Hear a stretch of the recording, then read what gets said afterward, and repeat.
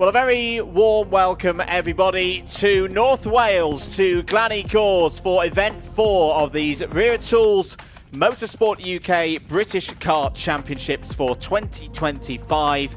It is once again the turn of the IAME KZ2 classes and KZ2 here this weekend to entertain us on what is a very busy weekend once again for motorsport across the world.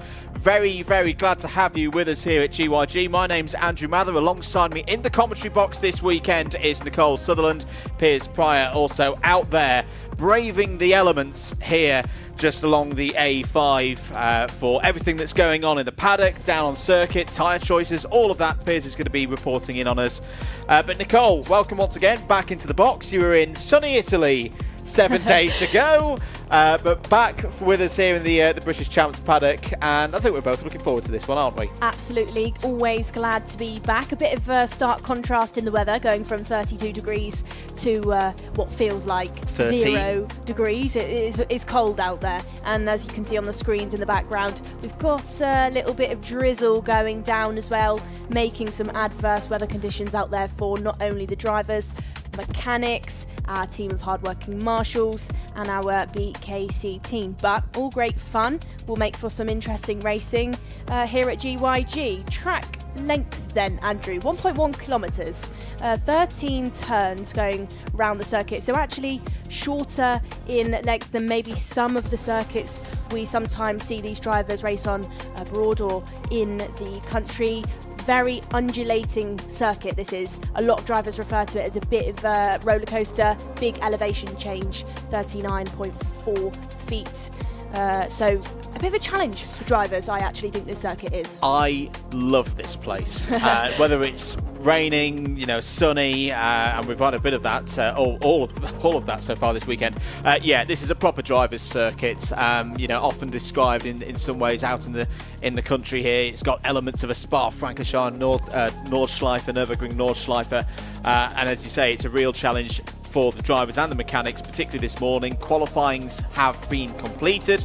We have had very changeable conditions. The rain coming down at the moment is probably the heaviest rain that we've had so far this morning. Let's get into what we're expecting to see alongside the very changeable weather here at GYG. Here's your schedule for the day. Take a screenshot of that.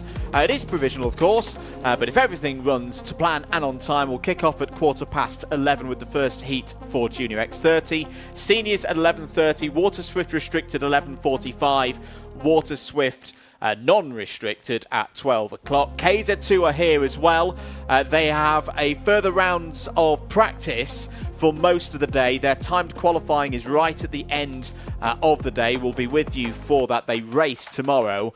For all of the IAME categories, it's the standard double header procedure, 2 rounds of heats to take us through the rest of the morning, the early part of the afternoon, and then a round of finals as well. This is its whole championship round here today, and then we do the same again tomorrow. We've got the build-up show, the paddock show, the kind of preview of this weekend. If you watched it last night on the Karting UK YouTube channel, thank you very much for tuning in for that one.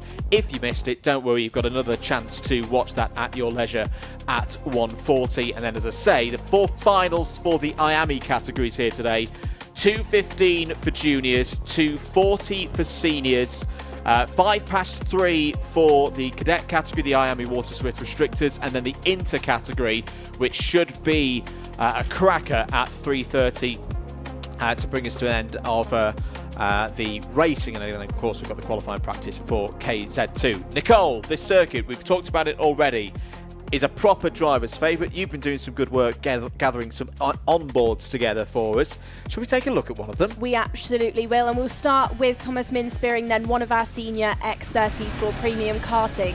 This, as you can see, challenging track conditions for Thomas. Slicks on wet as he heads down the Dragon Straight. You see the drivers hug the tighter line going up the hill into that flat 90 right, and then we really do go up the hill into a bit of a blind corner, which is that kind of spoon section.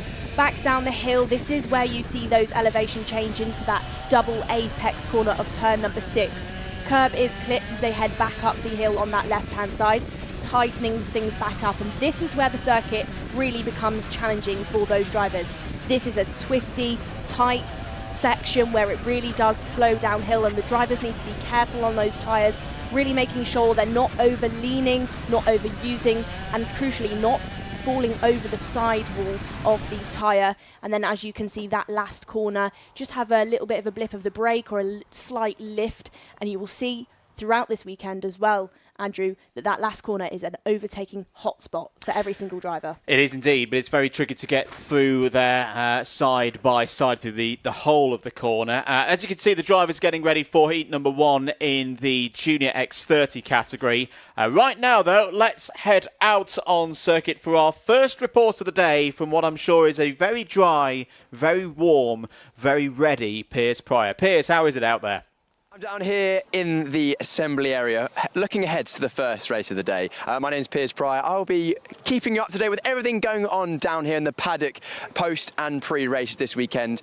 Welcome to, I was going to say, a sunny GYG when I was doing my rehearsals about 3 minutes away. We're here in North Wales, and the Welsh weather has very much arrived. It was sunny literally 5 minutes ago. There's a frenzy of activity in the back of shot as we've got our Junior X30 first heat coming up in a few moments' time as the rain is falling very, very heavily indeed. And it's been a rain-affected weekend already. Yesterday, actually, uncharacteristically dry for most of the drivers in practice, slick tyres for most of them. But then this morning, qualifying, it went from wet to dry to wet very, very quickly in all of the qualifying sessions we had this morning in our 4 IAME heats. A reminder, it is rounds 3 today and round 4 tomorrow for our X30 classes, so Water Swift Restricted, Water Swift, Junior X30 and Senior X30, and round 2 for KZ2, who are joining us once again here at the GYG circuit, a favourite for many of the drivers. The rain is once again falling very, very heavily. As you can probably see the rain falling off the end of my nose. Practice has been very close, so if we do get some dry running, we're looking forward to some very close racing, as we always get in the Vera Tools British Kart Championships. I must say a big thank you to Motorsport UK for providing me with this wonderful waterproof jacket, otherwise I would be getting very, very damp down here. Just mentioned, it is a double header this weekend for our IAME classes, and there's been some upsets in qualifying already due to those changeable weather conditions, but I'll let Andrew and Nicole run you through all of those today. But if a driver has a bad event today, they can reset and go again tomorrow. We're getting the 1 minute board just to my left of the side, my left-hand side there, so we're going to be going racing very, very shortly. But if it does dry out, the GYG circuit, very hard on tyres, especially that front and rear left-hand tyre with that last sector. So it's going to be a lot to think about for the drivers and teams. I'm looking forward to it. Stay tuned throughout the weekend on Alpha Live and the Karting UK YouTube channels. And I'll hand back to Nicole and Andrew to bring you up to speed and build you up for the first race of the day, Junior X30. He will indeed. When I said he was going to be dry and warm, I lied. Good grid for this first race of the day, Nicole. Junior X30 going into it very, very close in the championship. Still very early days, of course, in the championship as well. But 2 heats to get us going. Heat 1 for Junior X30 is next.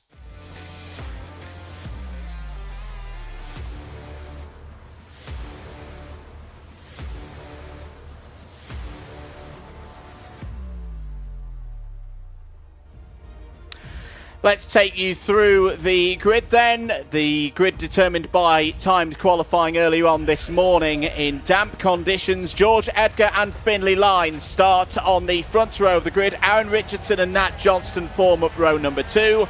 On page 2, it's Tyke Buckley and Rocker Lee and Shenton on row 3. On Mayan Patel and Isaac Sayer start on row 4. Going from row number 5, we have Will Green returning to the British Kart Championship grid alongside Riley Cranham for Fusion Motorsport.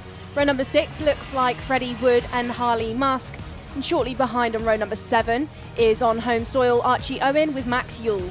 8 will be Oliver Meek alongside Sukmani Kira. And then on row number 9 is Jacob Batchelor with Archie Rogers Tyler. 10, Jack McLaughlin will meet Zach Donald, the privateer driver. 11, Alfie Brown with Oliver Vo. Row number 12 then is John Fonley Jr. with Jack Crowell. And that rounds out your grid for the first heat of today's racing. Crockwell disqualified from qualifying for being underweight. George Edgar on that front row looking pretty good. Finlay Lines has changed teams. He's with the BMR effort. That's the same team that he raced with the IAME Euro Series a few weeks ago on his way to a good result in Wera. Championship leader Finlay Cranham starting a little bit further back on the grid in this one. I think we've gone round again. Lights have not gone green on our timing screens here in the box. And for the drivers, a really, really tough scenario to get things going. My experience of this circuit, Nicole, yes, it's wet conditions, that will be tricky, but this is a circuit, it's quite an abrasive surface, but in wet conditions I find like that can actually be quite a good thing because you don't get as much standing water on the top of the surface around here. You can actually still attack the course quite a lot, even in these tricky, slippery conditions. Yeah, absolutely correct. And especially with the elevation change and the undulation of the circuit, that water really does flow off and goes onto the grass. So these drivers are quite lucky. They don't have too many pockets of standing water. It really does benefit them. The challenge within this start, though, let's not forget, is that tight last corner, and the start-finish straight, or where they're given the lights, is very short. So it's really up to George Edgar to try and get everybody gridded up and formed as he is now. Heading out the last corner then, will we go green this time of asking? Yes, we do. So George Edgar then leads the way out of that first corner. Watch the way these drivers are sliding out of that 90-degree first corner with those tricky conditions around. And let's not forget, there is rubber down on the circuit from all of that dry practice we had yesterday. I had a good amount of slick conditions yesterday, but a lot of rain overnight as well. So it's tricky out there for them. George Edgar has had a very good start to this race. Leads in the early stages. There's Will Green in the 254, back in Wera Tools British Kart Championships action. We've not seen him in the championship since he wrapped up the IAME Waterswift title last year. He's been doing a lot of racing out in Europe in the junior categories, most notably in the OK Junior category. Had a strong run in the FIA Championships 1 week ago in Italy. Here for a bit of fun, he tells me here, this weekend, and we'll see what he can do coming through the order. Down the inside for second place. Good move there by Rocket Lee and Shenton on the Birrell Art Machine. The privateer effort passed into second place there. I think he's been followed through by one of the Fusions. Is that the 252 of Aaron Richardson? Yes, it is. Richardson, who had a very good run at Warden Law last time out. A big step forward. Second in the championship standings after the first of the double headers this year. Finlay Lines has dropped back to fourth place. That's a solid place to rebuild now in the middle phase of this race. Biggest mover out there. There's another change for second place that we'll come back to. John Foley Jr. up 6 spots to 17th. Finlay Lines now getting shuffled down the order as a head down that flowing section down the hill. He's lost 3 or 4 positions within this lap. Riley Cranham then definitely on the charge after having a not so successful qualifying. He's jumped up by 4 positions so far to sit in 6th, and it is the number 281 of Finlay Lines who will be chasing down next. Like you said, Andrew, we've got a few big movers within this one so far. Isaac Sayer has matched Cranham's 4th-place gain. Further back down the order, Oliver Vaux is also matching those 2 drivers with a 4th place. We've been really impressed with Oliver Vaux so far this week. It's his debut weekend in the Wera Tools British Kart Championships. We spoke to him on the build-up show yesterday. Mainly looking for experience, looking to get himself up to speed. Is it with the Fusion Motorsport team? So that's a good team to be with. There's a driver off to drivers left just as they start to come down the hill. I suspect that may be Jack Crockwell.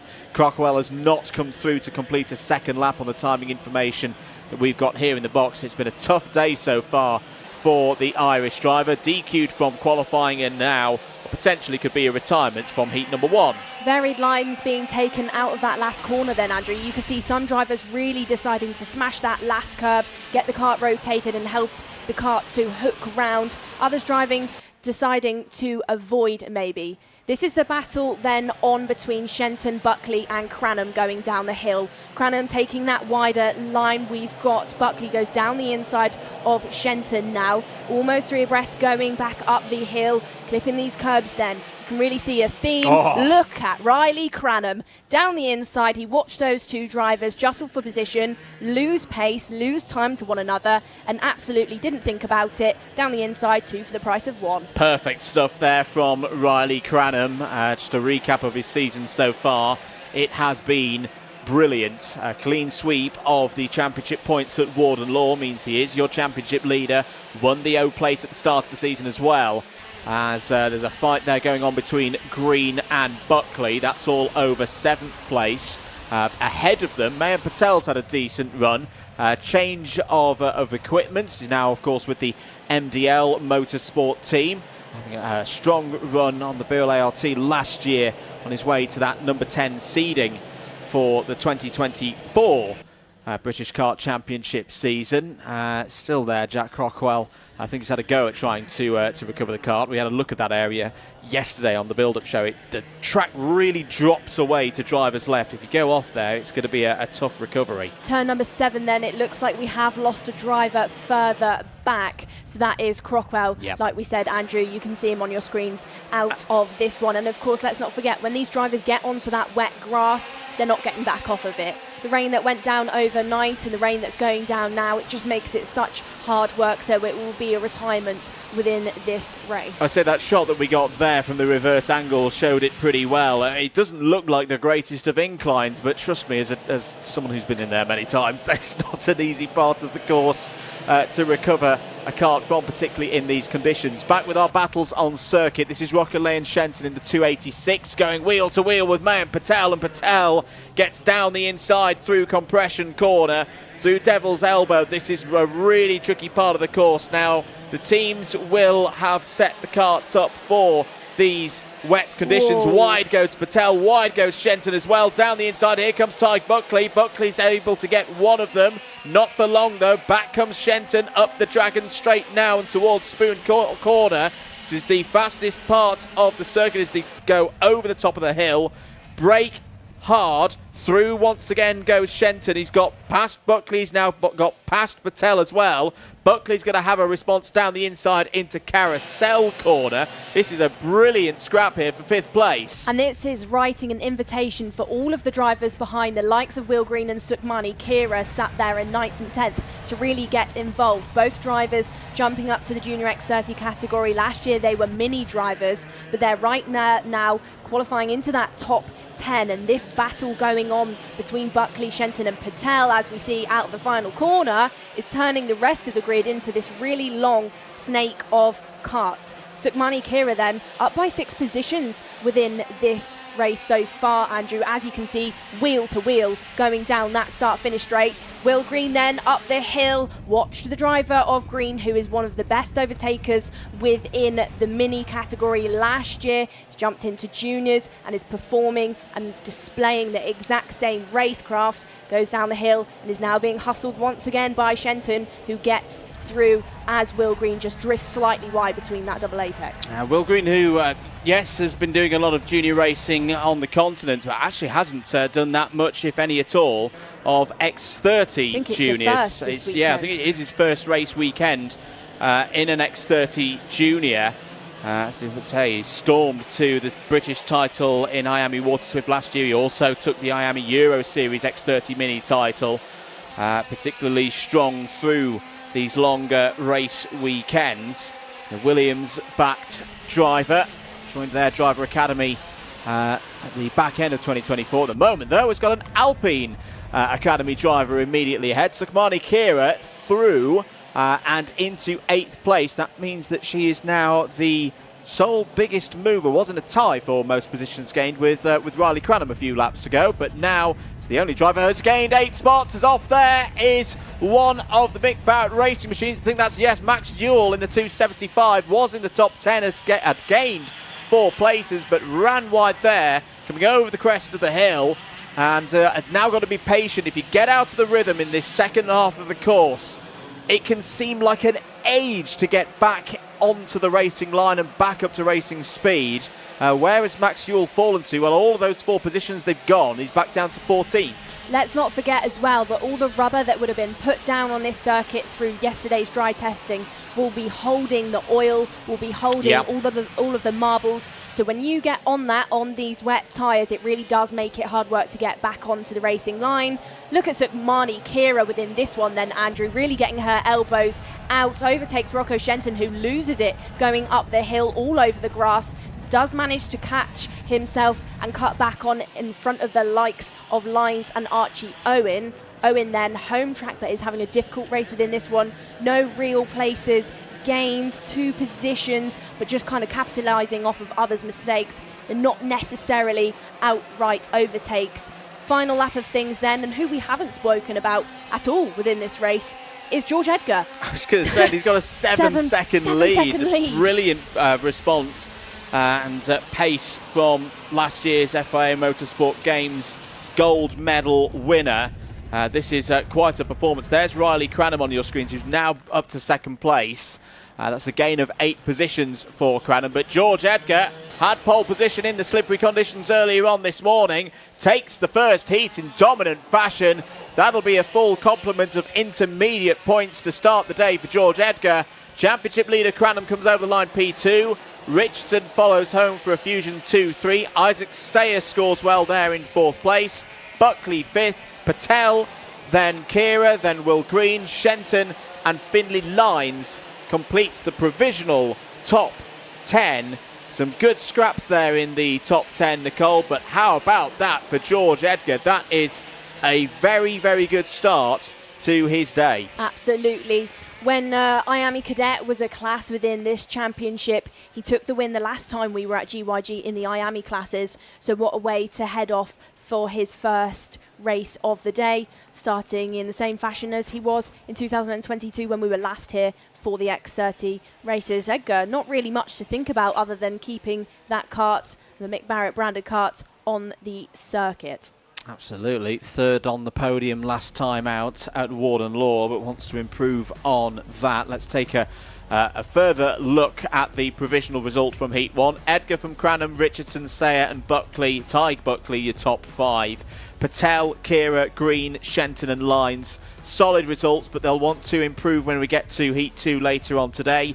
Archie Owen in 11th place there. Big weekend for Archie Owen, of course, on home soil here in Wales. Jacob Backler 12th, Max Ewell and Nat Johnston home in a top 15 completed by Harley Musk. Archie Rogers-Tyler, Freddie Wood, Olivo, Jack McLaughlin and Alfie Brown all in the top 20. Difficult races for Oliver Meek, John Foley Jr. and Zach McDonald. One retirement from that race at the end or after lap 2 was Jack Crockwell. Well, we'll see all of these drivers once again later on in the schedule. If you want to keep up to date with all of the scores, the results, head across to motorsport-timing.co.uk. Let's take a look at some of the highlights from that first race of the day. This was the race start. Looked relatively dry at that point before the rain really started to team down. You can already see at this point, Nicole, a very good start for George Edgar. Rocker Shenton having some issues out there though. Shenton actually going off the circuit twice in the exact same place, so just trying to push that Birrell maybe a little bit too hard. We only lost 1 driver within that race then. It was Crockwell round turn number 7. Drivers trying to go down the inside at turn number 1 where they can actually hook that curb, get the kart rotated and just kind of slide out of things, but you have to really be committed. Down the start, finish straight then. If you get turn number 1, you can try and get something done. This was Shenton trying to signal to drivers, no, but actually he sacrificed too much pace and that allowed the likes of Kira and Green to get back through. Like we said, actually lost it twice on the exact same part of the circuit. Edgar, though, crucially, was your race winner within that one, unchallenged in 7.4 seconds ahead of the rest of the field. Very, very good work indeed for George Edgar. We'll see at 12:30 whether George Edgar can continue this form and looking to potentially build on his results from Warden Law and elevate his way up the championship scores. So 1 race down. We've got another 7 heats to go through, and plus a little bit of free practice for KZ2, which we'll talk about what we're expecting to see in that category once we get to the races for them tomorrow. Seniors up next. Very intriguing picture in the senior category, Nicole. I was having a little bit of a watch of timed qualifying from trackside. They had arguably the toughest conditions of all so far today because they were all on slick tyres for the start of their TQ. Probably got 3 or 4 laps in of damp conditions, and then the rain really came down in the second half of their TQ. So we'll go through the grid in a moment's time. But other drivers in this field as well. Obviously, we've been running very strongly in Senior X30 this year, but you've got the likes of Gus Lawrence, who's been out in America doing a bit of racing. I think, actually, though, before we move to the seniors, let's head down to Piers Pryor, because I believe he has George Edgar with him. Down here with our race winner, George, 7-second victory, a more dominant heat victory we very rarely see. That must have been pretty good for you. Yeah, it's really good. We've qualified pole in the dry and then won by 7 seconds in the wet, so it's looking good so far. You won the race to the grid. You were on the grid first. Your mechanic doing a good job, and you clearly did a good job on circuit as well. Yeah, huge thank you to my mechanic, obviously. I don't know whether anybody did miss the grid, but it was definitely close. I suppose you're hoping the rest of the weekend stays wet now? Right, I'm not really bothered. Qualified pole in the dry, so whatever the weather, hopefully we win. You'll take it, whatever. George, congratulations. A good start to the weekend. We'll see how you get on for the rest of the day. Thank you. Right, back to you guys in the comments box. Thank you, Piers. Apologies if you lost the audio there with Piers down in the Parc Fermé area. But yes, Nicole, the X30 seniors back in British champs form this weekend. But I say Gus Lawrence, he's been out in the States doing some racing. Harrison Whitcomb last week in the FIA Karting Academy Trophy. Harrison Mackie, not to confuse those two, has been doing some good stuff in IAME Euro Series recently. We've got a true international field here. We absolutely do. We've got a bit of a different setup this year as well compared to what we've maybe seen in previous seasons, where Gus Lawrence, we dub him the king of X30. He's had win after win after win, is actually being challenged now considerably by the young guns, by Mackie, by Whitcomb, by Lloyd. And let's not forget, William Antrobus is in the Senior X30 grid for a debut year within the category within the IAME. Let's go for it then. Heat 1, Race 2, Senior X30 is out next.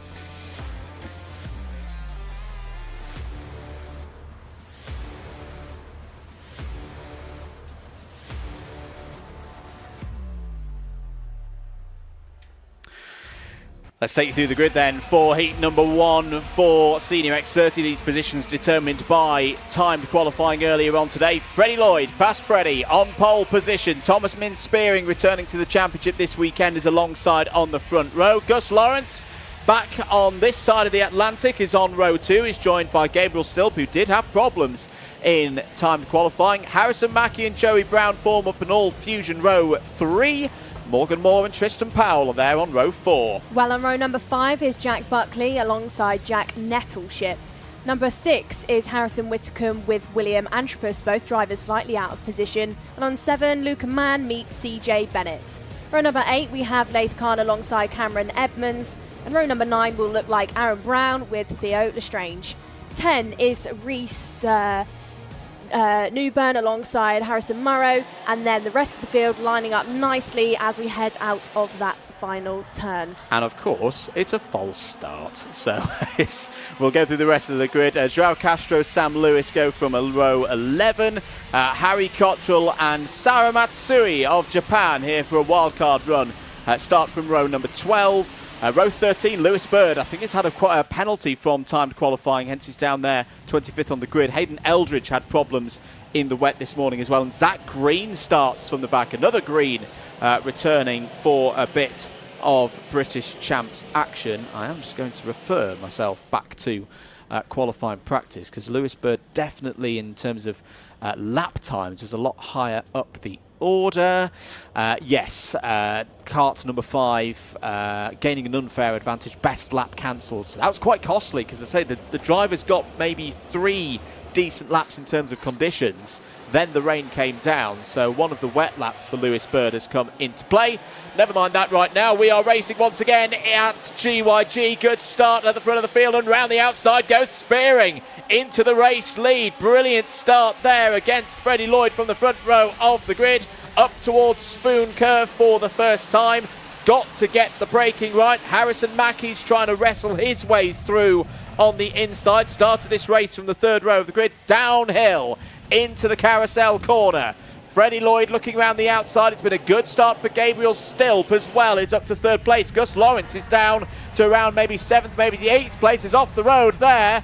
That's Harrison Mackie being pushed wide not once but twice. Harrison Mackie all the way down to the lower third of the field. Elbows out in the early stages for the likes of Joey Brown, who really did push Gus Lawrence down the order. You can see him heading and clipping that final curb. Gabe Stilp then being pushed around by Thomas Min-Spearing for that third position, as now Gabe looks like he's going to lose the position as well to Tristan Brown.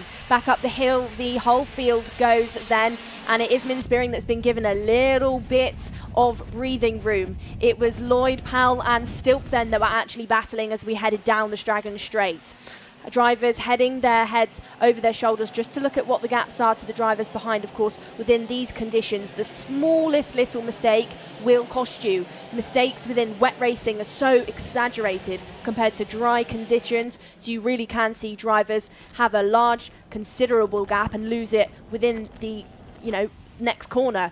Stilp then heading down the hill and really trying to have a look now at Tristan Powell, but that's given Joey Brown a little bit of room, as Powell is now going to lose out on 2 positions. It is indeed. I've been impressed though with Tristan Powell recently. He went a bit under the radar at Warden Law, but enters this weekend in the top 10 in the standings. And of course, if you can do that by the end of the season, you do get a seeded plate for the following year. Downhill once again. Spearing leads from Lloyd. Lloyd has had a warning from the race officials for something that's happened there on the first lap, side by side as well. Jack Nettleship. Piers has been saying to me, keep an eye out for Jack Nettleship so far this weekend, and that's exactly why. Good move there by Jack Nettleship. Did take to the grass a little bit though on driver's left. He's through past Tristan Powell and looking at the moment like you could get a very solid top 5 here, Nicole. Well, your reigning British Championship leader from 2024 now outside of the top 5. Gus Lawrence sat there in 8th position having a look at Morgan Moore, but he's really been pushed around within these early stages. There he is on your screen heading up the hill. He's then followed behind by the likes of Whitcomb and Jack Buckley, who are battling out for 9th position. But Gus Lawrence within this one, who's trying to hustle Morgan Moore like a shadow, really not having the best race starts within wet conditions. You can see him once more, and this is the battle going on just in front of him between Nettleship and Tristan Powell. It's a good battle at the in the middle part of this race. We've got just over 4.5 minutes remaining. Just looking a little bit further down the order, who's making good progress. We'll come back to that because I think Piers has got some news from down out on track. Stopped down here on the grid, and actually the sun's trying to break through. It's feeling pretty warm, and with the wind high, I don't think it will dry out in this race, but those with the lower tyre pressures towards the end of this one might be coming on stronger. But also look forward to that in the next race to see how dry it gets, because that will be critical. Keeping an eye at the front of the field, looks like another good start from Min-Spearing. So back to you guys. Keep an eye on the weather. We will indeed. Thank you, Piers. Thomas Min-Spearing continues to lead this race. Just to come back to who's had good starts. Lewis Bird is up 14 positions into 11th.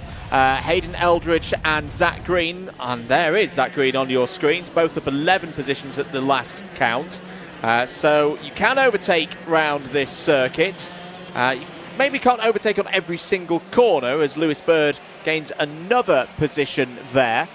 For a short moment. But Nicole, in these conditions, where do you think the drivers, what corners will they be looking at to make the most progress? Well, I think that last corner is a bit of a hot spot. Oh, clash for the lead!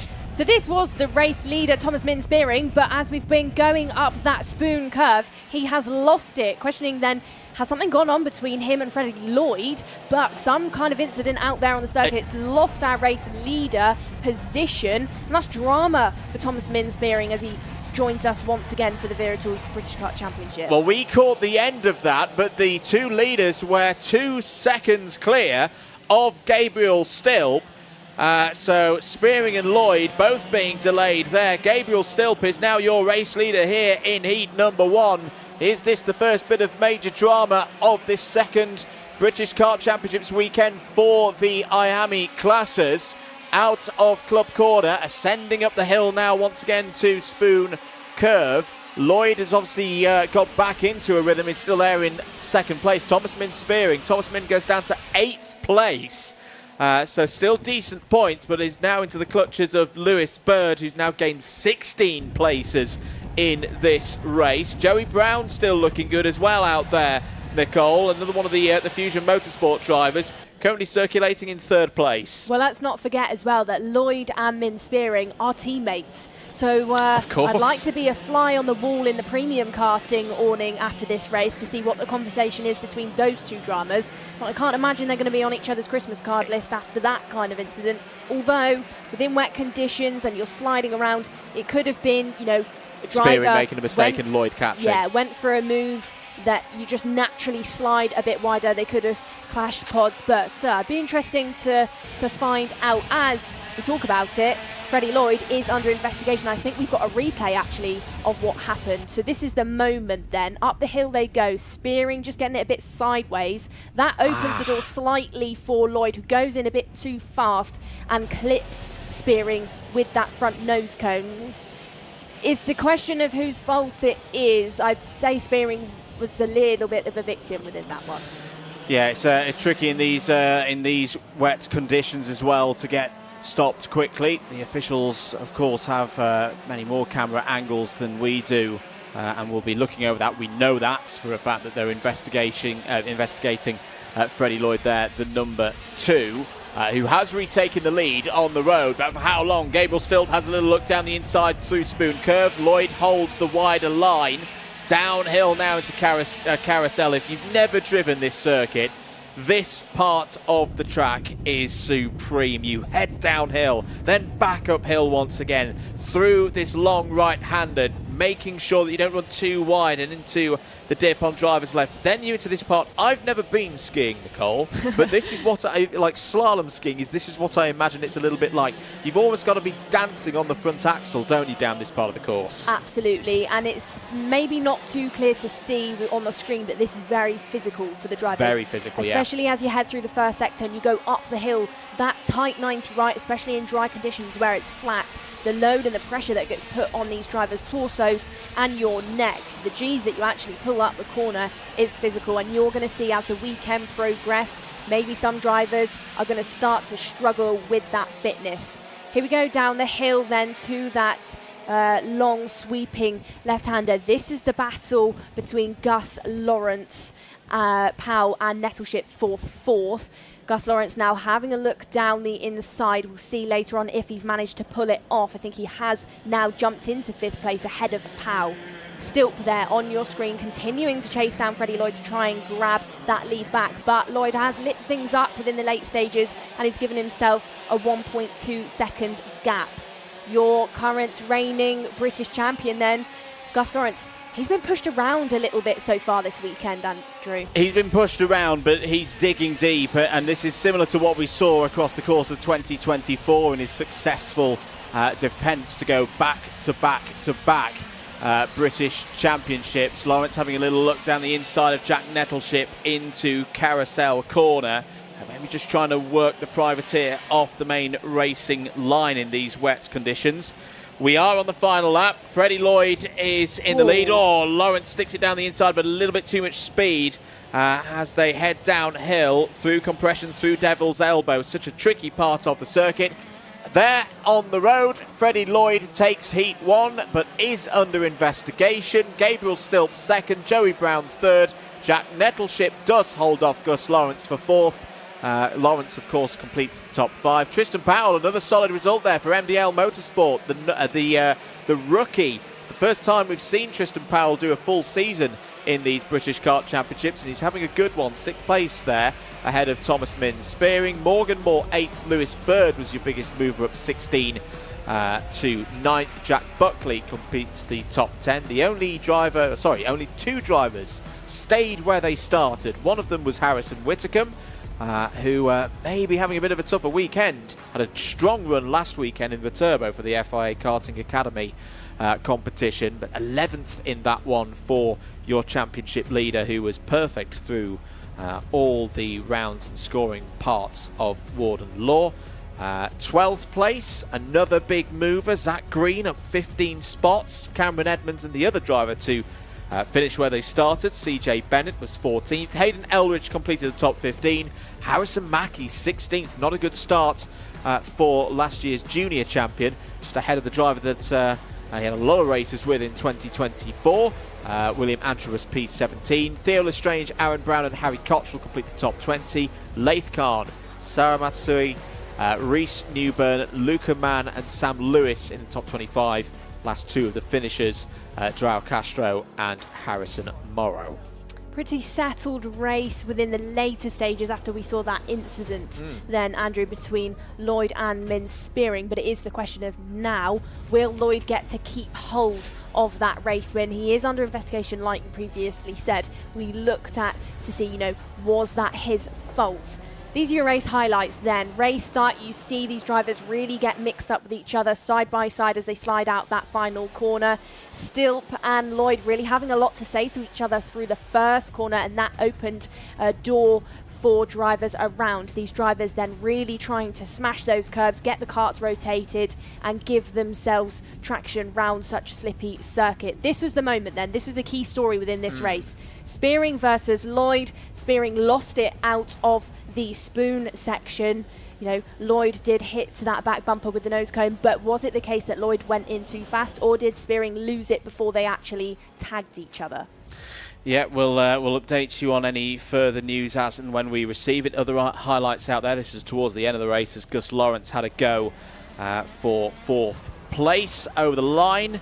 A good run there for the likes of Lloyd, Stilp, Brown, Nettleship and Lawrence. We'll see them once again. Their second heat of the day will be, I want to say, around 1 o'clock. Apologies, my screen's just had a bit of a moment. We'll come back to that because our next race is ready. It's IAME Water Swift Restricted.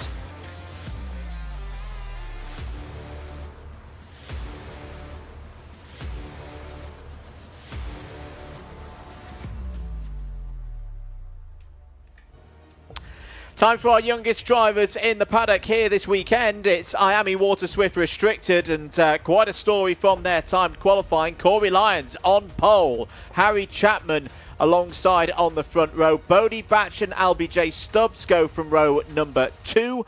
On row 3, we find Louis Williams, Mabs and Ollie West. Toby Biggs and Benjamin Schliver on row 4. All of the top 8 did timed qualifying on slick tyres. Row number 5 then, it will be Patrick Wood alongside Freddie Baker, an all-privateer, row number 5.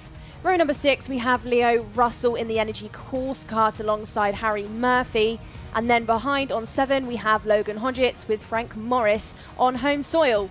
Row number 8 then, and on the 15th spot place is Jaden McIlney, all alone on that 8th row. So the top 8 all ran in damp conditions. As I say, the seniors had a spell of rain that came down and put the circuit right on the tipping balance of what tyre was the right choice. The top 8 all went slicks. 9th through 13th went wets. Frank Morris broke down on his first lap of TQ, and Jaden McElhenney missed the gate. It was one of those frantic moments before the pre-grid as to what tyre to go with. For those on the slicks, they gambled. It didn't rain for about 6 minutes, and it just meant that the track dried out enough for them to get the extra bit of performance, the extra bit of grip. Well then, Andrew, within this one, I think I can see a little bit of a dry line starting to form out there on the circuit. Of course, let's not forget, this track really is a bit of a roller coaster. It flows up and down, so the water runs off of the surface. It's windy out there. That will be cleaning the standing water off, as well as the way the tarmac is. It's a little bit more coarse, so it doesn't hold the water like some other circuits around the UK might. So watch this race progress. I think we're in for a bit of a track condition change. Very quickly on championship heading into this weekend, it's Stubbs from Batch, West, Lyons, McElhenney, the top 5 in the top 6 in the championship positions. Zev Gottschalk does not race here this weekend.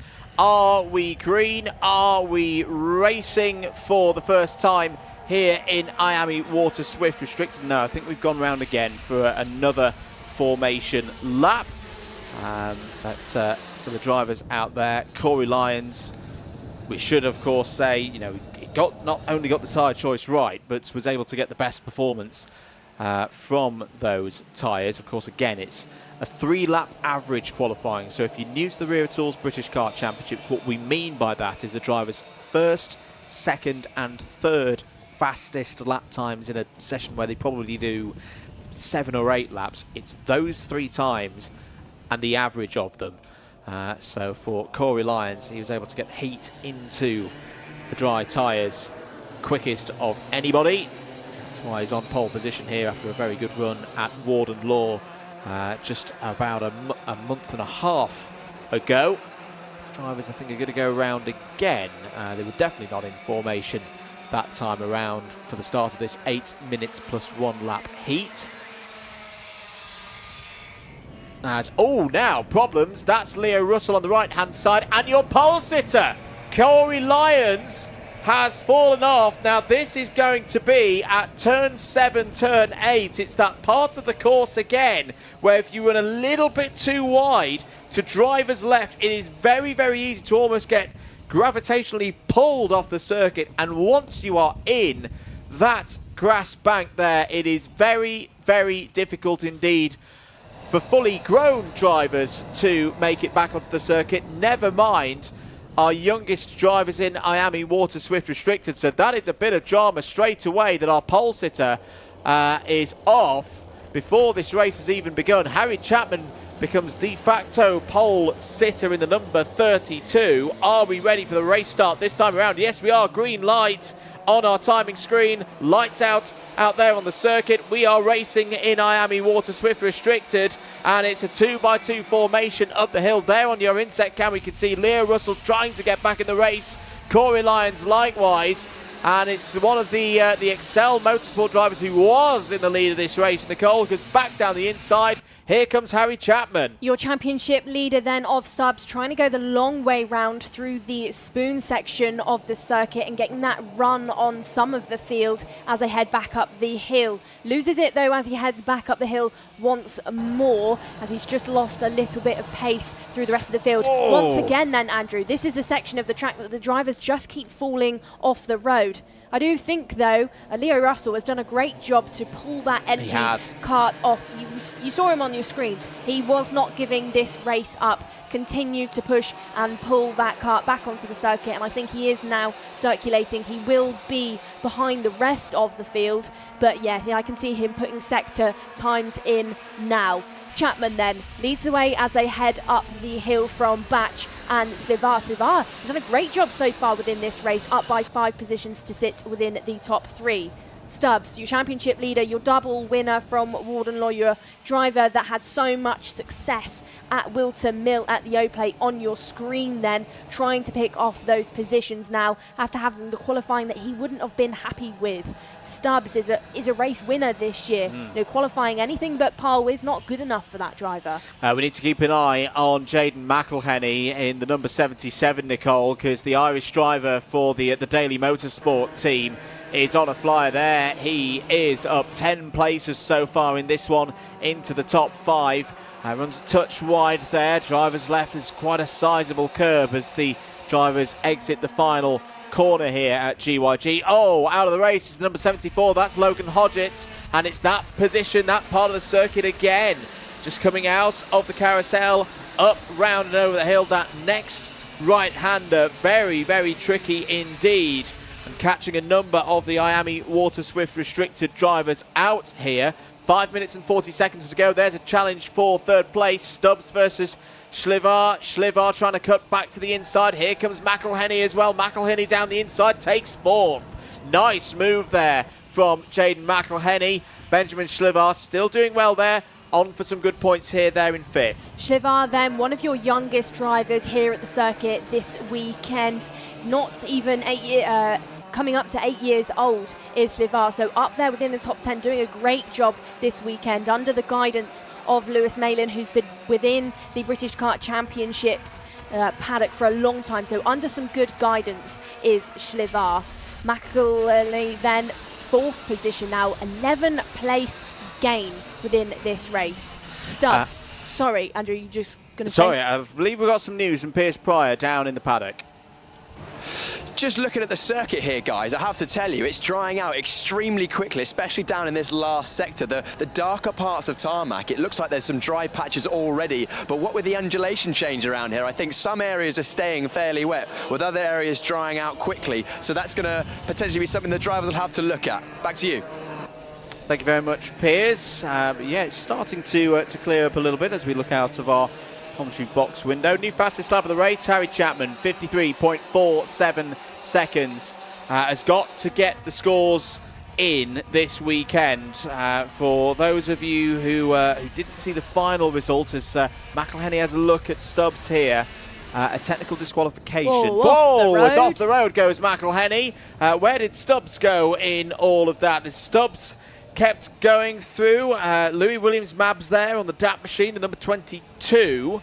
But that was a very, very hairy moment coming up over the brow of the hill into Spoon Corner. We'll come back to that. Yes, Chapman had a technical DQ, no points from the second final of the weekend at Warden Law. But based on the speed that we've seen him have so far this season, there was a spinner there. Was that Schlivar going round? Oh, that would be a real shame for Benjamin Schlivar after that bright start. Patrick Woods had a good race as well, Nicole, there in the bright blue machine.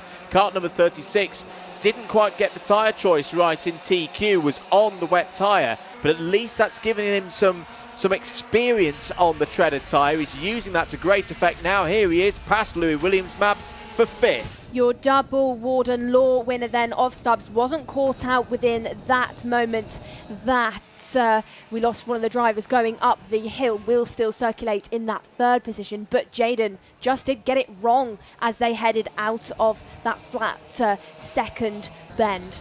Up the hill once more these drivers go. Chapman then leading the way by 3.5 seconds, just under 3.6 tenths clear of the rest of the field from Batch, from Stubbs, and is your fastest driver out there on the circuit, which just shows, I think, Andrew, when you're not battling with the drivers around you, when you're not being caught out by drivers attempting overtakes, Chapman really can focus on the field ahead, and crucially as well, he can be looking at this dry line that is forming around the circuit, not be distracted by the drivers around him, and use it to his advantage. He can indeed. There is another element though for the drivers to think about. A little bit of tyre preservation might be needed at this stage. You don't know how many laps you're going to need to do on these wet tyres. Looking a little bit further down the order, we've talked about McElhenney, we've talked about Wood. Freddie Baker is up 2 spots in this race, up to P8. Harry Murphy as well now in the top 10, and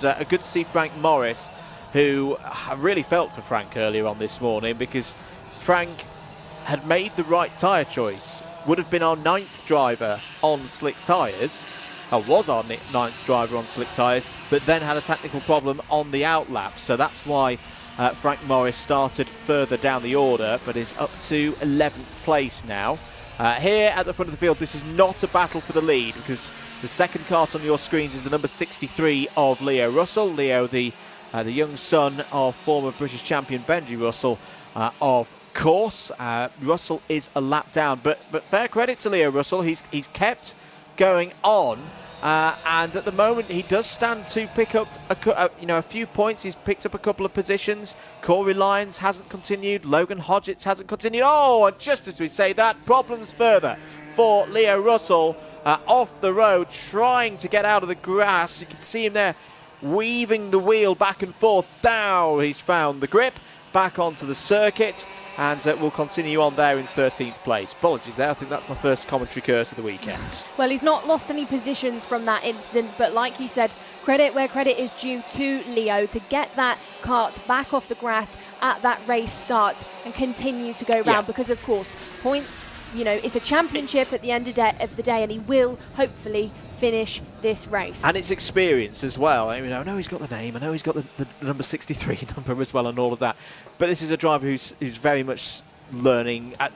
the top of the into it. of the national karting scene here in the UK. So getting some more laps out there, and we'll see how Russell can build across the course of the weekend. Out of the final corner, we'll see the final lap board now. Harry Chapman's lead is over 5 seconds. There's Bodie Batch. Bodie Batch has had a team change for this weekend, or since we last saw Bodie race at Warden Law in these championships, is now with the Excel Motorsport team. Is, I do believe, still backed, of course, well, has had the support from Argenti earlier on in the season. But Bodie Batch having another good run there in second place. Well, teams then within this one, Andrew, Water restricted class, I think we have our biggest number of privateer drivers within the class. Of course, this is one of those ones where drivers are new, they're youngest, and they're growing into the sport. So actually you see a lot of privateer drivers out there. They do it as dad and lad, dad and mum teams, family teams. It's good to see. But then you do have some of the teams like XL and DMS within this one. But one of your privateer drivers, which is Harry Chapman, is your race leader within this one, meets that checkered flag. 6.36 seconds clear of Bodie Batch for XL Motorsport, and Albie Stubbs, your second XL Motorsport driver out there, finishing in third. Good stuff there. Chapman, Batch and Stubbs back at the top of the order in IAME Water Swift Restricted, as we regularly saw at Warden Law. Jaden McElhenney, after missing qualifying, fights through to P4 and his top DMS driver home. Fifth place for Patrick Wood. Very good work there from Wood in the number 36. Likewise for Toby Biggs in sixth. Louis Williams-Mabs, Freddie Baker, Benjamin Schlivar and Harry Murphy complete the top 10 in that one. Oh, Frank Morris, I think, had a problem there on the last lap of the race. 11th was Ollie West, who was the driver of the day, by the way, at Warden Law. Congratulations to Ollie on winning that award. Frank Morris will be classified oh no, I'm not sure he will be classified 12th. Leo Russell might still get ahead of him. No, I think no. Morris will stay 12th. Russell 13th. 2 retirements in that race. Logan Hodgetts and Corey Lyons both on the first lap. Highlights, Nicole. Nice and clean start for our field then. Of course, we did have a bit of an incident out there with Russell and Corey Lyons, who missed that race start. Going through the first sector, then Stubbs tried to hang it around the outside and get the rev off of the corner. Drivers just struggling as they were going down the hill to really keep it on the tarmac. Stubbs hustling the rest of the field hard. In the early stages, Schlivar did make up some good positions, but later on fell off the road, dropped those positions and ended up 9th. But at one stage, it really was your championship leader being hustled by one of the younger drivers. We lost drivers going out of that final corner where there is standing water, and standing water going down the outside of the start-finish straight, really making it hard work for these young Water Swift Restricted. Just on that previous bit, that was the moment that Schlivar lost those positions, caught the back end of the car and was just spun round. Was indeed, but Chapman takes the win, starts his GYG weekend very, very well indeed. Bodie Batch P2. We'll like the number of intermediate points that comes with that one. We will next see the IAME Water Swift Restricted drivers in their second heat of the day at 1 o'clock. Right now, though, let's head down to Piers Pryor. Congratulations to Harry Chapman on a good race there. We'll catch an interview with him at some point later in the weekend, but I'm on the dummy grid now as we're about to have Water Swift Heat 1, and it's very interesting because slick tyres for most of the drivers inside the top 10, but not our driver starting in second position, Oscar Kenny. He's gone for wet tyres, as have some of the drivers further down the grid. The sun is out, it's drying on circuit, but there are still spots of rain, so it literally is roll the dice and figure out what's happening. Just for your benefit, everyone at home, pretty much everyone inside the top 15 positions on slick tyres, apart from our second place driver. We've also got slick tyres for Austin Newstead down towards the end of the top 10. I think we're about to go racing, so back up to the commentary box for our first Water Swift heat.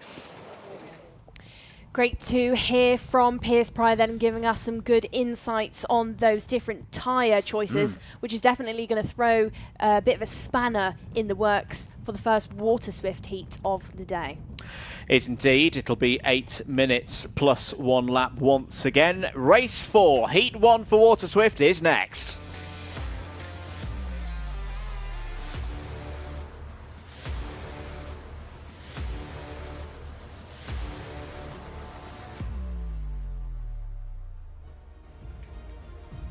Here we go then. The Water Swift drivers head out on circuit for their first heat of the day, and it's Jensen Ackerman on pole position. The privateer is joined on the front row of the grid by Oscar Kenny. Row 2 is an all-fusion affair with Alfie Davidson and Austin Newstead.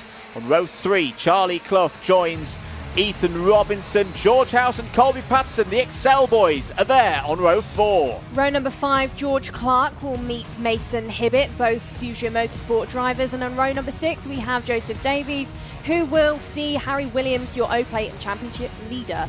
Row number 7 looks like Marius Kvekskis with Andy Stewart. And on 8, we have Orion Meta, who meets Evan Owen on home soil. Row number 9, Chester Fawkes and Johnson Stewart. Henry Clark and Ian Carey go from row number 10. Daniel Ferguson and Danny Dempsey go from 11. 12, Sophie Campbell and Austin Gibson. Jack Harney, Nathaniel Hodges, Christian Kobe, Luca Narroway, Callum Graham, Ilias Sami, Oscar Miller, Ruben Sagu and Ada O'Brien take us through the 33 runners in this one. Are we racing the goal? No, we're not. We're going to go around again for another formation lap. Big field, but the good news for the drivers here this weekend, they don't have to worry about cut-offs. Let's have a little chat though from Piers. Yeah, so just saying that the fact that they've gone round for another lap is putting things in the hands of those slickshod drivers. It's trying out minute by minute. Well, there we go then, Pierce. He just said it. The track is going to develop and dry out, and the drivers on those slick tyres will be given this opportunity to get even more temperature into things, which will benefit them, especially at this race start in the early stages. There's drivers at the front then that have decided to go for those wets. I think they're going to be in trouble. Yes, I think there's other drivers in trouble. I think we've got some drivers who haven't made the grid. I'm just trying to look for the 151 of Charlie Clough, the 138 of Chester Fawkes and the 117 of Luca Narrow. I don't know if Piers can look at that for us as to whether there's some drivers who've missed the grid for this one. We are green, we are racing, 8 minutes plus 1 lap, and it's a good start, particularly for Austin Newstead, the number 4 seed from 2024. Had a difficult day on day 1 at Warden Law, struck back with a great round victory on day 2. Starts things here at GYG with a magnificent start there into the lead of the race ahead of Jensen Ackerman. Well, a name that you didn't mention then, Andrew, just questioning if the likes of Ferguson is out there, because I haven't seen a sector time be put in by the Fusion Motorsport 115 just yet. Narroway as well for Evolve, no sector time. I think this is really throwing things up for these drivers.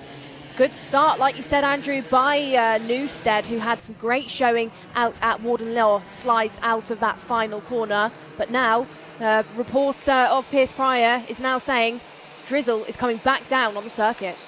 Yeah, and again, this is what it's been doing across the course of the day. An ever-changing situation here at Glan Y Gors, as here is a challenge from the 124 of Colby Patterson down the inside of George Clark there. So up to 5th place goes Colby Patterson. A lot of these drivers been busy since we last saw them race at Waterloo. Oh, as round goes Clark. And another driver was involved there, may have been Oscar Kenny. Clark now stranded in the middle of the road. It's the 178 of Joseph Davis. So it's another one of the Excel Motorsport drivers who I think just got caught out there by George Clark running a touch wide out of the carousel. That's a real shame for Joseph Davis, who'd gained 3 places up to that point, as is that problems for Ackerman. Ackerman having a near moment there through turn number 1 past the clubhouse, has fallen down from 3rd place. I think George House has got through. George House relatively fresh off another win in the IAME Euro Series in Spain a few weeks ago. Had a bit of a tough qualifying, but there he is with the support of teammate Colby Patterson behind. The Excel Motorsport drivers up to 3rd and 4th. Well, questioned if Daniel Ferguson was circulating, but he is putting in those sector times now, so it could have been a slight transponder issue out there, sat in 15th place. We've actually got drivers in that midfield making up a smattering of positions. Sophie Campbell was up by 12, Jack Harney 13, Callum Graham for the OMS racing team that's recently just been taken over by former FIA World Champion Danny Curl. 16 places gained within 2 laps.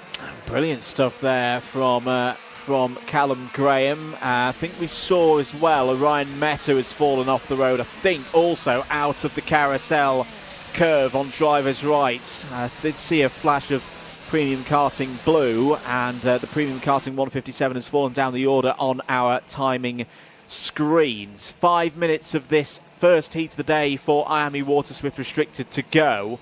We'll update you in due course. I do wonder whether some drivers, again, you can sometimes see this when you've got a rush to get the tyres on late on and make the decision whether some drivers did miss the gate. We've not had that confirmed yet, but on our screens, in the box, no Charlie Clough, no Chester Fawkes, no Luke Narroway in this race.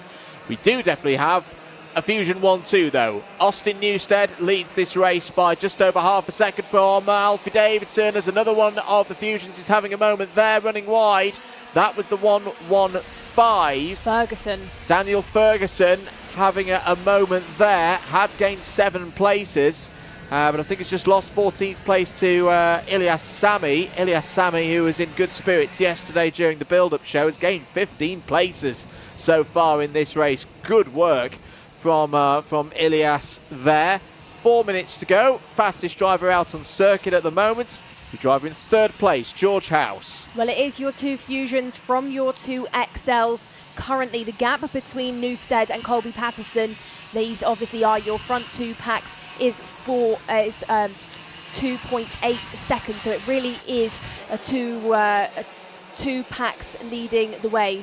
Challenges going on out of that last corner then, Andrew, that really does set things up going into the first corner. That start-finish straight really isn't that long, so drivers making the most of it. As we can see in the background, more rain coming down and updates coming in from Piers Pryor. It's raining, guys. It's raining again. The drizzle is coming down. It was heavy a second ago. It eased up in the last 5 seconds, but it's certainly raining, which will be why you see these drivers sliding around. It's going to have to rain a bit heavier, I think, for those wet tyres to come back through, though. Yeah, but we are having trouble for some drivers out there. Margaret Kvetskis has unfortunately fallen off the road in the new Apollo Karts effort. That was up towards Spoon Curve. I think we've had another driver have problems. Might be Daniel Ferguson, who's not come through some of the sectors, although we have said that there's been potentially some transponder issues there. Was it Mason Hibbert who's fallen down 8 places? There was a driver stuck again out of turn 8 on driver's left, so Ethan Owen has fallen down the order. Might have been Ethan Owen then who's had problems. You can see the yellow flag out here. It's that a Premium Karts that's just getting back on to the circuit.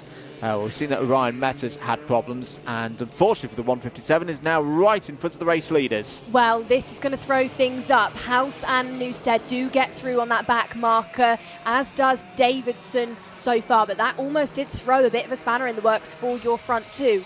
House, of course, is having a really strong showing in 2025, has cleaned up at both IAME Euro Series races so far this year as he challenges Newstead heading up the hill into that Spoon section. The XL driver 0.1 seconds behind your race leader now.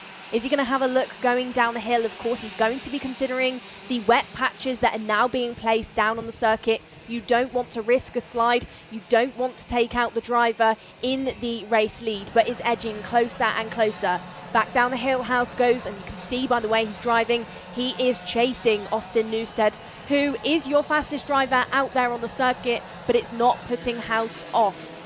Something for you now then, Andrew. Ilyas Sami in 8th position, up by 22 places. Brilliant stuff. This is a very good drive from Ilyas Sami, who's been trying very, very hard to continue improving, continue moving up through the order. This is one of the strongest drives I can remember from a race where I've seen Ilyas Sami competing. He's been another one of the drivers who's been racing out in Europe as part of that IAME Euro Series. I said the X30 mini class in that competition this year once again.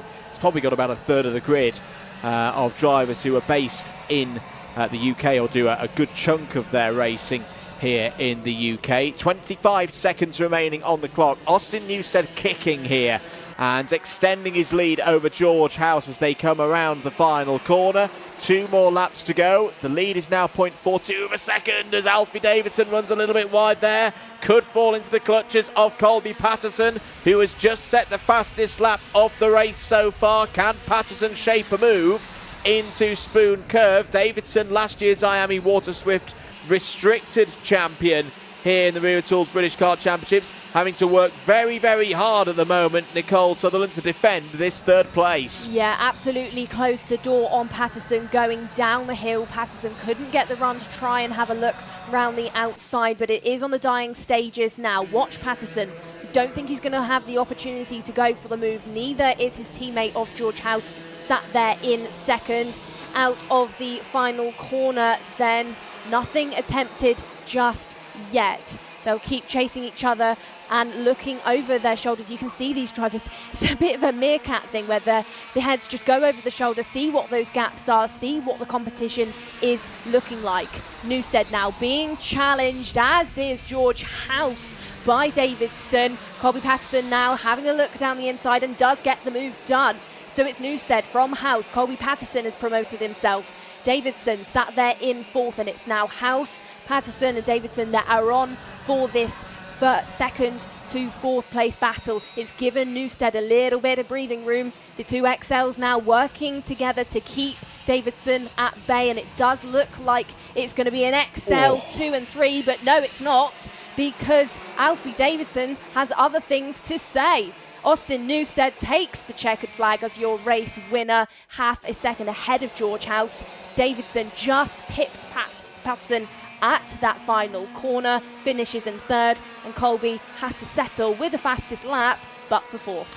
Very good stuff from Alfie Davidson. That is more like it after a very tough weekend at Warden Law. Alfie Davidson is on his way here at GYG, but has still got some work to do because his teammate Austin Newstead is on top of the early stages here in IAME Water Swift, as he was at Warden Law for the second round of the championship.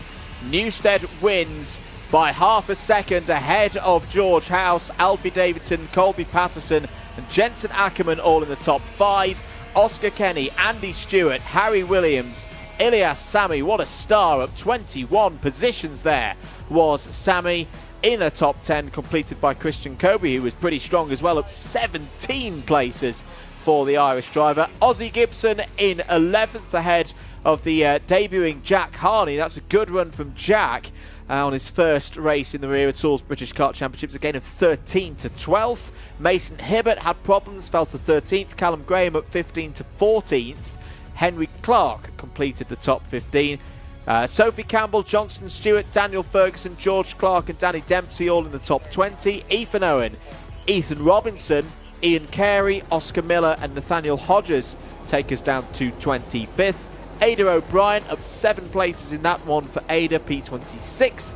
Margaret Kovetskis was strong early on, was up in the top 10, so that is a positive note for the Lithuanian driver, but in the end down 14 after that spin. Joseph Davis and Orion Meta also had problems out there. Ruben Sagu was a retirement on lap 1 and a did not start for Charlie Clough, Chester Fawkes and Luca Narroway. Challenges going on then between our top 4 and that one. It really was Fusion versus XL in those late stages, and none of the drivers really wanted to give that position up. Your highlights then. This was the race start, drivers getting themselves formed and into position, and nothing major going on through turns number 1. It wasn't until we got to that second sector that we saw just drivers getting it wrong going up the hill and sliding off the grass. There's a bit of a theme going on in the wet where those drivers just struggle to keep it on the tarmac. This is a stage where Clark and the other XL were just getting all involved, and we later on did see Clark lose it, like we said, in that difficult section of sector number 2. Going down the Dragon Straight then, we had those drivers within Jamie Green team really challenging the rest of the drivers around them. Some Fusions had successful races, the likes of Davidson, but then we did have others really get it wrong. Challenging conditions out there, Andrew, but drivers making the most of it was the likes of Newstead, Davidson, House and others around there, such as, you know, Annie Stewart. She had a great race within that one.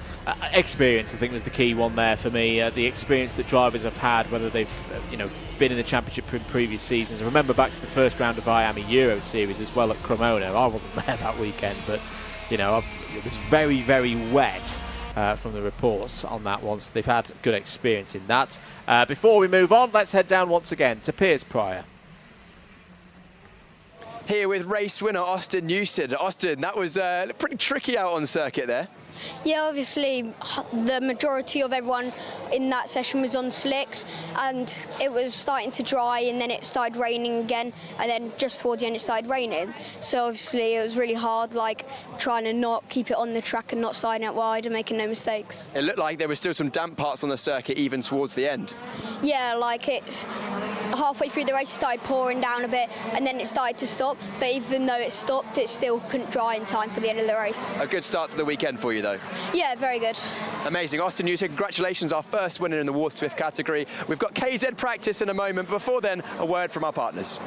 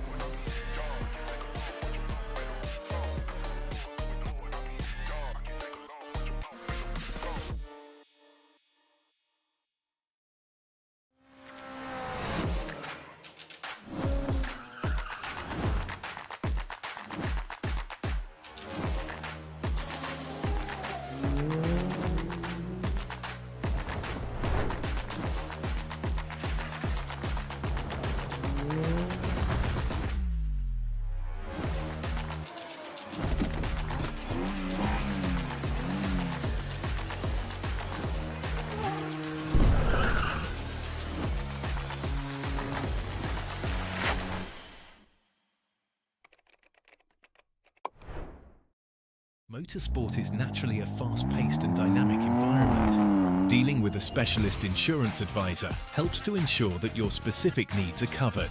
We have access to a complete portfolio of products including personal accident, on-track damage, property and event liabilities and cancellation. We can help drivers, teams and manufacturers, event organisers and circuit owners and venues. Visit marshsport.co.uk/motorsport to find out more. Welcome back, everybody, to live coverage of the Wera Tools British Kart Championships. You're not missing any competitive action at the moment. Free practice 8 for KZ2 are out on circuit at the moment. You can get in touch with us here in the box at GYG. Put your comments into to both either the Alpha Live comments or the Karting UK YouTube channel. If you've not subscribed already, please do. Once again, though, let's head down to Piers Pryor for our latest track report.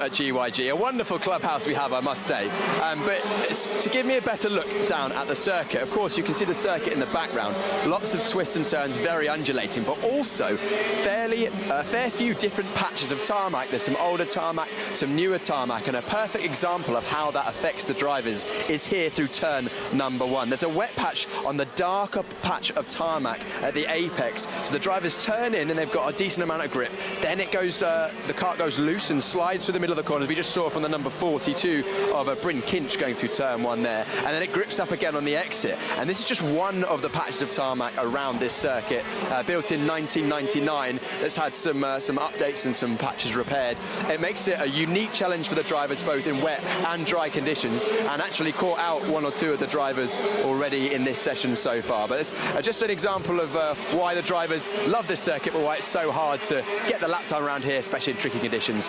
Back to you guys. Thank you very much, Piers. A big hello to Gillian Bennett, who's cheering on Aaron Richardson today. We saw Aaron earlier on in the juniors. Hello to Asim as well, cheering on Ruben Sagu. Michael Burke, of course, watching from Bathurst, Australia. David Whitehouse, aka Motorsport Magpie, is in the house. Hello to Alice Powell as well. Morning, Alice. Oh, it's still in the morning. No, we're in the afternoon now. It's gone past 12 o'clock. I'm sure Alice will be tuning in to see how Ella Stevens and others are getting on in this KZ2 free practice. Hello to Adam, to R. Smith, who's from Sheffield, UK, so he's definitely welcome whilst I'm in this commentary box.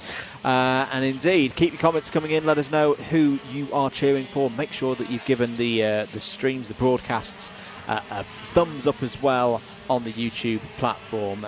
Let's talk KZ2 a little bit, Nicole. Their third round this weekend will have their timed qualifying later on today. It's not a double header for them. All of their racing is tomorrow for the 2 heats and the finals. But what we saw at Dunk as well, I think the trend of the season so far is that the Jade Racing team, particularly Ella Stevens, looking very good. But it's different now for Ella in that she's now championship leader. She's proven that she can win a race round. She's proven that she can get the race starts right. Those were her Achilles heels perhaps last year. But now it's that added pressure, isn't it, of being P1 in those standings, and everybody else is going to be gunning for her. You know, we headed into 2025 and we knew Ella was going to be fast. Yeah. We knew that she had it in her, but I've seen something different from her after she grabbed that E-plate win. You know, she really has lit things up. She seems so relaxed, so settled within the KZ category as she goes second on the board to Jake Weston within this practice. But Ella really is doing a fantastic job out there for Jade Racing. And like you said, there is a theme this year so far that Jade really are up there. You know, you've got Ella and then you've got Oliver Stewart. Neither drivers within finals this year have dropped outside of the top 3. Ella took a second at Warden Law and the race win at Dunk as well. And then Ollie has had 2 P3s within the finals. So watch this weekend progress, as you know these races are going to remain wide open within the KZ category. But for me, the question of the weekend is, can Ella take another win? Well, we'll see in due course. I don't think it's necessarily going to be all their own way though this weekend for the Jade Racing team. The Eagle Eye amongst you as well have seen that they do have a third driver this weekend in the shape of a certain Noah Wolf, who has joined us for some fun this weekend. Is also your O-plate holder. He won that at Shannington earlier on in the year. But just on the basis of that free practice session, it's not a Jade Racing team driver fastest in this one. It's Jake Weston, who didn't race last time out at Dunk as well, if I remember correctly. But we have seen the Sodi Vitesse package be very, very quick so far this season. Timo Youngling. I say Timo got the win at Warden Law in it to start the season. We've seen it be strong on the national stage. We've seen it be very strong on the international stage for the last 18 months in KZ and KZ2. So yeah, lots of things to discuss and talk about. We will have their TQ later on today.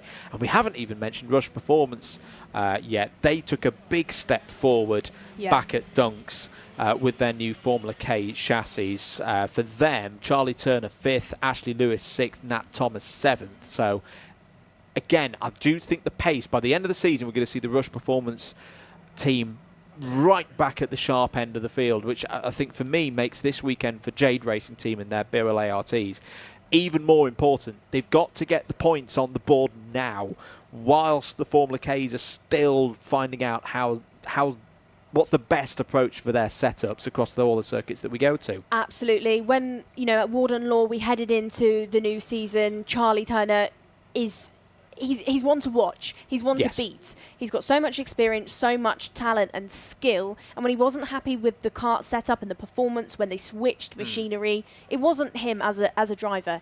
It was that they couldn't get the kart going. It was 7th in the final there at Warden Law. Then we went to Dunkerswell, and they improved the setup, and they were getting into the rhythm with that machinery. And then it was a 5th place. So, you know, watch Charlie for Rush performance within this weekend, because I think if they've improved that kart once again, hopefully it will be a top 3. Piers Pryor then, down in the paddock. Let's throw to Piers to see what he's got for us.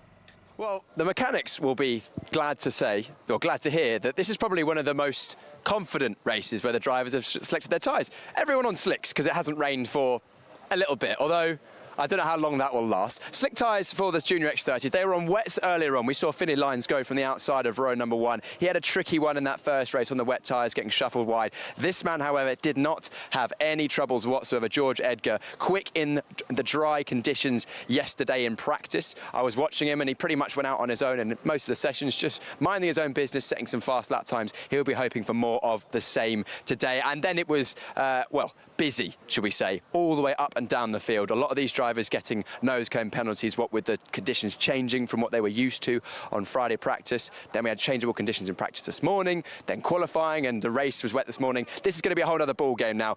Almost completely wet on circuit. You will have seen just from the KZ practice a moment ago that it was pretty much dry most of the way around the circuit. However, still a few damp patches, so these drivers will only have 1, maybe 2 out laps, formation laps, to get to grips with the circuit and figure out where that grip is, if there is some.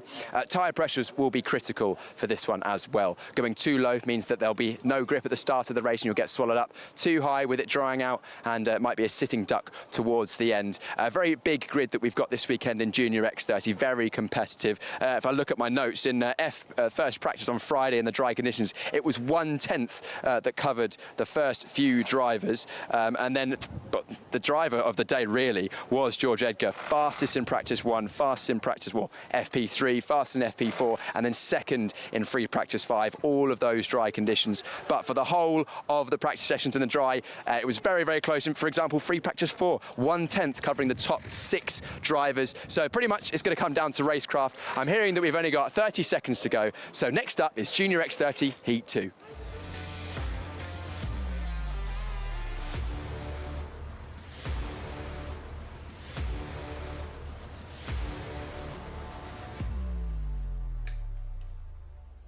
Thank you very much, Piers. Getting ready then for heat number 2 for Junior X30. This is race 5 on our programmes here today at GYG. George Edgar and Finley Lyons will start on pole position and second place on the grid once again. That's your front row. Aaron Richardson and Nat Johnston go from row 2. Tyke Buckley and Rocco Lane Shenton go from 3. On row 4, Mayan Patel and Isaac Sayer. Well, on row number 5, it will be returning Will Green alongside your O-Plate champion of Riley Cranham. 6 is Freddie Wood for Jamie Green Racing with Harley Musk for Fusion. And on row number 7, we see Archie Owen on home soil alongside Max Yule. Row number 8 is Oliver Meek for Croc Promotion, and Sukhmani Kira will be starting on row number 8 alongside Oliver. Jacob Backler and Archie Rogers-Tyler go from row 9. Then it's Jack McLaughlin and Zach McDonald completing the top 20 on row 10. Alfie Brown and Ollie Rowe, they go from row number 11. Rowe on debut, of course, this weekend. John Foley Jr. and Jack Crockwell start on row 12. 24 drivers in the field. If you're just joining us and don't mind a little spoiler back to heat number 1, George Edgar was your dominant race winner. Riley Cranham P2, although I should just note we're seeing on our screens the most recent publication of that race result is that Riley Cranham is under investigation. Not fully sure what for, if I'm being perfectly honest, but we should note that that is a thing. Aaron Richardson, Isaac Sayer and Tyke Buckley were all in the top 5. Tyke Buckley had a penalty in that race. That's already been positioned. It was an incorrectly positioned front fairing, but that 5 seconds has already been applied. So that was the result from earlier on. What are we going to see in this one? Are we green and racing? No, I don't think we are. The lights on our timing screen have remained red. And and that does not look like they are at full racing speed. And of course you can see a chevron flag there as well on the right hand side of your screen.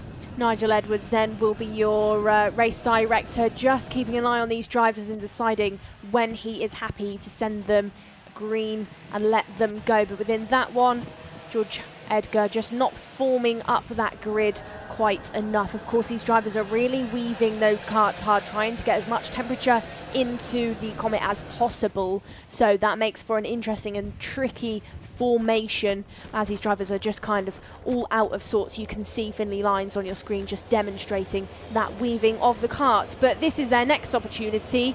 Will Edgar take them round the final corner and allow those lights to go green? Takes a look to his side, and yes, we do. We are green and racing through the final corner, and we are led by Edgar. Looks over his shoulder to Lines, who is still in that second place, hugging that title line as they go down the Dragon Straight. Shenton has promoted himself up the order into third. Settled stuff from that mid-pack. We've got Johnstone trying to jump up and take some positions away. Buckley getting all involved as well. Mick Barrett's having a good showing so far this weekend, but can they jump into that top three? Edgar heads down the hill, then still leading from Lines, still leading from Shenton. Yeah, it's not the best of starts for George Edgar. We had to get across to just squeeze Finley Lines a little bit and have that good run through turn number one. You can see how much it's dried at the bottom end of the circuit. 7 minutes to go in this one. Edgar leads, Shenton P2, Lines, Richardson and Patel all in the top five at the moment as Rocket Lane. Shenton is all over the back of the race leader here, trying to find a way through. Not that time on the run up to Spoon Curve. Downhill now into the carousel, sweeping left, trying to find the grip. That's pretty good from George Edgar, trying to stretch this lead out now at the front of the field. Further down the order, who's had a good start? Riley Cranham's up 3 spots. There's Will Green going for an overtake as well. I believe that was on Riley Cranham. So Will Green back up to 7th place now on his return to the Wera Tools British Kart Championships. Sukmani Kira, Jacob Backler, Zach McDonald have all moved forward, at least 2 positions for each of them. Cranham snatches that position away once again from Will Green. They were jostling. 280 then has spun round. That is Zach McDonald, the privateer driver, lost that rear end of the kart and has dropped down the order to 24th. Up the hill, and now we have a new race leader. Rocco Shenton leads from Edgar, then really does jump up the order early, and that has brought everything into a 5-kart train for this race lead.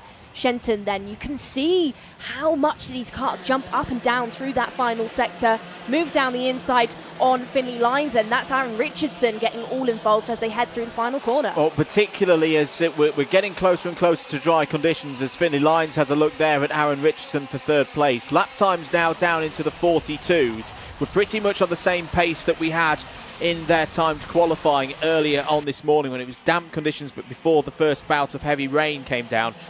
The mechanics will have stiffened everything up, won't they, Nicole? They won't want to have had as much compliance now that the wet conditions are dissipating away.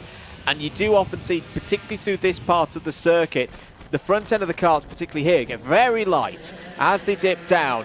Very tricky for the bigger karts as well. Very tricky for when we get onto KZ2 later on this weekend and you're trying to get on the power as early as possible. But there's almost like little bits of tarmac, almost the width of a tyre wide, that you want to get in the groove for around this circuit. It's why we talk about this circuit as one that you've got to attack, you've got to go for it, but you've also got to be precise at the same time. Absolutely, and this is a circuit within those early stages. You've really got to think about that tyre, get the temperature into things, but also where the drivers start to lean on the slick tyre and the sidewall starts to fold, especially as you go up the hill, is something that will really come into the play as we head through these heats and as the tyres get older.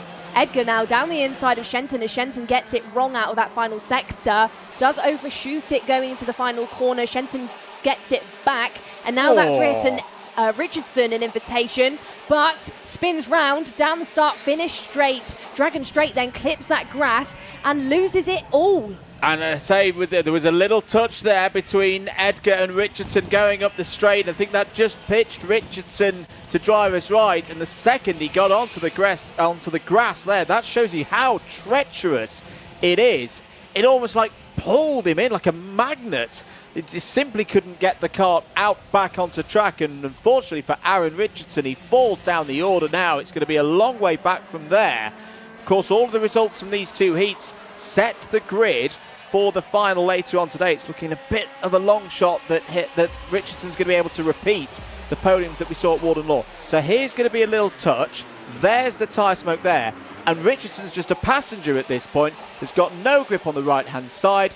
Kart pitches around. He keeps the engine running very well indeed, but now falls all the way down to P21. Well, it's actually a bit misleading here, Andrew, where actually that Dragon Straight is slightly bumpy. So if he's caught a part of the grass, you know, where the track falls away from you, when he's tried to get back onto the tarmac, he's just lost it on the rear, and it's spun round. Of course, wet grass, it's not going to work. And that is a shame for Richardson, as he was challenging for that second place and potentially for the race lead.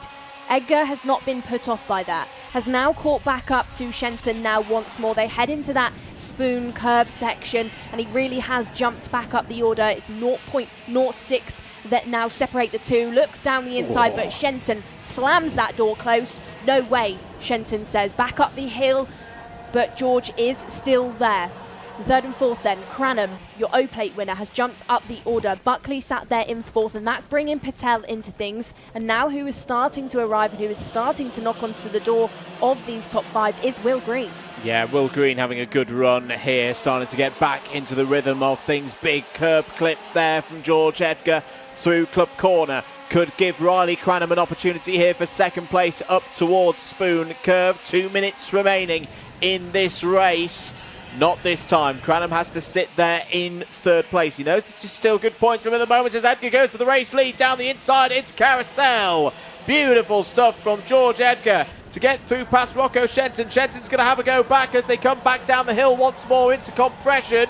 Edgar holds on. Cranham slips down the inside to take second place. Oh, it's round his man Patel. Patel round in the 10 in the middle of the compression and Devil's Elbow complex. This race has come alive all of a sudden. There's a swap there between the Mick Barrett Racing boys. Ty Buckley now through and up to third. Well, Cranham, now your O-plate champion, is your new race leader. Has overtaken George Edgar, who's dropped down to fourth ahead of Green. So it's now Cranham from Shenton. Shenton is challenging, but Cranham knows he's going to have to defend, because we know that Shenton is one of those aggressive drivers who will go for a move as soon as the door slightly opens. He will try and put his foot through it. Here we go then, down the hill as the clock is ticking, and we're under 60 seconds now left of the race. Where is Shenton going to bite the bullet? Watch him as they head up the hill towards this 90 right. They'll head down the Dragon Straight and go in that direction. Edgar has got himself back into the top three, has overtaken teammate of Buckley, who is sat there in fourth. Green is still there as well. Don't count him out as it gets busy between your two race leaders, because they are inviting this back once more into a five-kart battle for the lead. Is bringing it ever closer as we've lost one of the Mick Barretts all the way off the circuit at the top part of the track. That is Archie Rogers. Tyler, who looks like he's got it wrong. Down the hill once more goes Cranham, leading Shenton. Shenton having a look, but watch Edgar. Edgar's right there, and I can tell by the way he's driving, can tell by his previous results in 2022 when he was a cadet, and in his first heat, he likes this circuit. He does indeed. The spin there for Archie Rogers Tyler, the only wildcard driver in terms of this will be the only time we see them this season. They're all denoted by having a 6 at the front of their kart number. They're not eligible for championship points. Definitely eligible for championship points though are Cranham and Shenton. It's getting boisterous at the front of this Junior X30 field once again, downhill into compression and then again through Devil's Elbow over the little rise there. Dipping down into the last corner. Last lap board's going to be out this time around. Cranham's broken away. Shenton's had to defend the last couple of corners to hold track position from George Edgar. Tyke Buckley, Will Green, 3 very strong drivers to have on your tail. Buckley's having a look down the inside of Edgar into Spoon. Well defended there by Shenton, just controlling the pace off the corner as the Mick Barrett Racing boys are side by side. Here comes Will Green down the inside.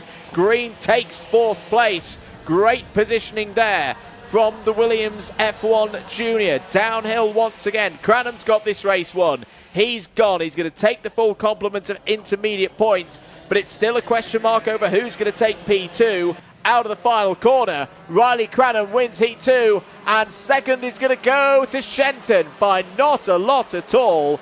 Maybe 0.08 of a second between Shenton and Edgar there. Will Green fourth, Tig Buckley fifth.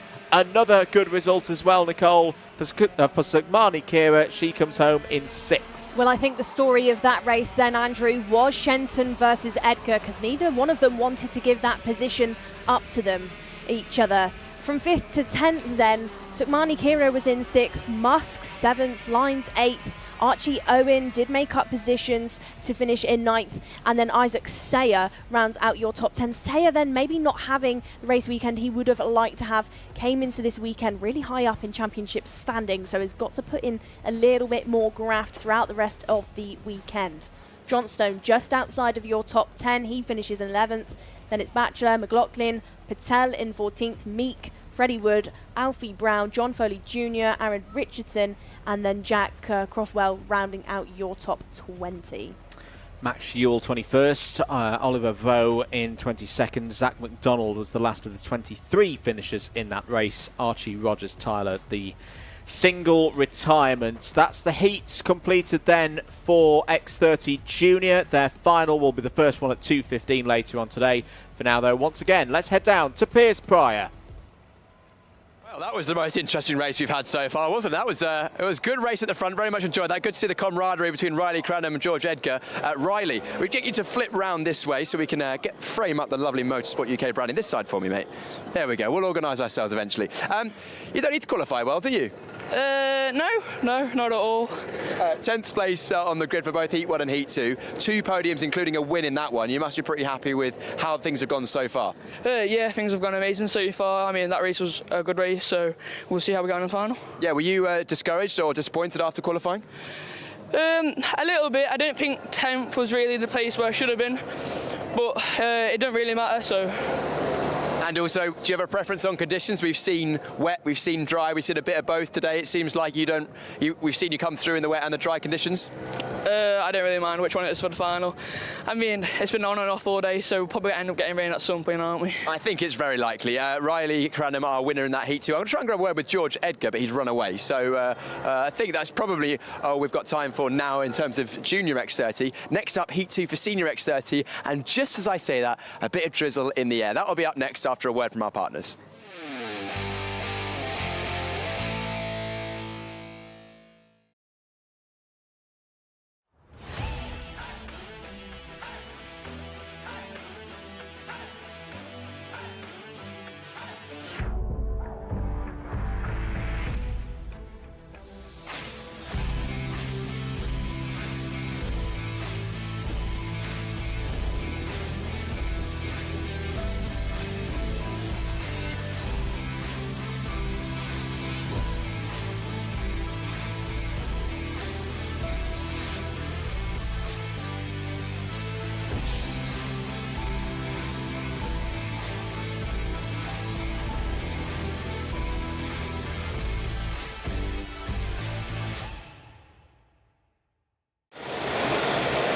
Well, always great to hear from Viratul's championship partner, and now we get to turn our attention back onto the racing action, which will be Senior X30s.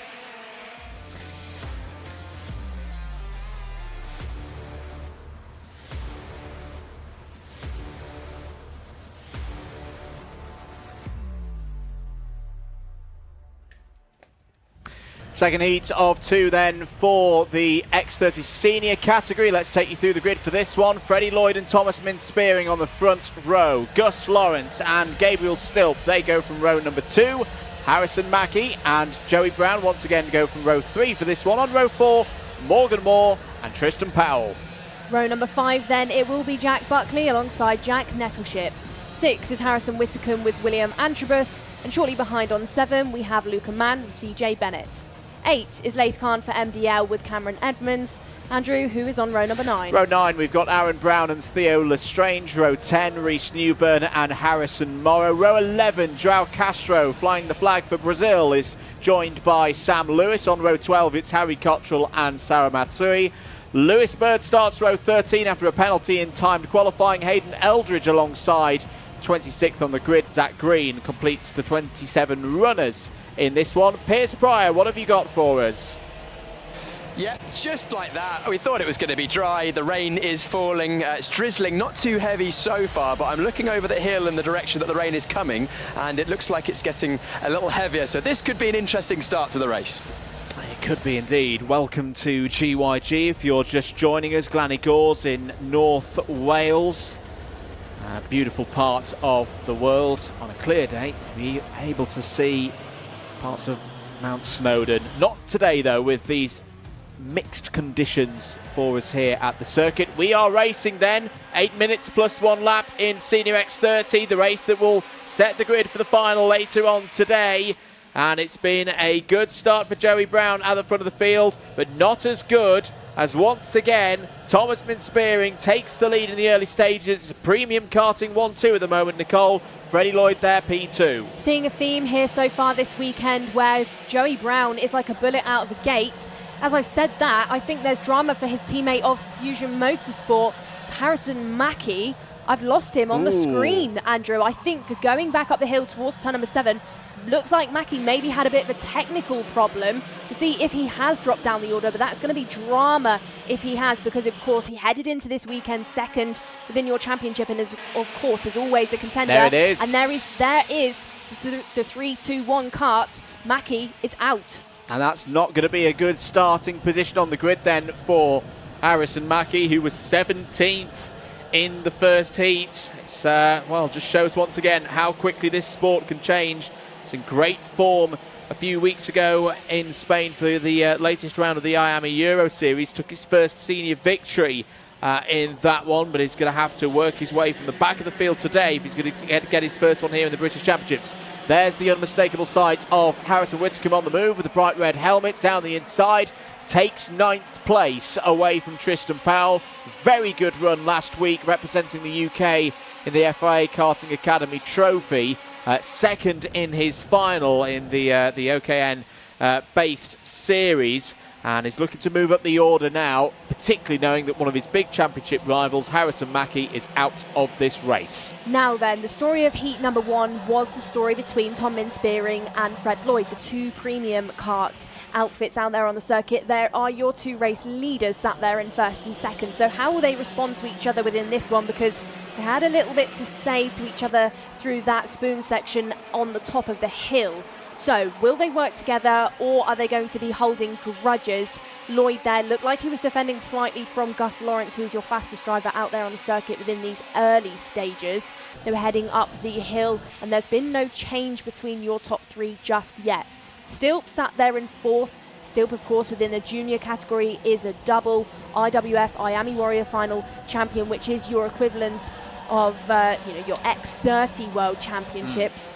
So he is a big name within the sport. He is a name who had a win here at the last time the IAME British Kart Championships was at GYG, so knows the circuit well, is quick here, so keep an eye on him throughout the course of this double header. Absolutely. 5 minutes to go. Hayden Eldridge, your new fastest driver out on circuit. That's a good bit of news for the Vismo international driver who's had a tough day so far. Spearing leads from Lloyd. Lawrence, though, starting to build with pace. The reigning champion taking on the driver who last year was the young upstart, the new driver to the senior category, Freddie Lloyd. They had some brilliant battles in 2024, and we're going to get another one here. Gabriel Stilp right there as well in the 3:42. Currently 4th place on the road. End of another lap, end of lap 5. Spearing continues to lead this one from Lloyd, Lawrence, Stilp, Moore, Brown, Nettleship, Harrison Whittaker now up 3 places in this race to P8. Also on the move out there, Nicole, Aaron Brown, the number 7 seed from last year's series, is now up 7 and into the top 10. Yeah, pushing forward is Brown, and you just brought something up then, Andrew, which was the ongoing potential rivalry between Gus Lawrence and Fred Lloyd. We saw Yeah. it play out last year at Wigan, you know, at the final round where it really did come into fruition. And within this one, they're second and third. So that's something to keep your eye on as the year kind of progresses. They've got history together. Is that history going to kind of light things up as the championship moves forward? Both drivers equally as quick. Maybe Lawrence has got a little bit more experience than Fast Fred, but that's something that's definitely going to play into things. It is, and that's something else that could almost give a bit of deja vu. Big thanks to Ian Rogers and the team in timekeeping, keeping us up to date with all the stats and facts, etc. Final intermediate classification right now, with what's been a very topsy-turvy day so far.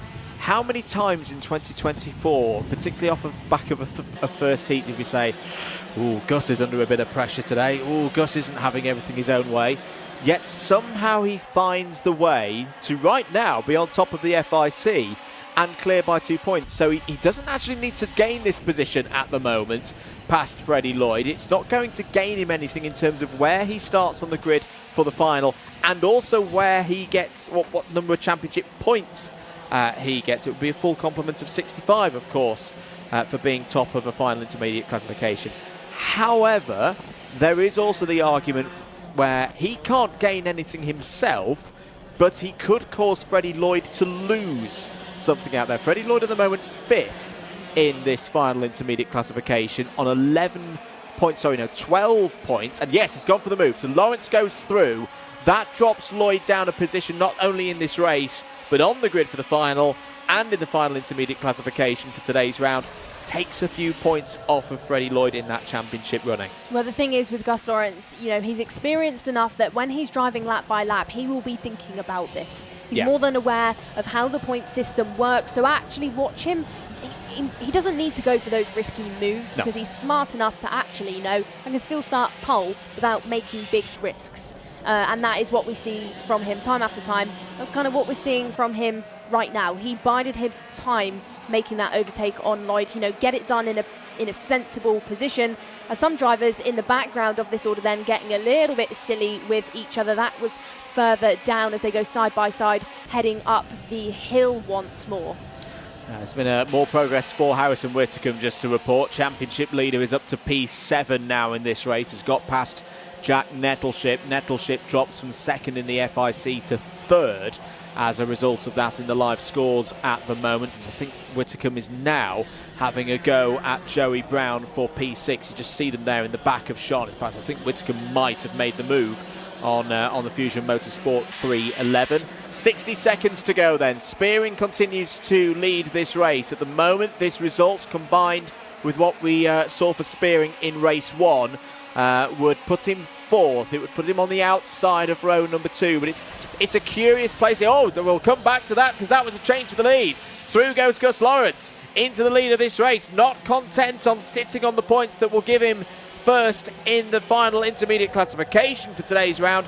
He wants to get momentum going. He wants to do the same as we saw in 2024.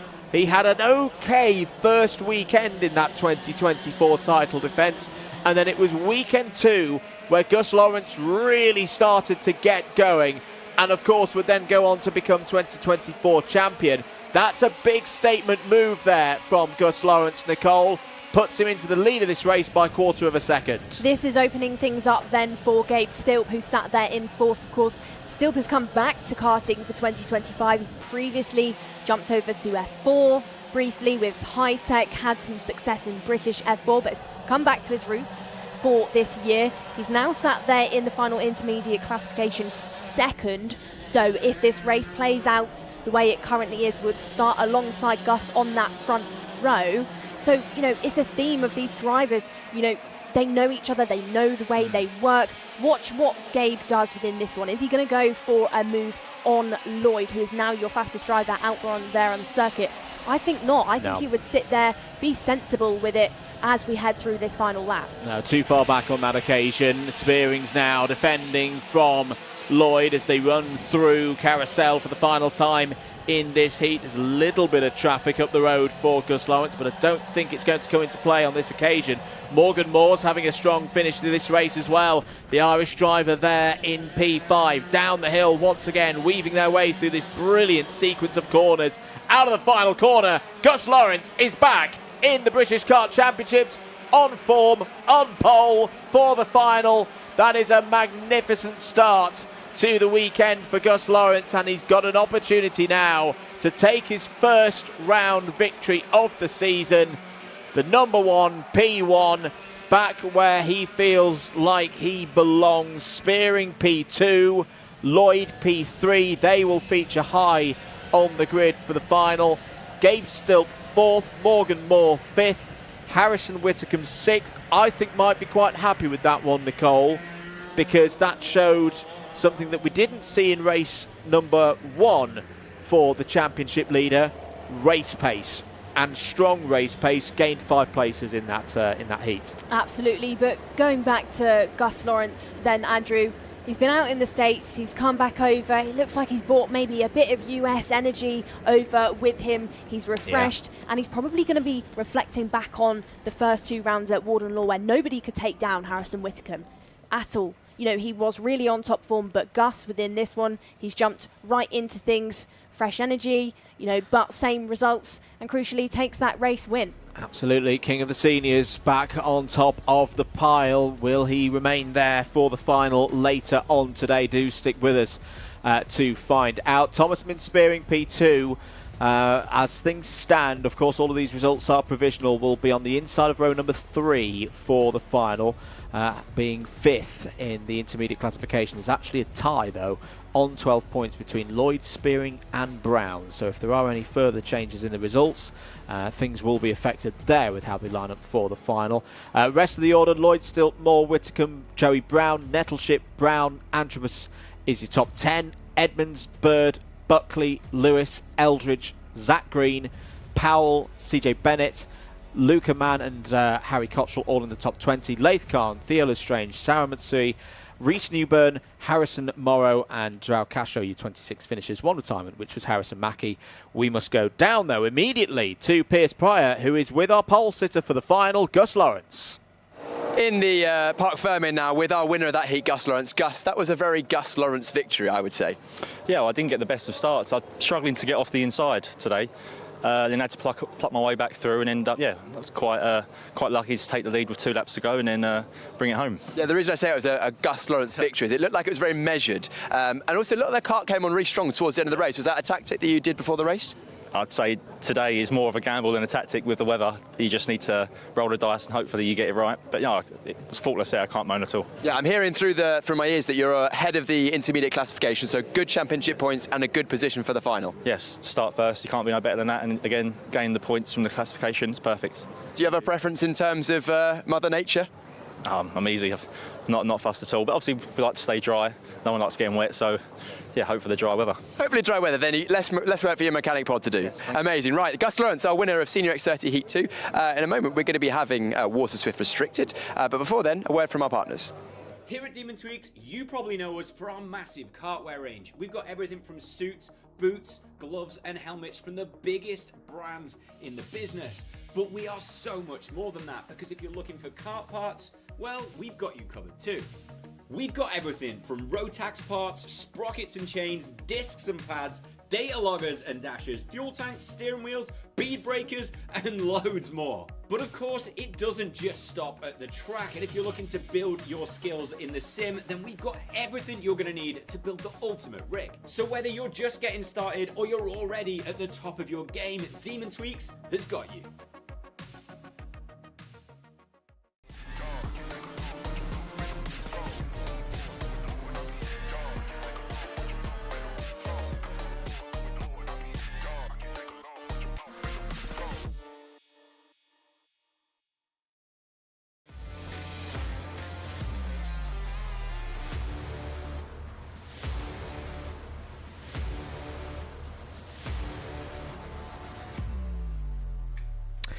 So we go from our oldest X30 drivers to our youngest IAME Water Swift Restricted up next for their second heat. Corey Lyons due to start on pole position. Can he get things right in these formation laps? Didn't take the start, of course, in the first heat. Harry Chapman, winner of that first heat, is alongside on the front row. Bodie Batch and LBJ Stubbs, they go from row number 2. Louis Williams-Mabs and Ollie West on row 3. Toby Biggs and Benjamin Schliver on row 4. Row number 5 is Patrick Wood alongside Freddie Baker. And then on 6, we have Leo Russell with Harry Murphy. 7 includes Logan Hodgetts with Frank Morris. And then Jaden McElhinney rounds out row number 8. Review of heat number 1, Chapman, Batch, Stubbs, Wood and Biggs was your top 5. Are we going this time around? No. Saturday Night Fever, disco moves are out. We go round once again for another formation lap. That gives us just enough time to go through the rest of the order. Before that, though, let's go down, I think, to Piers Pryor.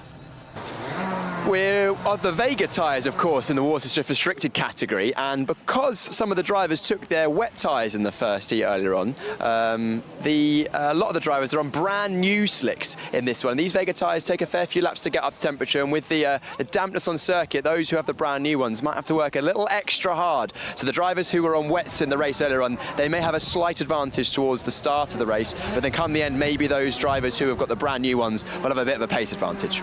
Well, yes, that'll be anyone from 9th down to 13th, because not only did they have wet tyres on for the earlier heats, they had wet tyres on for the timed qualifying, and you have to carry your heats, your tyres over from that TQ.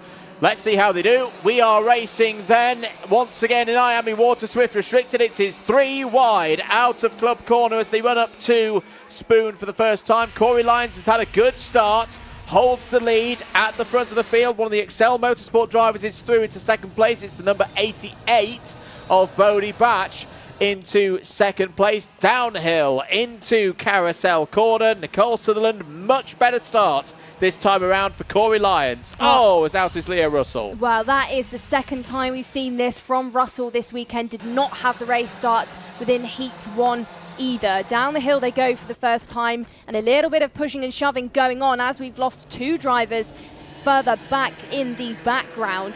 One, that is the 32 that gets back onto the road. So that is Harry Chapman that lost it going down the hill. The driver that finished in first position in Heat 1 lost it on that sharp right-hander. Rear end went back round on him, and he's now dropped down the order to 8th place. Up at the front end of the order, though, Corey Lyons leads the way from Batch and Stubbs. Lyons, of course, did not circulate in Heat 1. He lost it before even meeting the race start with Leo Russell, but is on a bit of a redemption drive within this race as they head round once more and go to that downhill flowing section of the circuit. The race is on then between these two top 3. Lyons, Batch, Albie Stubbs. How is Albie Stubbs going to respond within this one? He was your double winner at Warden Law. He was your O-Plate winner. Is chasing now his teammate of Batch in that XL Motorsport livery as they head down the Dragon Straight once more. I'd say within this one, they need to bite the bullet, and can he follow his teammate of Batch through as they head up the hill? Not yet, but Batch has promoted himself and is your new race leader. I think for me, if you're LBJ Stubbs, patience is the key here this weekend, and this is looking like a patient move down the... No, it's not. Down the inside of Corey Lyons for P2. He has a nice points buffer over Bodie Batch going into this second doubleheader weekend of the season, and particularly with the misfortune for Harry Chapman now in this race, another one of the big rivals for the championship this year. You've got to be, at some point during a championship bid, more than likely you have to pick up the points where you can. You can't win every single week. LBJ Stubbs has had a very good start to the season. Won the O-Plate back at Wilton Mill at the top of the year. Very good success, of course, across the weekend at Warden Law. He's got down the inside now and taken second place away from Corey Lyons. But if he can just hold himself there, follow in behind Bodie Batch. Bodie Batch at the moment would be on pole for the final later on today and would take a haul of 65 championship points. But if Stubbs can be there P2 on the grid, he's only lost 3 points in the championship to Bodie Batch. That's a manageable loss. Yeah, well, that first lap incident isn't putting Harry Chapman off too much. He's now back up to 4th place, and the next driver he'll be thinking about is Corey Lyons. Fastest driver out there on the circuit with a 47.8, so I think after losing the rear end of that car as heading down the hill, it's given him a little bit of a fire in his belly to make up some positions. Drivers being brave going up the hill then include the 78 of Benjamin Slivar. He's just overtaken for that 7th position, has made the move on Patrick Wood. Back down the hill they go once more, and this is the 3-kart battle for that 7th place, led by Slivar. Eyes back on the front end of your field though, because Albie Stubbs has jumped up the order, is now in 2nd place. It is indeed, and to say about not being able to win every single race, every single week, at the moment if Stubbs was to find a way through here, past his teammates, he would take pole position for the final, and another haul of 65 championship points from a possible 65. So let's see how Stubbs plays this over the remaining 3 3/4 minutes. Up towards Spoon Curve once again, where we've seen a fair amount of action so far today. Back down the hill towards Carousel. Here goes Stubbs down the inside. Oh, thinks better of it. Just pulls back into the slipstream of his teammate Bodie Batch there. Round towards Compression Corner. This is where it gets tricky. Downhill now. Slightly off camber, then onto camber. In positive senses down the hill, over the little rise there, over the little jump. Once again, Bodie Batch is keeping a good pace at the front of the field. 3 minutes to go.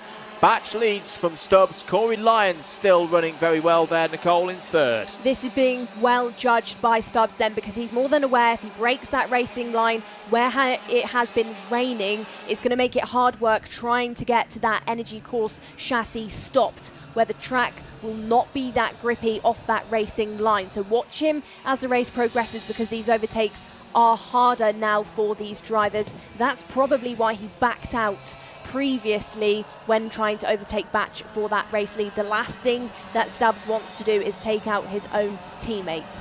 Back down this undulating part of the circuit where they're flowing on and off camber, like you said, Andrew, and the kart really does get hustled hard. You can see actually the back end of the chassis almost bounce as they really head into a bit of a dip on that final sector. Once more, it's Batch from Stubbs. The gap is 0.2 of a second, but Stubbs doesn't look like he's going to attempt anything just yet. They're trying to pull away from Corey Lyons, sat there in 3rd. Chapman definitely on a redemption drive after that first lap incident.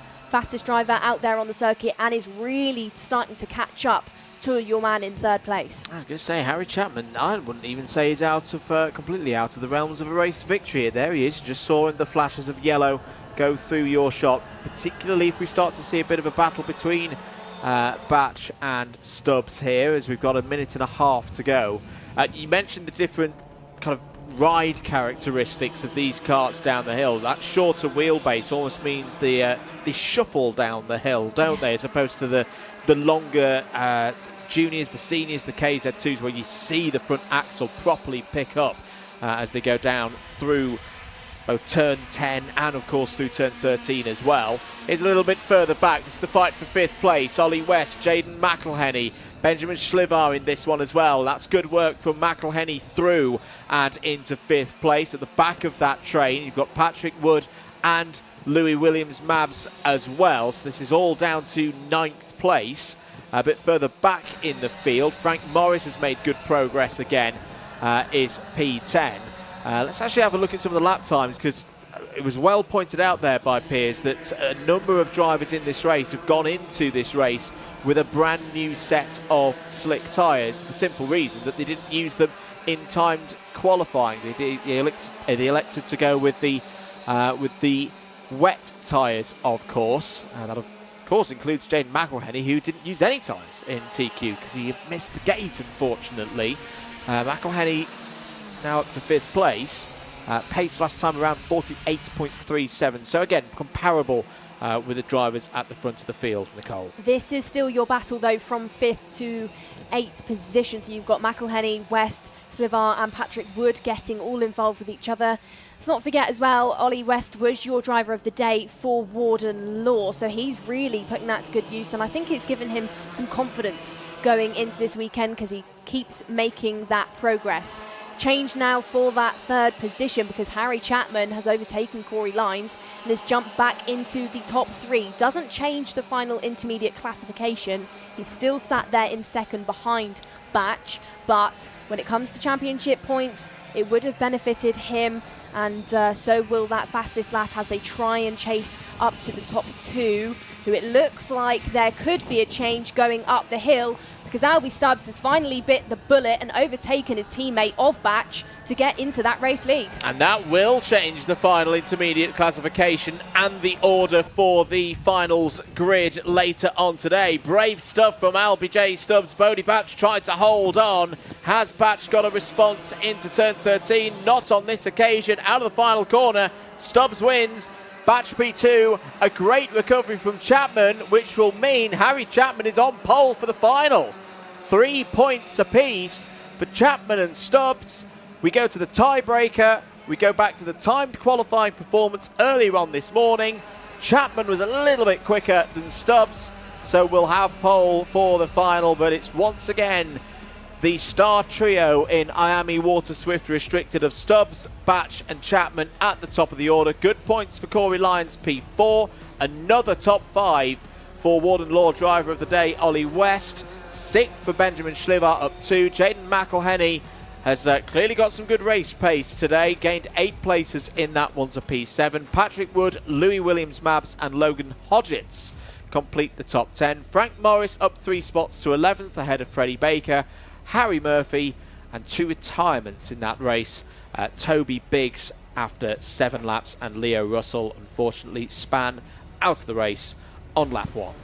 Well, shame for Russell there, but let's focus on the best bits of this race. Settled start in the early stages, a little bit busy as they were heading down the hill, and this is the stage where I think we lost Harry Chapman. Of course, Harry Chapman did redeem himself later on. At one point then it was between Stubbs, Batch and Corey Lyons, but it really was Albie Stubbs that started to light things up as the race progressed. Battles definitely going on in this really difficult part of the section where it really does throw these drivers on and off camber. Your 2 teammates though for the XL Motorsport team gave each other a bit of a run for their money, but it was Stubbs, your championship leader, your Warden Law winner, that came out on top. And I think Stubbs will be quite happy with that, because not only has he got ahead of Batch, he's got past his closest championship rival going into this weekend. Let's head down once again to the Parc Fermé area and to Piers Pryor. Winner Albie J. Stubbs, that was a good race for you. How was it from your perspective? Yeah, it was really good. We had a good start. Then we pushed our teammate. He's new to the team, so we pushed him the whole race and waited till the last lap. I went for the inside and it paid off. Did you think that you were going to always go for that move, or were you happy to sit behind him? One of the laps I wanted to go for the move because he was making a few mistakes, but I was happy to push. You look like you've been very confident this weekend, if not always the fastest, but clearly the pace is good in the dry. Yeah, we're always fast in the dry. Not so good in the wet, but we're not too bad in the wet round here. So I'm assuming you're going to hope it slicks again for the final. Oh, definitely. Definitely. Albie J. Stubbs, our winner in the Water Swift Restricted. Up next is Water Swift. That was fun earlier on, but that's after this.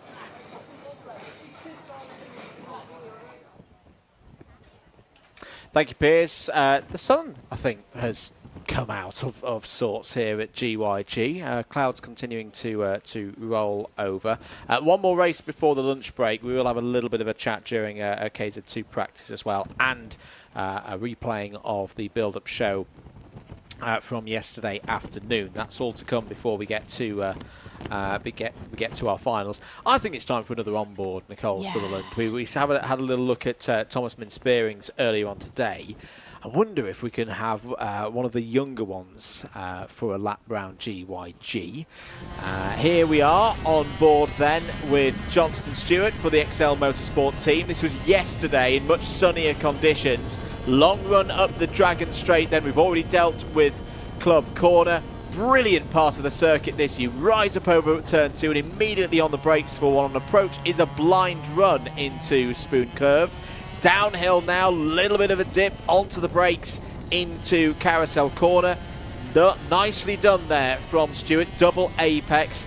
Then we get into the technical part of the course. This is down into Compression Corner. Look at the speed carried down into this tighter sequence of corners through Devil's Elbow as well, over the little dip, taking a good amount of curb and line there through the final corner. Very tidy lap there, Nicole, from Johnston Stewart yesterday in free practice. Yeah, I know Johnston had some good pace throughout practices yesterday, I think, within the XL Motorsport team. He's one of those drivers that they were comparing the data against for his teammates around him, one of which is George House there on your screen. House. We'll have a bit of a chat about driver Andrew. Really successful year so far for him. He's really come into his own in 2025. 2 IAME Euro Series wins so far. He's your championship leader there. He's had a success at Warden Law in terms of pace, in terms of overtakes. I think 2025 for George has been a successful one so far. Very successful, and the confidence that George has as well. Not overconfidence, he just knows he's got a very good package underneath him, has had some good form, and has learnt a lot as well over the past 6 months of even at times where things haven't gone his way. I think back to the IAME Winter Cup when he was due to start from pole position, had a technical problem, fell back.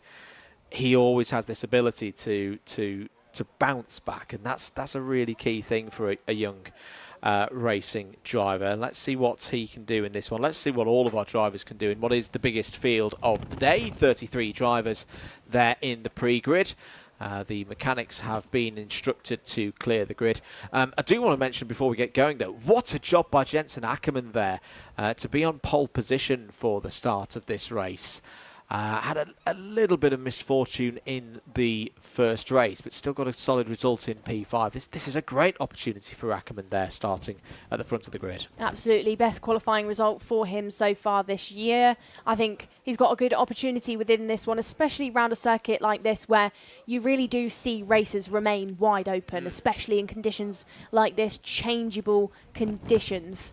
So watch Ackerman, keep your eye on him, but also keep your eye on the more experienced drivers around him, the likes of Newstead, who's starting on that second row.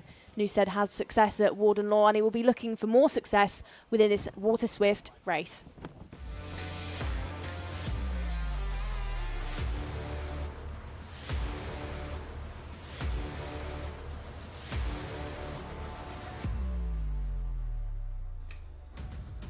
Ready here at GYG, Heat 2 in IAME Water Swift, the last race before the lunch break. This is your starting grid. Jensen Ackerman on pole position. He's joined by Oscar Kenny on the front row of the grid. It's an all-fusion affair on row 2. Alfie Davidson is alongside Austin Newstead. Next up, Charlie Clough and Ethan Robertson. They go from row 3. On row 4, George House and Colby Patterson. While on row number 5, it will be an all-fusion lineup with George Clark and Mason Hibbert. 6 includes Joseph Davies with Harry Williams. And shortly behind on 7 is Marjoris Kavekskis with Andy Stewart. Running out row number 8 then, Orion Meta will meet Ethan Owen on home soil. Row number 9, Chester Forks is due alongside Johnston Stewart, Henry Clark and Ian Carey on row 10. Daniel Ferguson and Danny Dempsey go from row number 11. On row 12, Sophie Campbell and Austin Gibson. Just to run through the rest of the order, Jack Harney, Nathaniel Hodges, Christian Kobe, Luca Narroway, Callum Graham and Ilias Sami complete the top 30.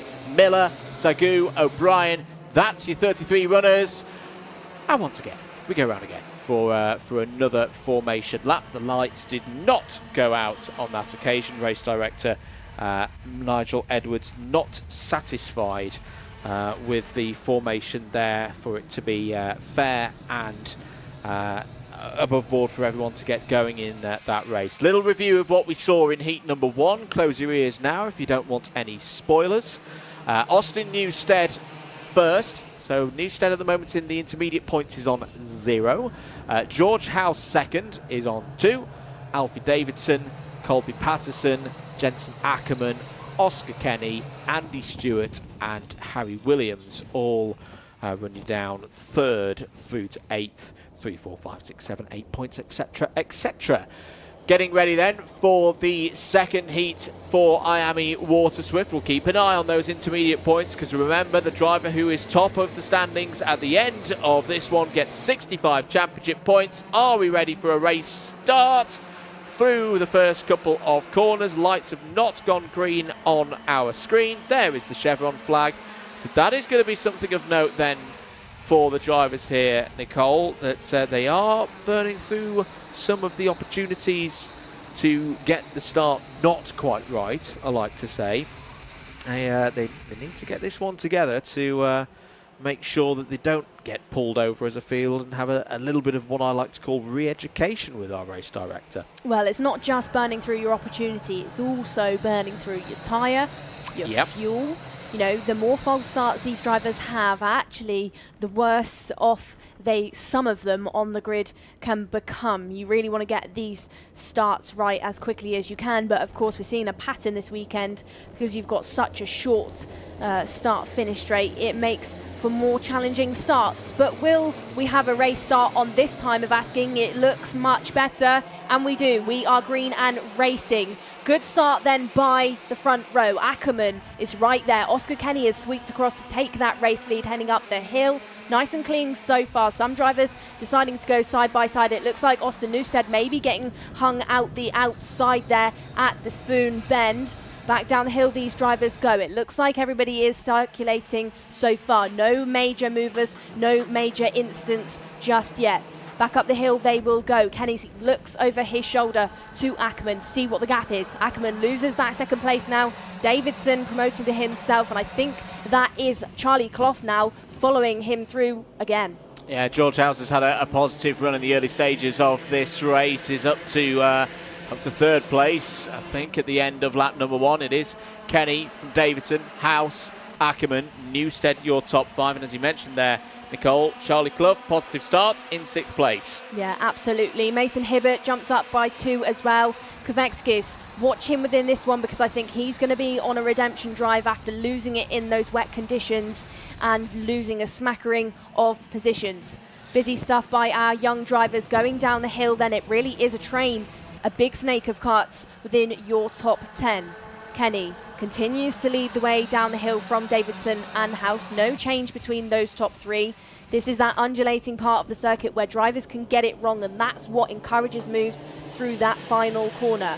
House there in 3rd position, up by 4 places so far within this race, and is pulling along now the likes of Austin Newstead, the likes of Clough and Mason Hibbert. Moves going on into the 90 right as we lose corners. Number 1, there's a few drivers in the background going off onto that wet patch of grass. Might have been Johnston Stewart. It was a flash of a blue and black helmet that sadly flew off the circuit. As change for the race lead, George House down the inside of Oscar Kenny takes the race lead, but for how long? Because he's under attack here. Oh, bit of a shoulder charge there to Alfie Davidson, who does very well indeed to keep that 146 kart on the road. That was right on the ragged edge of where the track, the topography of the land just drops away a little bit. But Davidson did well to keep himself in the race. 5.5 minutes to go. House leads from Kenny. Newstead up to P3. Clough, Patterson, Hibbert, Robinson, Davis, Williams and Ackerman all in the top 10. The driver who fell down the order was Johnston Stewart in the 173. But Johnston from Northern Ireland running again has just gone through sector number 3 now and probably lost about 15 seconds there. Change for 4th place now because Patterson has made the overtake on XL teammate of Charlie Clough.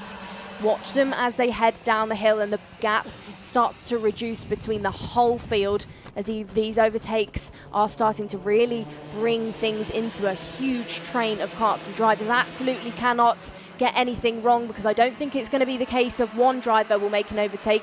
You leave that door open, I would expect 2 or 3 karts to be going down the inside. House continues to lead going up the hill from Oscar Kenny, who's under pressure by Austin Newstead. House then gets it wrong. Round Spoon then leaves the door open, really does widen things up, and that's allowed Kenny to grab that race lead back again, and that's dropped House a smattering of positions, has to settle for 4th, and has allowed his 2 XL teammates of Clough and Patterson those moves. Brilliant reading of the road ahead of him by Colby Patterson there to weave through, take the opportunity and get up to 2nd place. It's a trait of Colby's racing that has really impressed me over the last 9 months or so. He's worked on racecraft a lot, and the work is starting to pay off now. Can Patterson close in? The gap is 0.3 of a second now. It's an OMS race leader at the moment for Oscar Kenny, and then Patterson, Clough and House, Excel Motorsport 2, 3, 4 at the moment. As things stand, Austin Newstead, though, would still be top of the pile in the FIC. Here goes Patterson down the inside with the support behind from Charlie Clough into the race lead. Goes Colby Patterson. Austin Newstead across the grass a little bit there and across the curb coming out of Carousel, and has lost 5th place now to the DMS driver, the 123 of Ethan Robinson. Great run there for the driver from Northern Ireland. Out to the final corner, 3¼ minutes to go. Patterson is your new race leader and is also your new leader in the final intermediate classification here. Patterson right now, Nicole, could be on pole for the final. Kenny now sandwiched in between these Excel drivers, really is up against it and is really being put under pressure by George House. George House lost that race lead, but Kenny is not put off by these drivers sat in those energy course carts, goes down the inside and takes 2nd place now. House capitalises off of that, doesn't care that it's his teammate, he's overtaken Clough to jump back into the top 3. Patterson has been given half a second then of breathing room. Down the hill, it's getting busy between the Fusions. They are battling it out, and that is Harry Williams, your O-plate driver, getting involved and jumping up the order now.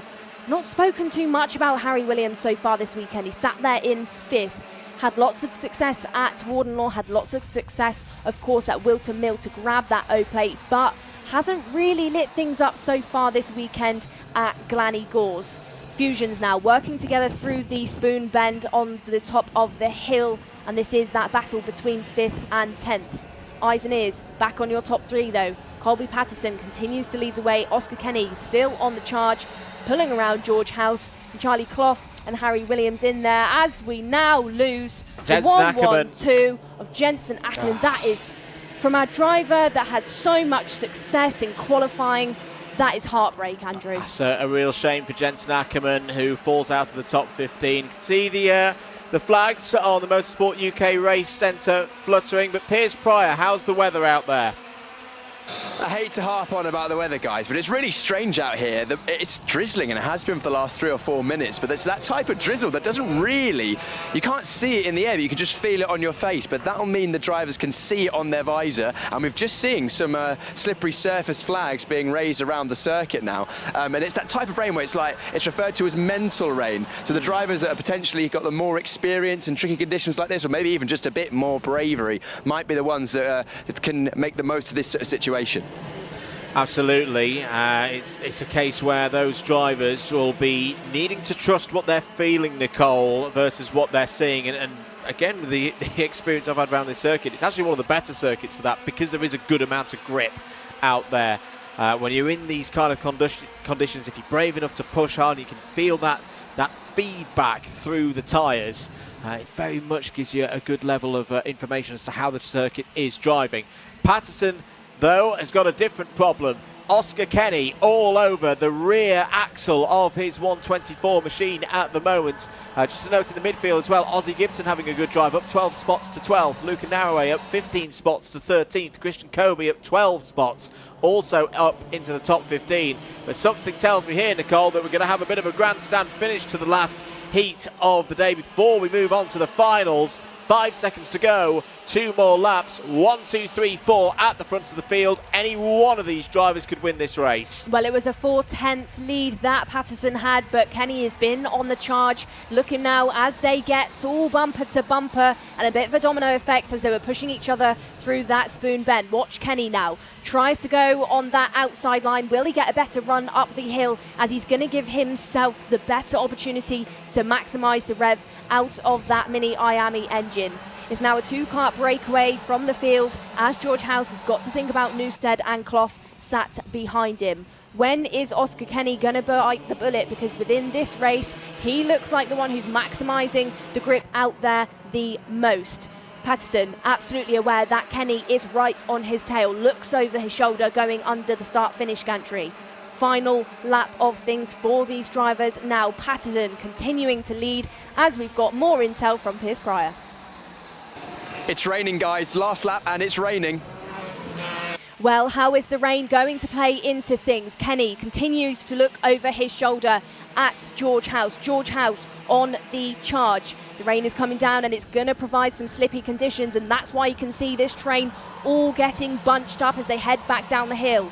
I think Patterson could be gifted a bit of a nice race win within this one, settling back down as they clip those curbs to try and maximise the grip. But out of the final corner, looked like House was going to challenge Kenny, but it's not quite enough. Colby Patterson then sees that checkered flag first, and he is your race winner ahead of Oscar Kenny and ahead of Austin Newstead, who jumped into third position and took House on that final corner. Brilliant stuff there from the IAME Water Swift restricted category. That provisional race result leaves us looking like this. Patterson from Kenny, Newstead, House and Clough in the top 5. Williams, Davidson, Clark, Davis and Gibson all record top 10s. Good drive there from Ozzie Gibson, up 14 spots. Chester Forks P11, Christian Kobe 12th, Luca Narroway 13th, ahead of Daniel Ferguson and Mason Hibbert. That takes us to 15th on page 2 there. Sophie Campbell was 16th, 17th Margaret Kvetskis for both Robinson and Ackerman, who are running strongly early on. That completes the heats. As things stand in the final intermediate classification, the final grid, starting grid, looks like this. Newstead and Patterson on row 1, 3 and 4 points apiece. House and Kenny row 2, Davidson and Williams row 3. Let's take you through some of the highlights then for heat race number 8, heat number 2 for IAME Water Swift. This was the race start. Good start from George House in sunnier conditions. They would not last though. Good attempt there from Alfie Davidson. Good save here as well, especially that point there. So easy to dip down into that that part of the grass on driver's left, and it just keeps going and going. But Davidson would get back on circuit. Oscar Kenny took the lead of the race. There was an attempt from Colby Patterson down the inside to take the lead. It was successful. Other Excel drivers trying to fight through there. Joseph Davis, a good example, going wheel to wheel with Mason Hibbert through turn 1. Good responses though from Oscar Kenny, kept plugging away and getting back up the order, taking on those other Excel Motorsport drivers on his way to second place. This was back at the front of the field. Austin Newstead trying to find his way through, would take third place right on the line there ahead of George House. That was the key moment in the final intermediate classification. But should stress as always that these results are provisional. But a good win there for Colby Patterson. Let's once again head down to Parc Ferme and to Piers Pryor. With our winner, Colby Patterson. Colby, a well-managed race, but that last lap was a bit tricky, wasn't it? Yeah, it started to spit. Kind of my conditions, though. Done a lot of testing in this sort of weather, so managed to keep it on track. Have you been in these conditions around this circuit before? Yeah, so we've done quite a bit of testing here and there to get to this point. And I suppose it rains on and off like this in Wales quite a lot. Yeah, it does.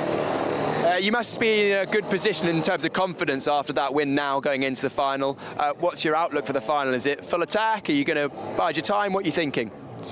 Don't know really. We'll see how it pans out. And what would be? Would you prefer it having your teammates around you in that final, or you take anyone? I'll take anyone.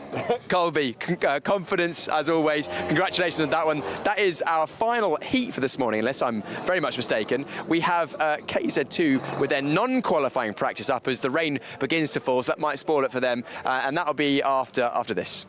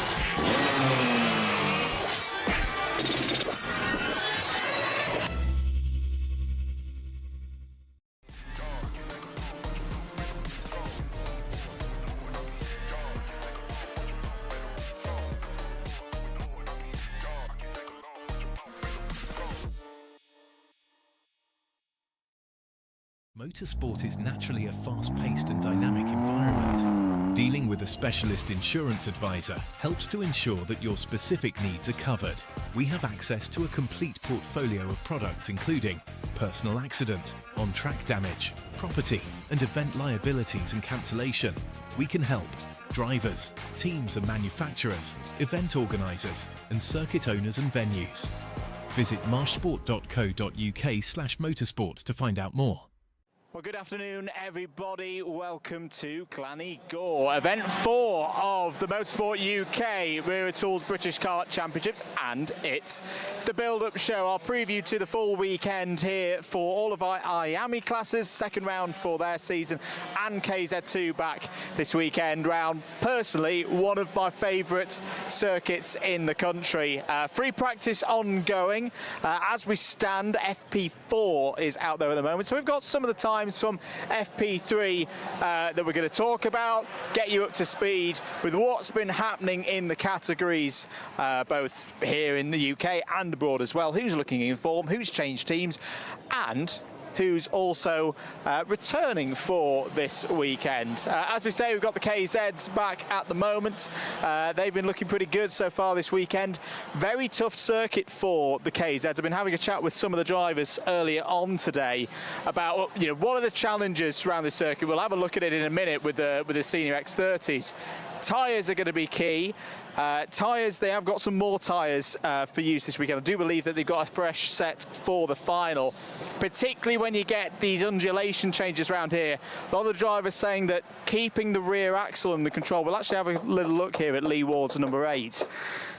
This is going to want to be one of the big characters of the weekend. Drivers in KZ keeping their rear tyres in check, not sliding too much across the course of their qualifyings and their heats. Their qualifying is tomorrow afternoon. That's the last session of the day, so do stick with us on the live stream if you're watching Saturday lunchtime for that. And then they've got all of their racing on the Sunday as well. So we've talked a little bit about tyres there. Let's actually give a bit more description of what we mean by that and what are some of the unique challenges here for this Glan Y Gors circuit. It's the first time we've been here since 2023, and yes, it's probably pretty much the closest part of the circuit that we can get to. But this area here, down through Compression Corner and Devil's Elbow, some very interesting undulations that you don't normally get on a British kart circuit. You think of so many of the circuits that we go to, typically on former air bases, typically on runways. That is not the case here at GYG. This is often described almost as British karting's the Nürburgring or Spa, but particularly down here, you see, particularly for the senior category, the junior, the senior categories and the KZ2s, not so much of a problem for the IAME Water Swifts. Look at how the front end of the karts get very, very light as they just go over that little dip there. For the KZs in particular, keeping the rear axle in control as you're both going downhill, light, over the hump and back on the power. Very tricky part of the circuit, but very important. You can't just take your time through here. It's a lot of what I've been hearing from the drivers so far today. You've got to be precise, but you've still got to attack. You've still got to go for it round these corners at Glan Y Gors. So that's going to be a really interesting element across the course of the weekend that we are going to be keeping an eye on, but particularly with KZ2. Let's have a little bit of a wander round the paddock. Let's go into some of the awnings. Let's recover from the breeze. Let's just pop into BMR, give you a little bit of a rundown of what they've been doing today. They have got a driver change in terms of the British competition, not in terms of IAME competition, because Finley Lines has actually been with this squad for a couple of weeks now, raced with them at the recent IAME Euro Series round.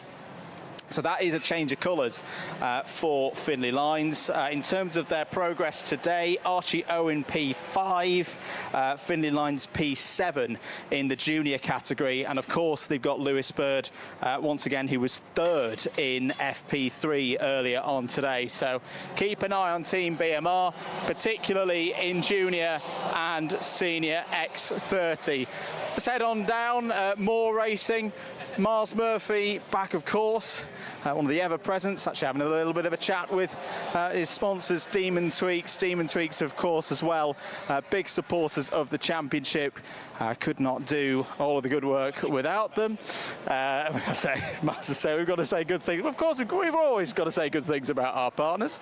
Let's actually give you a little bit of news on how Miles was getting on today. In fact, not because he didn't set a time or didn't have a recording transponder on for FP3. But yeah, Miles again looking to build on from I think 6th in the championship standings at the moment.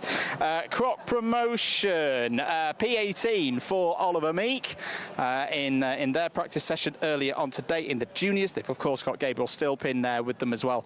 P9 for Gabriel.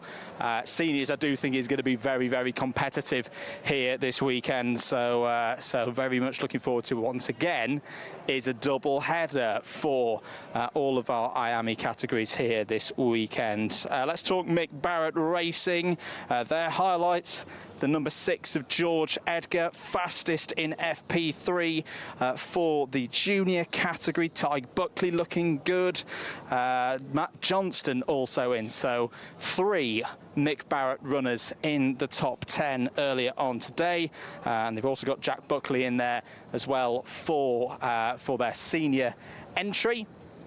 Let's have a little bit of a wander to Evolve. Some big news for Evolve from Warden Law. We'll have a little interview later on that you'll see on the British Kart Championship social media. But your winner of Driver of the Day from Warden Law was their driver Ollie West, P7 in practice today for Ollie, 3rd in the championship. So well done to Ollie for winning Driver of the Day. Callum Graham was P4, Oscar Kenny P5 in the intermediate category. So for IAME Water Swift, so they're looking pretty good once again. Evolve to have a strong result here this weekend. Let's head up into lane number 2. Will Green is back. He can't at the moment. We'll have a chat with him later. We said that we've got some returning faces here this weekend. Last year's champion, of course, in IAME Water Swift, Will Green. He's back for a bit of fun, is what he tells me this weekend. So yeah, good to have Will back. We'll pop into the Jamie Green tent in a moment, but first let's have a little bit of a chat about Rush Performance. We saw a big step forward for Rush Performance, of course, at Dunkeswell about a month ago. In terms of their performances today, as I'll just flick through my notes, Charlie Turner was P6 in FP3. That was the first of the fully timed sessions. For those not aware, the first 2 sessions of the day, they don't run transponders, they don't have to run transponders. They get a bit of practice, of course, but we don't get the times. We don't get the full information of how things are feeling. I am going to step in, have a little chat with Charlie Turner. Charlie, hard work this weekend. The first thing that I'm going to ask you about here, we've talked about it all already earlier in the show. Yeah. Tyres. Sounds like it's going to be a really tough weekend. Yeah, definitely. But this weekend we've got 2 sets of tyres, so hopefully tyre advantage should be so big here this weekend. What have you found out? What are you willing to tell us from the opening sessions? I mean, it already looks like the set that you've had on have done a fair bit of work. Well, it's very difficult to tell. First 2 sessions myself, I was just running in an engine, everything clean, so I couldn't really push this morning until the 3rd session was on new tyres. That was really my first proper go, but then obviously we just come in and have a session 4, so the tyres they're not so bad in a minute, but obviously we've got 1 more session, so that's where we get a true indication what they really like. Good stuff. The Formula K chassis, I think, is it fair to say you guys took a big step forward at Dunk as well? Are you feeling like you can take another one again this weekend and challenge Jade? Yeah, we definitely made a big step forward at Dunkeswell. Obviously, there's a different track. It was a lot more fast flowing. The tarmac, there was a lot more grip here. Obviously, we're coming here more undulating. The tarmac is so abrasive, so it could be a mixture. You could see the Birrells, you could see Formula Ks, Sodis, and even Kart Republic. It's really difficult to tell who's going to win this weekend. Fantastic stuff. That's what we like as neutrals in the box. Charlie, the whole team, best of luck for the weekend ahead. Yeah, I think it's going to be, KZ's going to be a game this weekend where you really got to keep on top of things and as I hold as much back for that final on Sunday as you can. Just to run through the rest of what we saw, excuse me for a moment, for the other Rush Performance drivers. As we say, we saw from Charlie P6, Ashley Lewis P8, Bryn and Nino were 12th and 13th. Nat Thomas was 7th. We've breezed past Jamie Green Racing. In fact, sorry, Dan, we'll just hop back to Jamie Green Racing to see if any of their drivers are in there for a little bit of a chat. As I say, we've already seen Will Green running on by, back in, of course, in the junior category now. That is a big difference to what we saw last year. Freddie Wood here as well. We'll have a little chat with Freddie if he's willing. Freddie, some more good performances recently. I know Wera, you had good speed, but not always the best of luck. But back into British mode now. GYG, a circuit you enjoy? Oh, it's quite a cool track, like blind corners, going up and down. It's like a nice track, and I prefer it over some other English tracks. I was going to say, it probably is a circuit that suits your style quite well. That, you know, you've been saying to me across the course of the season, you do quite like the flowing nature of the European tracks, the ones we've been racing on in Spain in IAME Euro Series. But there's that other thing, we are in North Wales, and it could be a little bit wet at times this weekend. How do you think that could play into things? Haven't done anything around here in the wet, but after doing like quite a lot of wet in Cremona, like just getting the confidence to brake late and all of that stuff, it's like, I think I'm quite confident if we go into wet that I won't be like last. Good stuff, as you say. Cremona was very, very wet indeed. Freddie, thanks for your time. As I say, let's have a little bit of a recap of what their results were earlier on today, as once again I fiddle with the tablets. In the inter-category, Ruben Sagu, Ilyas Sami trying to find a little bit of pace out there, 24th, 25th. In terms of Freddie Wood, 17th in the juniors. Will Green only 11th, so I think again that's showing just how competitive the juniors is this season. Will's been having a tremendous season though in OK Junior competition. Last week was racing in Italy for the third round of the European Championships.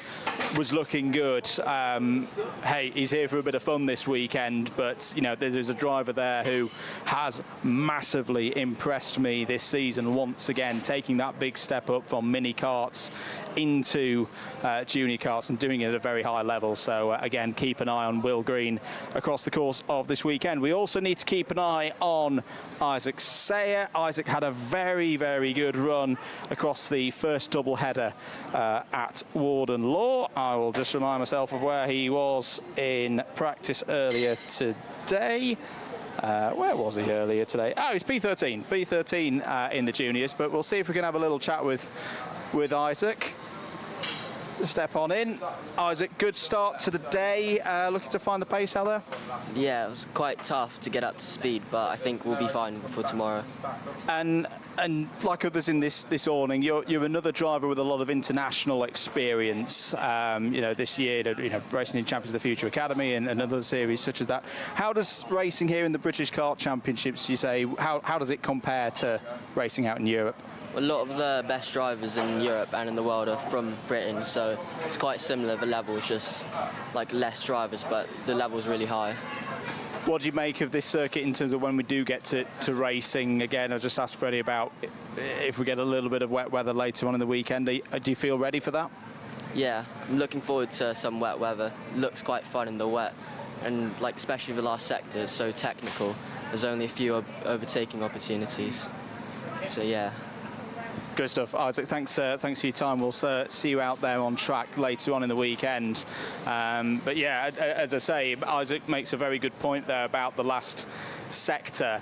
We'll head up on to premium karting. I wouldn't say it's absolutely single file through that last sequence. That's almost like a slalom ski course in the Winter Olympics in a way.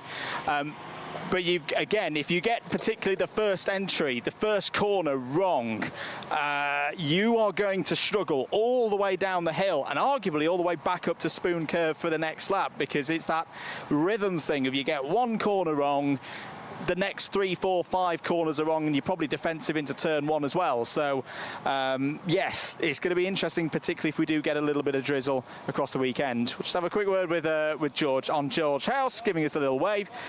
George, obviously now back in the British Champs, looking for another set of results.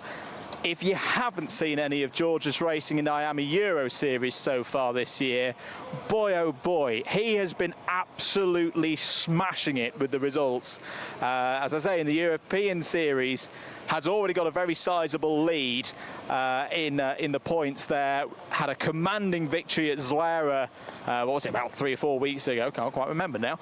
But yes, a driver that we're going to be keeping an eye on. We have been saying throughout the course of the season that we expect him to be at the front. And of course, a lot of the drivers in this paddock in IAME Water Swift race in that European competition as well.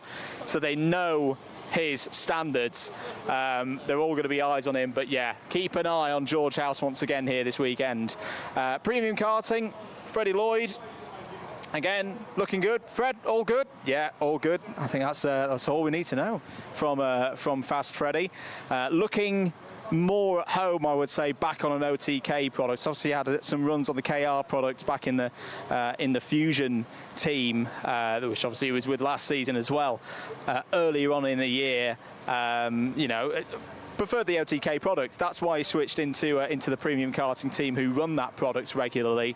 So yeah, keep an eye on Lloyd, another one of the big contenders here this weekend. We'll just step out of the way because George House's 177 is about to go out for a practice session. We will talk about Excel as once again. Excuse me, as I found my notes once again for these guys, because they are a big team. George House was P15. Okay, so George House didn't actually have the best of timed free practices earlier on today. And apologies, all my other Excel Motorsport drivers have disappeared for that moment. Harrison Morrow back again in the 372 for Class and Motorsport. Had a decent run of things at Warden Law last time out. So we'll be keeping an eye on him. Didn't set any times in FP3 though, so not fully sure where Harrison is at the moment. If we go on the basis of what we saw at Warden Law, probably going to be pushing maybe for a top 15, maybe even a top 10. Daily Motorsport, let's have a discussion about them. They looked very good, particularly in IAME Water Swift. Apologies, I think we've hit their 10s, just as some of the younger categories are out on track. They've been looking very quick again here. Corey Lyons, you can remember last time at Warden Law, had some really strong results, riding high in the points standings at the moment. He was P5. Jaden McElhenney, who had very good speed at times at Warden Law, just maybe didn't quite have the look and the rub of the green. Well, he was second fastest in TQ earlier today. Ilias Sami is lying on the floor. Or he was lying on the floor. Let's have a chat with Ilias, because I'm intrigued now. Ilias, what was going on just there? Why were you lying on the floor in your lovely JGR suit? Just play fighting with my uncle, so. Fair enough. How's practice gone for you so far today? Actually pretty good, so yeah. You've been doing a lot of racing. I know you've been racing out in Europe as well. Are you having a happy time this season? Yeah, happy time this season, yeah. Better than last season. What do you think's making the difference that's making you a bit happier this year? Just a new team and new coaching and everything, so hope next year I can be at the top at the front of the grid, so yeah. Good stuff. What would you be happy with the result? What have you got your eye on for this weekend? Give me a prediction. Don't know what to say about that, but be happy, but yeah. Good stuff.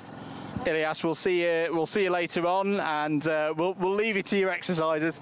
It's good to see a driver having some good fun there. As I say, Ilias has been working really hard, and as I say, if there's a driver who, for me, deserves some good results, deserves a bit of turn of luck, then it's definitely Ilias Sami. Let's have a little further look through who we've missed. Apologies. We talked about DMS, Ethan Robinson, Sophie Campbell, and John Foley Jr. all needing to maybe find a turn of pace here, all in the teens or outside the top 20. But you know, they've got the time to do so across the course of the remaining practice sessions today, and of course TQ. And again, that's the lovely thing about these double headers, that if you do have a little bit of a off Saturday, you can come back once again on the Sunday for another go. This is actually, whilst we're up here, another interesting part of the course.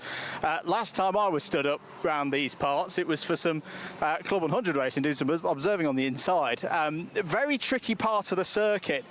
I don't know if we can just about zoom in to see it there, Dan, that again, if we get a bit of inclement weather later on in the season, or in the weekend rather, we definitely will at some point of the season. After all, it's the British Kart Championships. We will get wet weather between now and September. But the driver's left-hand side, or the right-hand side as we're looking at it, really tricky part of the course, because it actually drops away. If you get on the outside in a race situation, if someone gets their nose down the inside on the approach to this right-hander, this really is a kind of corner where you've just kind of got to let it go, because the number of times I've seen drivers try to hold it, do the hero line round the outside here, and then find themselves in the dip, and particularly if adhesion is low, if we've had a bit of drizzle, if the temperatures are low, they can run wide. And again, with the contours of the land, you are just off. You are off in the grass, and you'll keep going for quite a while until you meet a further bit of grass or the rocks, or if you're going at some particular speed, you find the tyre wall. So look out for drivers here having battles, but needing to pick their battles very, very calmly indeed, to keep themselves in squabbles, particularly when we get into the final third of races. You can overtake round here. This isn't like some circuits where you've got to pick your moments. There are a good number of opportunities. It's a good opportunity to slipstream round here as well, particularly when you run up the hill towards Spoon Curve. But yeah, that part of the course there, coming round down Devil's Elbow into the compression section again, very, very tricky part of the circuit. I want to see if we can find some more drivers actually. We've not gone down this part of the paddock yet. Sorry Dan, I'm having you doing box steps everywhere at the moment. But we'll head back on down into the paddock. Let's have a little bit of a talk about S8, if I can find it. Well, I've just found all of my Excel Motorsports notes, which we'll come back to in a moment. But we saw some really good speed from Rhys Newburn and Harry Cottrell back at Warden Law. Obviously, they're running on the TB kart chassis for the S8 racing team. I was having a little bit of a watch of the senior practice earlier on, and they looked really solid out there. We'll have a little bit of chat with Rhys. I've got you again. I'm struggling to find drivers here today, mate. New lid, right? Well, so the first question I've got to ask about the new lid: how many tenths is the new lid worth? Well, so far since we were testing it, it's been about 2. So okay, that's a solid 2. 2 to 3 tenths is always good. Welsh. We got the Welsh flag on there. Okay, so you're going to be my first local driver in a way, but you're maybe not the most of local drivers. No. GYG is a circuit. What do you know about it?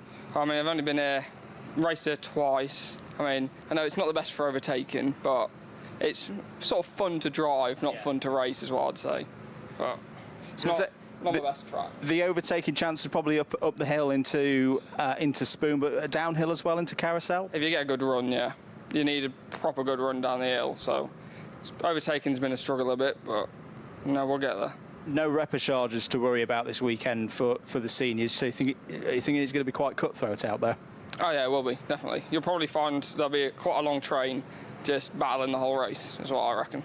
Good stuff. Rhys, thanks for talking to us, and we'll keep an eye out for the new lid and head on back down the paddock. I say apologies. We'll come back to Excel Motorsport because I didn't do them service earlier on. Bodie Batch P3, Albert J Stubbs P4. That's being, of course, in the IAME Water Swift restricted category. Colby Patterson P14, second in the championship at the moment. That's, of course, in the inter category. Andy Stewart and Johnson Stewart having some good runs again, both in the top 20. Charlie Clough, of course, with them now as well. MDL, there's some stories in MDL that I don't think we really did full service for back at Warden Law, particularly Tristan Powell in the senior category. You know, we've had 2 rounds of this championship already. We'll have another 2 this weekend. I think one of the interesting things is going to be, can Tristan hold himself in the top 10 of the standings at the start of the weekend? So yeah, we'll definitely keep a weathered eye on Tristan. I'm just trying to remind myself where he was. P12 earlier on today in the 388.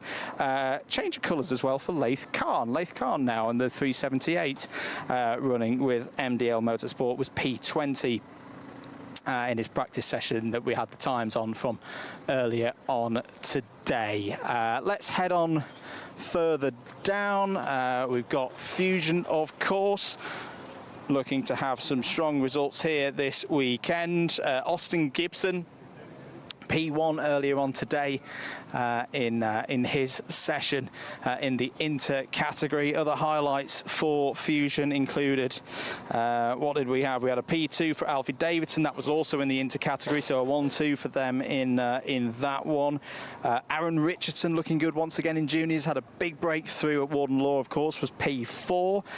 P6 for Sukhmani Kira. I'm also having a look, how did Riley Cranham get on? Riley Cranham was P3, championship leader, of course. Harrison Mackey P2 in the seniors as well. We'll poke our nose as we do into Fusion. In fact, let's have a chat with a new driver that we haven't seen in the championship before. Ollie Vo is going to step on in here and give us a bit of a rundown on how the day's gone for the 264. Ollie, welcome to the Wera Tools British Kart Championships. Your first time, at least whilst I've been here, that you've raced with us. What's brought you to GYG this weekend? To be honest, I'm just here experiencing my first weekend at British Champs, and so far it's been good.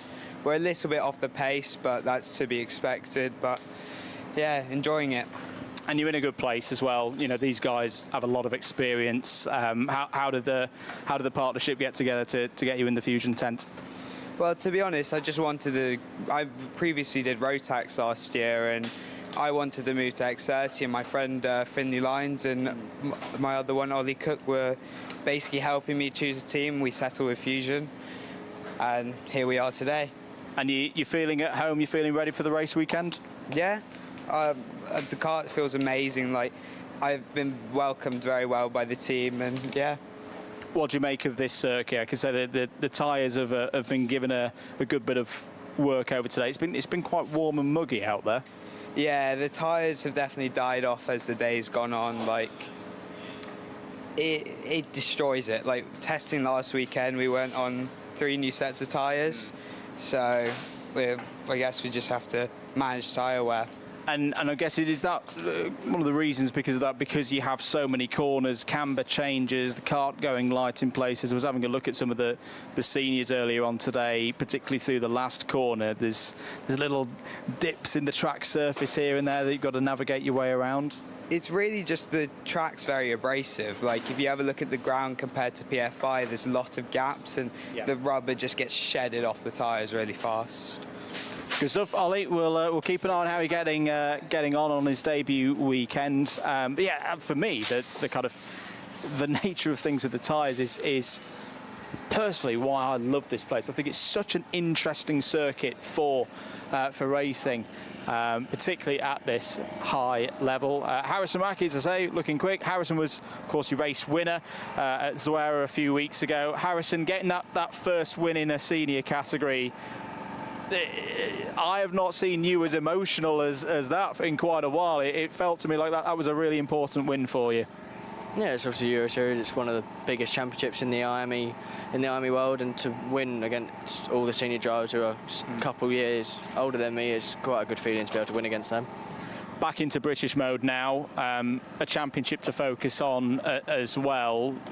How do you prepare for yourself for this second doubleheader? You know, you had some decent results back at Warden Law, but you know there was a certain other Harrison about a month ago who was looking pretty quick. Yeah, in the British Champs, how long it is, it's obviously quite a lot around, so being consistent is the main thing. You ain't got to go and win every race, but if you can, that's what you go do. But the main thing is just keep consistent, have top fives, and you always be there for the championship towards the end. Reckon you've got the pace to beat Whittingham this weekend? Yeah, we've shown it today. We tried a few things towards the end of the day. We weren't as good, but we'll go back to what we know and hopefully see the best tomorrow. Good stuff, Harrison. I'll leave you to it. Thanks for talking to us. Yeah, quite confidence, I think, there for Harrison Mackie. Harry Chapman just ran on by.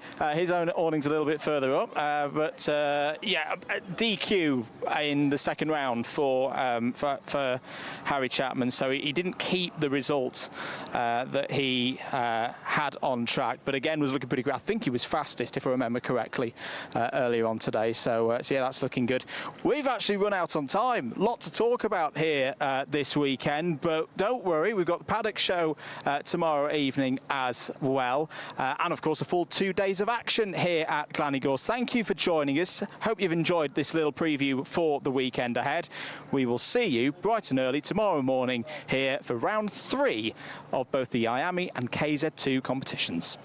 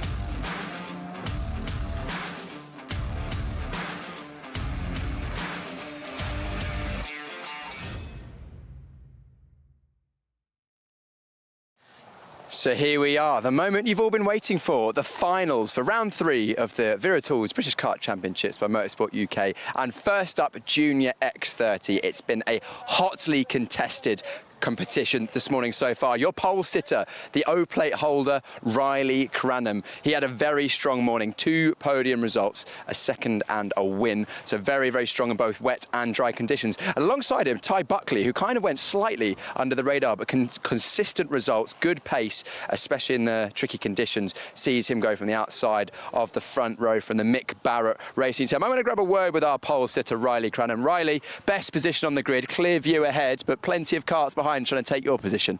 Yeah, there definitely are quite a few karts behind trying to take my position. But what can you do in this race to give yourself the best chance of a win? I think keep calm and be consistent is the main thing for this race. Yeah, and we've got a few spots of rain as we have done all day so far. We know we spoke to you after the final heat and you don't mind either way, but would you prefer it to just be consistent? No, you know what, actually I wouldn't mind if it starts raining. It makes it a bit more fun. There you go. That was really interesting to hear from our posters, Riley Cranham. He would actually wouldn't mind it being a little bit changeable in this one. Inside of the second row, Finley Lines had a difficult first heat this morning in the wet conditions. Fell backwards, recovered strongly, then was much, much faster on the drier heat that we had in heat number 2. Slick tyres on once again for this race. It haven't had any rain in the last 20 minutes or so. Circuit is about as dry as it's been at any point throughout the day, but predictably unpredictable is the Welsh weather. I'm actually feeling a few spots on my face right now, but it's very, very light for now. And then outside of row number 2, Isaac Sayer, who's been there or thereabouts. Very, very good pace today so far. That car in the wet actually looked like it, from my eyes, had a bit of oversteer, so maybe looking forward to a bit of a clean, dry race. Let's grab a quick word with Isaac. I'm going to jump on in here. Isaac, quick word ahead of the race. 4th place, outside of the second row. What can you do from here? Yeah, it's not the best place to start, but yeah, second row, pretty good. So. Pretty good, and can you take it to the boys at the front? Yeah, hopefully I can slot into a good position and take it from there. Isaac Sayer there, outside of row 2 for the Jamie Good Racing team. Then we've got the likes of George Edgar, who was our pole sitter this morning, alongside Archie Owen, Harley Musk and Will Green. And then the rest of the grid, I won't run you through the whole grid because that's Nicole and Andrew's job up in the commentary box. And I think it is about time that I made my way off the grid so we don't get run over for the first race of the day, Junior X30 final, coming up right now.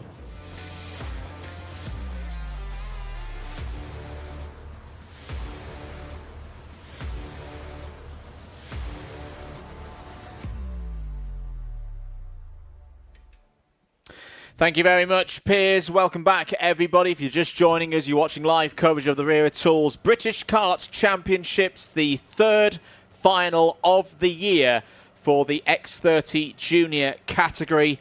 We've got 24 drivers on the grid ready to go racing. Myself, Andrew Mather, Nicole Sutherland alongside in the commentary box for what will be the longest race of the day, of course, for our junior drivers. The 8 minutes plus 1 lap heats have been completed earlier on this morning, and in the early afternoon session from those heats, here is how they line up for the final. Riley Cranham on pole position has got a perfect score in the championship so far this season. His nearest challenger, the 215 of Tyg Buckley. Finley Lines and Isaac Sayer, they form up on row number 2.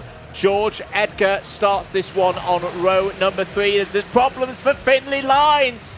Finley Lines not getting away from grid 3. Problems for the 281. So drama already here in the junior final. George Edgar and Archie Owen, they go from row 3. Harley Musk and Will Green, they go from row 4. Well, on row number 5, it will look like Rocco Shenton alongside Alpine Sukhmani Kira. 6 includes Nat Johnstone and Aaron Richardson. And going from row number 7, it will be Amayan Patel with Jacob Batchelor.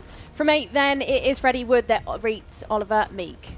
On row number 9, Jack McLaughlin and Alfie Brown. Max Ewell and John Foley Jr. start on row number 10. Row 11, Ollie Rowe and Archie Rogers-Tyler, the wild card. The 12-row grid is completed by Jack Crockwell and Zach McDonald. George Edgar received a 5-second penalty in race number 2. That's why he's starting a little bit further down the order in this one. We are Grain Racing. 12 minutes plus 1 lap underway. We've already had drama. Finley Lines is out of this final. Riley Cranham leads in the early stages, up and over the top of the circuit through Spoon Curve for the first time. Clean start for Tyg Buckley as well. There in second place, he was immediately challenging the championship leader down into Carousel. Good start, Nicole, for George Edgar as well, is up to 3rd place. The last time Edgar was here in a British Championship, he took the final win in the mini class. Can he achieve the same thing, but this time round as a junior? Down the hill they go for the first time, and Cranham took no time at all to jump into that gap out there in the lead. It's Cranham from Buckley, from Edgar. Sayer is in there in 4th, and then Shenton sat there in 5th. Shenton, we've seen it time and time again, he can charge through a pack.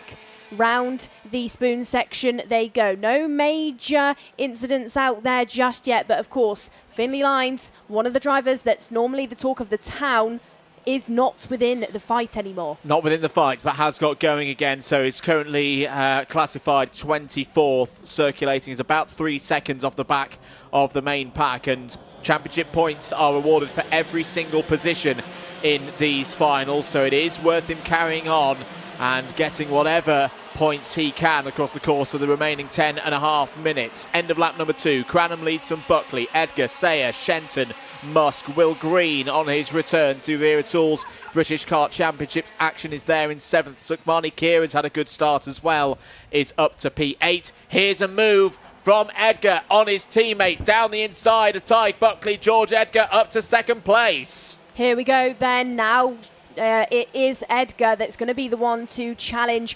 Riley Cranham. Down the hill they go once more. The gap is 0.4 of a second, but the way that George Edgar is charging through the field and pulling along the likes of Buckley and Sayer, watch it potentially reduce, and it does. 1/10 of a second Edgar takes away from Cranham despite making that overtake to jump into 2nd place. down the Dragon Straight. Will Green is there in 6th, pulling along Musk.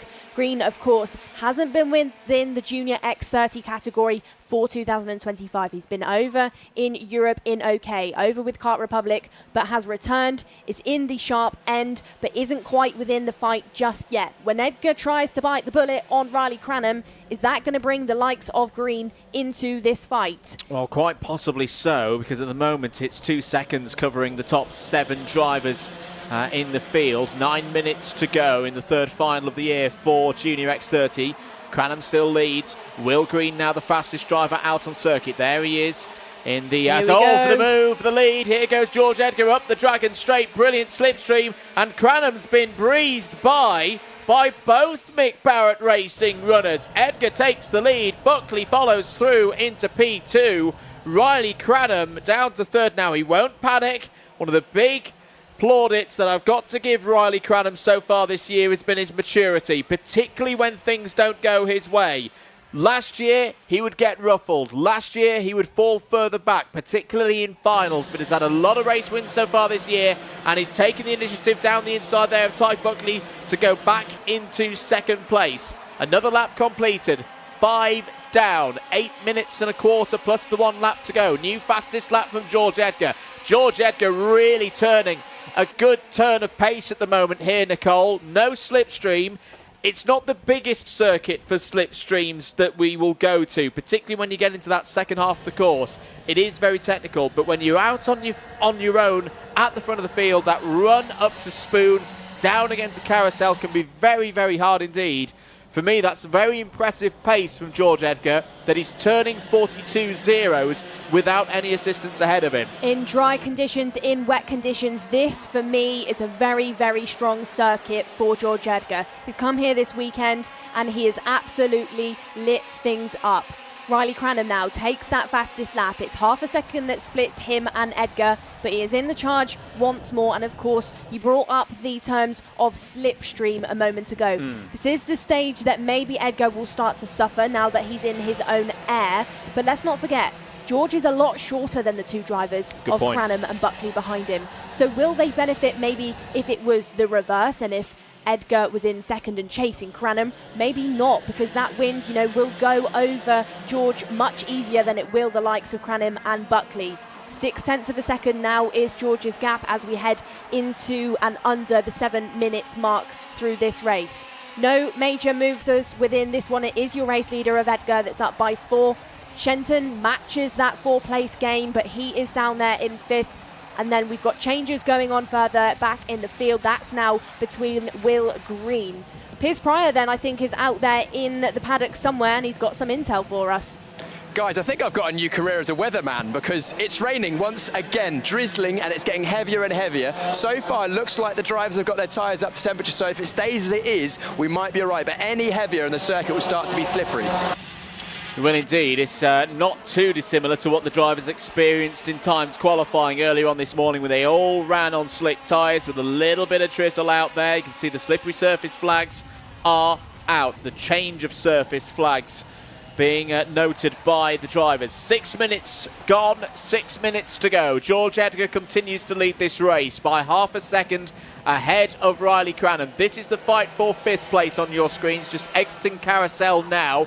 Rocco Lane Shenton, the privateer runner on the Birrell ART, up against Williams F1 junior driver Will Green. Will Green, champion in the British Champs in IAME Water Swift last year, stepped up to the juniors in 2025, but this is his first time, as we've mentioned, in an X30 junior in 2025. A little bit further down the order, good scraps going on. Sukmani Kira 7th, 8th for Harley Musk, Richardson 9th. That's a trio of fusions there, as down the inside. Was that Richardson making a move on Musk? Possibly so, for 8th place. Changes further down the order. Jacob Backler's had a tough little run. He's down to 17th place now. He's just fallen behind Jack McLaughlin, Freddie Wood and Max Ewell. Fluctuation in the gap between Edgar and Cranham now. It dropped to 0.4 of a second, now back up to just under 5. And now Riley Cranham is on that fastest lap. So as this race progresses and remains wide open, definitely expect Cranham to charge up to George Edgar. And of course, we were talking earlier on this weekend, Andrew, about the physical challenge of this circuit, especially in those dry conditions, especially going up the hill, the load that's put on these drivers' bodies, the pressure, and maybe expect as the race progresses, Edgar could start to get a little bit tired and start to fall away because that gap is being reduced once more, and it's now 0.3 of a second. Possibly so. I think the saving grace for the drivers so far today is because they've had so much wet running, it's maybe not been quite as physical earlier on in the day. Shenton defending, holding the line ahead of Will Green. Sukhmani Kira there, the Alpine Racer Academy driver, in 7th place, has had a really solid day. Has maybe gone under the radar a little bit, but it's not going to notice in this commentary box that she's been consistently in the top 10. Apologies, our timing tower slightly misleading there. Will Green has not been able to get past Rocco-Lee and Shenton before this point. Will Green actually having to think defensively there to hold off Sukhmani Kira to keep hold of this 6th place on the road. Race very much into its rhythm now. 3.5 minutes to go. Edgar continuing to lead this one, but Riley Cranham is chipping away at the lead here. It's down to 0.31 of a second. Through and up towards Spoon Curve for the 13th time in this race. Couple of changes further down the order to report in on Nicole. 15th place is exchanged hands between Max Ewell and Freddie Wood. Alfie Brown also through into 21st past John Foley Jr. Race is into a rhythm, as is Aaron Richardson, sat in 9th now, is faster than Sukhmani Kira, sat in the seat ahead of him. You can see them on your screen heading back down the hill and chasing Will Green, but no change just yet. It did look like previously going down the hill into that double apex left-hander that Richardson tried to have a look at Kira, but there's been no attempt just for the minute. Maybe expect a little bit of a fusion team tactic going on to promote themselves ahead of Will Green and Rocco Shenton. Back up the hill they go into that blind corner of Spoon. This is a 4-cart train then that goes from 5th to 8th with Shenton, Green, Sukhmani and Richardson. No change once more. Looks like Will Green is just tightening things up ever so slightly. Doesn't want to give the breathing room to Sukhmani. These two drivers, though, were in the water sift category last year together. They're familiar with the way they race. Piers Pryor once more in the paddock, though, has more intel for us. Weatherman. I've been watching Cranham all weekend come through the field, and he makes the majority of moves into the last corner. I think he had a look on that last time by. Wasn't quite close enough, but I think that's the place we're going to see the move for the lead if we're having the same thing that we've seen in the heats. Absolutely. The gap is down to 1/4 of a second. In fact, it's a lot less than 1/4 of a second after sector number 1. Cranham will have sat in the slipstream of Edgar last time around. We're sticking with the battle for 5th, 6th, 7th and 8th at the moment. Here is your battle for the lead. And there's also traffic coming into play as well. It's Oliver Vaux on debut. He's had problems in this final. He needs to make sure that he doesn't get in the way of the leaders here. He's been shown blue flags. 1 minute and 20 seconds to go. This is pressure now for George Edgar. Can he keep it together? There is the blue flag again for Oliver Vaux, who wisely steps out of the way without getting too involved. Nearly fell off the circuit there.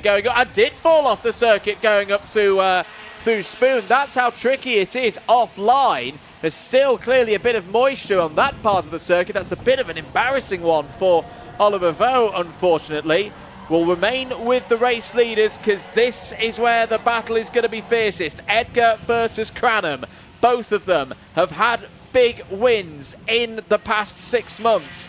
Can George Edgar be the first driver to beat Riley Cranham in the British Kart Championships final in 2025? They're going to have 2 more laps here at GYG. 42.14 last time around for Edgar, 42.07 for Cranham. Cranham now knowing that he's got a chance here. Edgar went defensive into Spoon, checks left, checks right. There's Cranham again, down into Carousel. Brilliant race here between 2 of Britain's finest junior racers in karting. George Edgar continues to hold the lead. Nothing challenged by Riley Cranham just yet, but let's not forget he has been the one to beat this season. Down on through the final sector. When will Riley Cranham bite the bullet? Piers Pryor through question marks. Would he try it through the final corner? But not just yet. Final lap George Edgar looks over his shoulder to see where Cranham is. Side by side as they head up through that 90-degree corner. Cranham looks like he was going to have a look, takes that wider line. Will he get the run down the hill and towards the double apex left? Edgar, defensive, through, hits that apex. Cranham's right there, tried to stick the nose down the inside, but it wasn't enough. George Edgar doing a stellar job at defending. This is bringing Buckley closer though. Dying stages of the race through this undulation stage. Tightening up, no room for Riley Cranham just yet. George Edgar, he's almost there. He's almost brought it home. Final corner, and George Edgar crosses the line as the first driver this year to challenge Riley Cranham for that race win. For the first final today here at GYG, George Edgar for Mick Barrett takes the race win. George Edgar wins round 3 of the Wera Tools British Kart Championships in X30 Junior. Good sportsmanship there between George Edgar and Riley Cranham. Cranham, it's not a win, but it's second place. It's another big haul of points in the championship. I think he will be quite pleased with that result today. He will extend his championship lead, but he will not stand on the top step of the podium. George Edgar wins, a big smile on his face. The driver who was 6th in this championship last year is looking to move up the order and improve on that seeding. Gets his double-header weekend off to the finest of starts and can be very proud of that one. Riley Cranham P2, it's a double podium for Mick Barrett Racing. 1 and 3, Ty Buckley will join his teammate on the rostrum later on this afternoon. Isaac Sayer 4th, Rockinley and Shenton 5th, 6th for Will Green. A flurry of fusions in the top 10. Richardson, Musk and Kira all in there. Archie Owen completing that top 10. Well, Archie Owen then, it's a shame he couldn't do more than a 10th place finish on his home circuit, but let's not forget more opportunities for drivers tomorrow. 10th to 20th though, it looks like Owen from Patel, Nat Johnstone, Oliver Meek, Freddie Wood, and then Jack McLaughlin is there in 15th. Archie Rogers-Tyler, Finley Lyons, Max Yule, Zach McDonald and John Foley are your final 20. And then we have Alfie Brown, Jack McCrockwell and then Jacob Batchelor and Oliver Vaux failed to finish. Those results are provisional. I could see some fairings having pictures taken, which normally indicates that there's some 5-second penalties coming. Let's have a look at some of the highlights from that one. Finley Lyons was out before the race start in terms of contention. Really efficient gains early on, Nicole, from George Edgar. This was in the end the key move on the run up the Dragon Straight. Not only getting through into the lead, but also giving a lane there for Ty Buckley to get back into second place. Cranham would respond back down the inside to get second back himself. There would be a good scrap as well between Rockinley and Shenton and Will Green. But a really composed drive from George Edgar. He's one of the smallest drivers in this category, but has got a lot of experience, as I say, in his second year at this level, and he showed all of his experience there to hold that together. Let's not forget as well, George Edgar is an FIA Motorsport Games winner, so he's experienced within different classes. He can be fast in the OKJ category as well as the X30 category. And here today, he was your fastest driver. And like you said a moment ago, Andrew, great sportsmanship between Cranham and Edgar, giving each other a handshake there as they drove past one another, both congratulating each other on a 1 and 2. So that leaves championship looking like this. Cranham 387, Sayer 352, Richardson 350. Another round tomorrow, of course. Let's now head down, though, to Piers Pryor. Your Junior X30 winner in the round number 3 of the Wera Tools British Kart Championship, George Edgar. George, that was a hard race. Yeah, it was really hard. Unfortunately, we won the first heat. P3 in the second heat, we then got an unfortunate penalty, so that put us back to P5 to start, which just doubled our work, but we're fast enough, so we made our way through and overtook Riley midway through the race and then just led the race from there, and then had to defend on the last lap, but it was a good race. That move you made early in the race up the Dragon Straight was decisive because it put Riley behind your teammate Ty, and that was just enough of a buffer that allowed you to pull away, wasn't it? Yeah, just because Ty got through and then Riley had to re-overtake, left me with that little bit of a gap to just get my head down and didn't need to look back and see where they were or anything.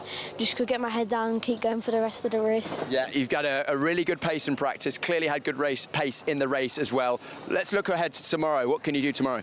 Yeah, hopefully we qualify the same again. Pole would be ideal, but it's not going to be as easy as it was today, definitely not. No, and of course we've had changeable weather. You've won in the dry. If it rained tomorrow, could you do the same? Hopefully, won the first heat by 7 seconds, so hopefully we'll do the same tomorrow in the final. Must feel pretty good. Yeah, really good. Amazing. Congratulations, our winner in Junior X30. That is George Edgar for the Mick Barrett Racing team. He is the winner, the only person this year to beat Riley Crenham in a final. I'll let you go and celebrate with your mechanic, George. Off you go. Before we head on to our next race, which will be Senior X30, we've got a word from our sponsors.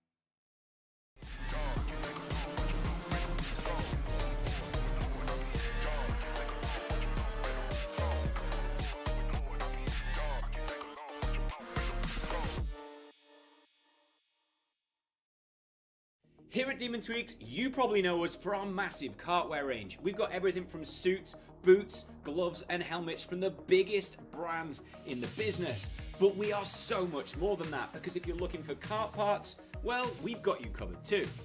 We've got everything from Rotax parts, sprockets and chains, discs and pads, data loggers and dashers, fuel tanks, steering wheels, bead breakers and loads more. But of course, it doesn't just stop at the track, and if you're looking to build your skills in the sim, then we've got everything you're going to need to build the ultimate rig. So whether you're just getting started or you're already at the top of your game, Demon Tweaks has got you.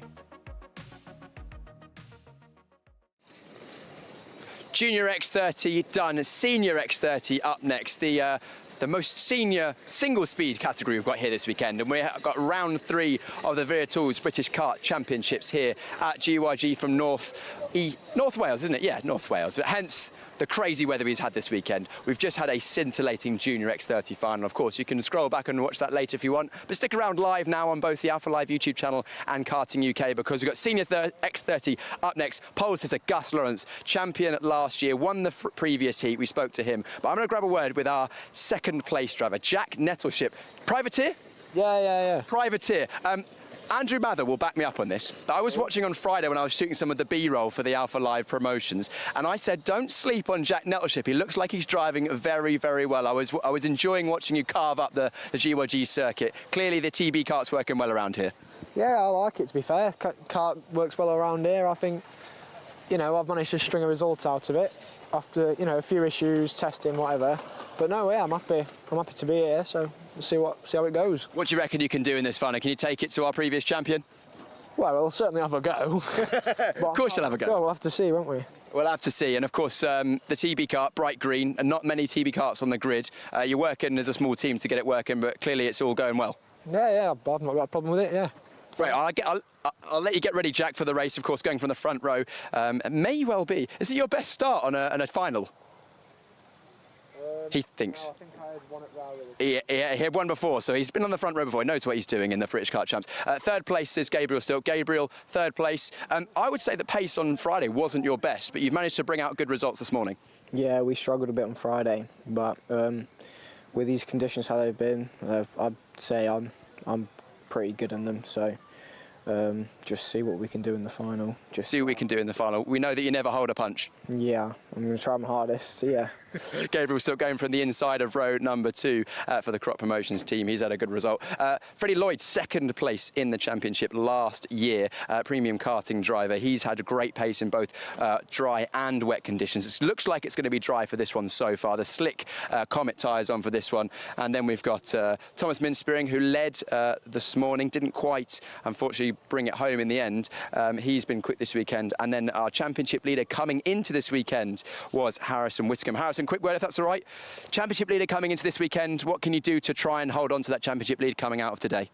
Just got to try to stay consistent. We're not focusing on trying to keep the championship lead at the moment. Just got to keep it consistent, keep it in the top 6, and yeah, just bring the points home. Yeah, of course, you're a Welshman yourself, but actually not that hugely experienced around the GYG circuit, I hear. Yeah, no, I live a few hours away from here, and I've only been here about 3 times. First time in a senior, so let's just see what we can do.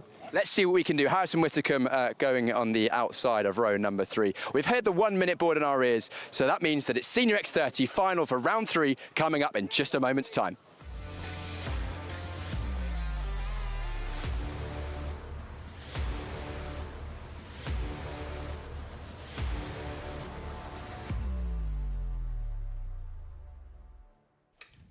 Thank you very much, Piers. The grid clearing then for the final here in Senior X30, their 3rd final of the year. Very glad to have you with us here at Glan Y Gors in North Wales for the first part of this double header for the Wera Tools British Kart Championships. Here's your grid for the Senior X30 final. Gus Lawrence starts on pole position, has Jack Nettleship in the rocket ship alongside on the front row. Gabe Stilp and Freddie Lloyd form up row number 2 for this one. They're ahead of the premium karting duo on row 3 of Thomas Minspearing and Harrison Whitcomb. Morgan Moore and Tristan Powell go from row number 4. Row number 5 includes Jack Buckley and Joey Brown, and from 6 includes William Antrobus with Lewis Bird. Going from row number 7, then shortly behind is Cameron Edmonds alongside Zach Green, and then Aaron Brown meets Hayden Eldridge on row number 8. Row number 9, it's CJ Bennett and Harry Cottrell. Row 10 and completing the top 20, it's Sam Lewis and Theo Lestrange. Row 11, the wild card, Sarah Matsui and Harrison Mackie. Bit of a surprise to see the reigning junior champion all the way back there on row 11. Row 12, Reece Newburn and Laith Khan. Luca Mann and Harrison Morrow start on row 13. It's a 27 strong field completed by IPK Racing UK's João Castro. Here we go then. Drivers getting all lined up to go racing then, led by none other than Gus Lawrence, your reigning British champion from 2024. Here we go, green and racing then. Under the gantry they go. Lights are out and we are racing, and a stellar start then by Jack Nettleship. Sweeps across Gus Lawrence, who gets swamped in the early stages. Jack Nettleship will charge up the hill as your race leader. Fred Lloyd right there in second, and where is Gus Lawrence? He's down there in 4th place. Yeah, a bit of a surprise there. Gus Lawrence, not a good start at all. May have lived to regret starting on the conventional side there, because it is still quite greasy on the left-hand side, on the right-hand side rather, for the start of these races. There may have been problems in the early stages for Cameron Edmonds, who's not come through the first sector on live timing. We will check that in a moment, but it's Jack Nettleship leading this race at the moment. Freddie Lloyd right on his rear. Bumper, in fact, is changed. Lloyd is through. Lloyd, the runner-up in the championship last year, is into the lead of this race, and immediately Nicole Sutherland going on the attack. Lloyd then showing his experience, and he knows that you have to get the move done early on. Piers Pryor then down in the paddock, and I think he's got some intel. That was a brilliant start from Jack Nettleship. I was standing right on the start-finish line, but I think that's going to be touch and go. It may have been too good, as he was ahead of Lawrence pretty much by turn 1, as you guys have already seen. I really hope for Jack's sake that there was allowed to stand, but potentially that could be heading into the stewards for another look. Well, nothing on our screens at the moment to indicate. So let's have a look at a replay of the start. It definitely was a good one for Jack Nettleship. Now, obviously, we can't see when the lights go out. So I don't think there was any problem with tram lines there. I say Gus Lawrence really did not get away at all. Plus 5 second penalty has come in. So Piers Pryor, I think, is absolutely spot on there. That the race officials will have looked at that start. It could be for something else, but generally a penalty of +5 seconds this early in the race, Nicole, would indicate that it was something to do with a start infringement and that Jack Nettleship may well have jumped the start here and has now lost third place. Gus Lawrence is through, Lewis Bird is through, Lewis Bird and Harrison Mackie. In fact, no, it's not Harrison Mackie. I knew that would get me at some point this weekend. It's Joey Brown wearing the old suit of either a Harrison or a Lewis Mackie back in the day. There you go, Mackie clan, you got me. At some point this season, Lewis Bird's down the inside of Gus Lawrence and has taken third place away. Joey Brown's got through as well. That was a bold one, Nicole, from Lewis Bird. Bird then wasting no time this weekend after really getting caught out in qualifying and having that lap deleted. Joey Brown then night and day comparison of race weekend compared to what he had at Warden Law, where he didn't finish almost a single race. Here we go then, Harrison Whitacombe getting all involved out of the first corner. He's on the tail of Gabe Stilp down there in 7th and 8th. They head up the hill then, and this really is a chase between the young guns of Stilp, Whitacombe. We've got Min Spearing in there in ninth, and Zach Green, like Lewis Bird, then didn't have a good qualifying, but he's jumped and qualified himself into that top 10 now. Stilp leads this train of karts back down the way, as now Piers Pry's got more information for us, but about Joey Brown. Joey Brown, I think, has a nose cone penalty. Looking at him come to the last sector, that nose cone is bobbing up and down, which says to me he's likely to get a 5-second penalty at the end of this race. So unfortunate after such a good start. Well, we'll keep an eye on the iPad of Doom if that gets pulled out for the 3-1-1 at the end of this race. Really intriguing scrap going on, though, in the middle to latter third of the top 10. This is Harrison Whitacombe on your screens, currently in 8th place, just being guarded at the moment by his premium karting teammate Thomas Min Spearing. We talked earlier in the IAME Water Swift Restricted about championship bids and how important the days where you're not winning are.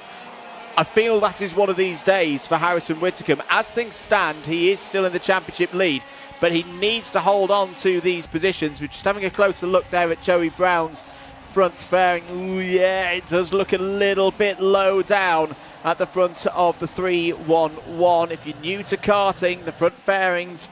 In fact, Nicole, I'll give this one to you because you've had some experience with them. What are you trying to say? Oh, I don't know what I'm trying to say. Front fairings, what do we mean by them? So the nose cone, the point on the car at the front end, when drivers bump into the back of another, it will pop in on the bracket, which indicates, that they've tagged somebody, contact has occurred, and then the driver is given a penalty. This is a non-contact sport, so when the front fairing pops in, the technical team are notified when the driver drives into Parc Fermé, and then they are given typically 5 seconds. Sometimes on the screens you can see if a front fairing is dropped. As you can see, it scrapes on the bottom of the floor. Watch Joey Brown. Maybe he has got one, maybe suspect that he does, but you'll be able to see it more through that kind of final sector where you've got the bumps in the tarmac and you can see the nose cone scrape on the floor. Let's focus back on the racing, though, because it's Gus Lawrence that's your fastest driver out there on the circuit in 4th. And now Lewis Bird, who we were praising for all of that progress, is now under investigation up there in 2nd place. Yeah, real up and down day for Lewis Francis. Had an investigation that led to a penalty in timed qualifying. That's why he's had to be fighting his way back through. Let's talk Harrison Mackie there in the purple and white helmet. I was surprised earlier to see the word Mackie on the back of a Fusion Motorsport suit that high up the order. In that case, it was Joey Brown's race suit for this weekend. I shouldn't be really, though, because Harrison Mackie himself is making a lot of progress through in this final. It's up 11 spots into P11, and likewise to Harrison Whitacombe, as there's a change for 3rd place. Gus Lawrence down the inside of Tristan Powell. Tristan Powell having another really good day. A very solid run of events, of results at Warden Law. Enters 9th in the points standings into this weekend and could still be on for a best result of the season so far if he holds there behind the reigning champion. But yes, going back to Harrison Mackie, really unfortunate in both of his heats. This is more like it. This is where we expect to see him coming through the field and gaining points with every single position, Nicole. Well, it looks like now that Bird's 10-place gain might be reduced as Gus Lawrence really is on the charge in this second part of the race. Seeing a bit of a trend from Gus then, Andrew, where in the later stages of the race he really does start to light things up, and maybe that actually indicates setup for Gus. Maybe he's gone different on the tyre pressures, which means the kart really does come to light halfway through the race. I'd say that's potentially what's going on here, as he really is starting to hustle Lewis Bird for this second position. And in these finals, Gus Lawrence over the years has been an absolute master. I say before the start of the season, 18 times he'd been on a British Kart Championships podium. He's actually yet to have a podium, of course, in the 2025 season. Was 5th and 6th in the finals at Warden Law. Out of club corner once again. What's the gap like to Lloyd? Freddie Lloyd's got a very good position in this race at this stage. 1.6 seconds in the lead, but is being caught bit by bit by Lewis Bird and Gus Lawrence. It's going to be interesting to see how they play the next couple of laps. Do they work together? Do they switch the order? Do they keep working together if they switch the order? Do they have a good old scrap for second place, thinking Freddie Lloyd's too far away from us today? They're all question marks in the air at the moment. Downhill once again, skipping over the inside curb of turn number 11, out of 13, and there's the change. Through goes Lawrence into second place. Big lap now, Nicole, big lap. They will have lost a little bit of time to Freddie Lloyd with that positional change. Gus Lawrence has got to show to Lewis Bird now that he's got that extra tenth and a half to close Freddie Lloyd down. Bird was under investigation then, but no decision has been made just yet about what that was for. Will continue to chase Gus. It wouldn't have put him off, and he will want to try and grab that place back. Big second sector from Gus Lawrence. 15.59 for Lawrence versus 15.75 for Freddie Lloyd. We've got a race on here this afternoon at GYG, ladies and gentlemen. 2 minutes and 50 seconds to go. 1.71 seconds is the gap. Here's the fight for 7th place. Zach Green, Harrison Whitcomb, two drivers who were both in FIA Karting European Championship action last week in Italy. For Green, he was in the full OK categories. Whitcomb was representing the UK in the FIA Karting Academy trophy on a very good run through to second place. They're having a really, really good fight for that position. They've dropped Harrison Mackie as well. Harrison Mackie's worked his way through some more traffic. He's now up to P9. They've got a bit of a gap over him. There's Lewis Bird, who looks to be falling into the clutches of Tristan Powell now, Nicole. The gap down to less than 4/10, but meanwhile, back at the very front of the field, Gus Lawrence, new fastest lap of the race, has cut the race lead down to less than a second and a half. Well, we're under that 2-minute mark now, so if Gus wants to get something going, he's really, really got to put in some good sectors now. It's 1.4 seconds that splits between Lloyd and Lawrence. Lloyd out there in his own air, driving a bit of a Sunday drive so far, but I'm sure his mechanic Jim will be out there signalling to him what that gap is and that he might be under pressure, because it's now 1.3 seconds. Change that, it's now 1.2. Gus Lawrence really is on a few laps here in second place. Further down the order, we've got some big movers, including Harrison Mackie, 9th position, so he has jumped into that top 10 with a 13 place gain. Doesn't affect him too much within the championship. He's dropped outside of that top 3. He's following Fred Lloyd behind there in 3rd in the championship standing so far. Harrison Whitcomb continues to lead the way, but Gus Lawrence has picked things up this weekend, and he has promoted himself not only to 2nd within this race, but to 2nd within your championship. Yeah, he'd be 10 points behind Whitcomb as things stand. Meanwhile, here's Zach Green down the inside of Joey Brown. Lovely move there by Zach Green. He's had a very strong 2025 international karting season so far. Back here in the British, like Will Green, who we saw in the juniors earlier on. Two of the big names in that Jamie Green Racing team back in the paddock here this weekend. That was a sweet move past Joey Brown. What can Harrison Whitcomb do there? What can the Welshman do to try and find a way through past Joey Brown? This would be an important point or so in the championship for Harrison Whitcomb.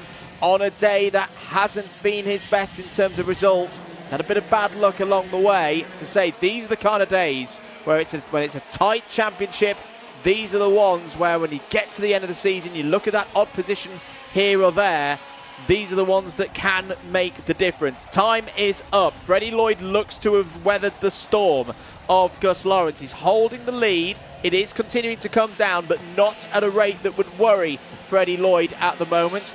Meanwhile, Nicole, battle still going on for this seventh place battle between Brown and Whittaker. Well, heading down the hill, it did look like Whittaker was going to try and have a look, but hasn't attempted anything just yet.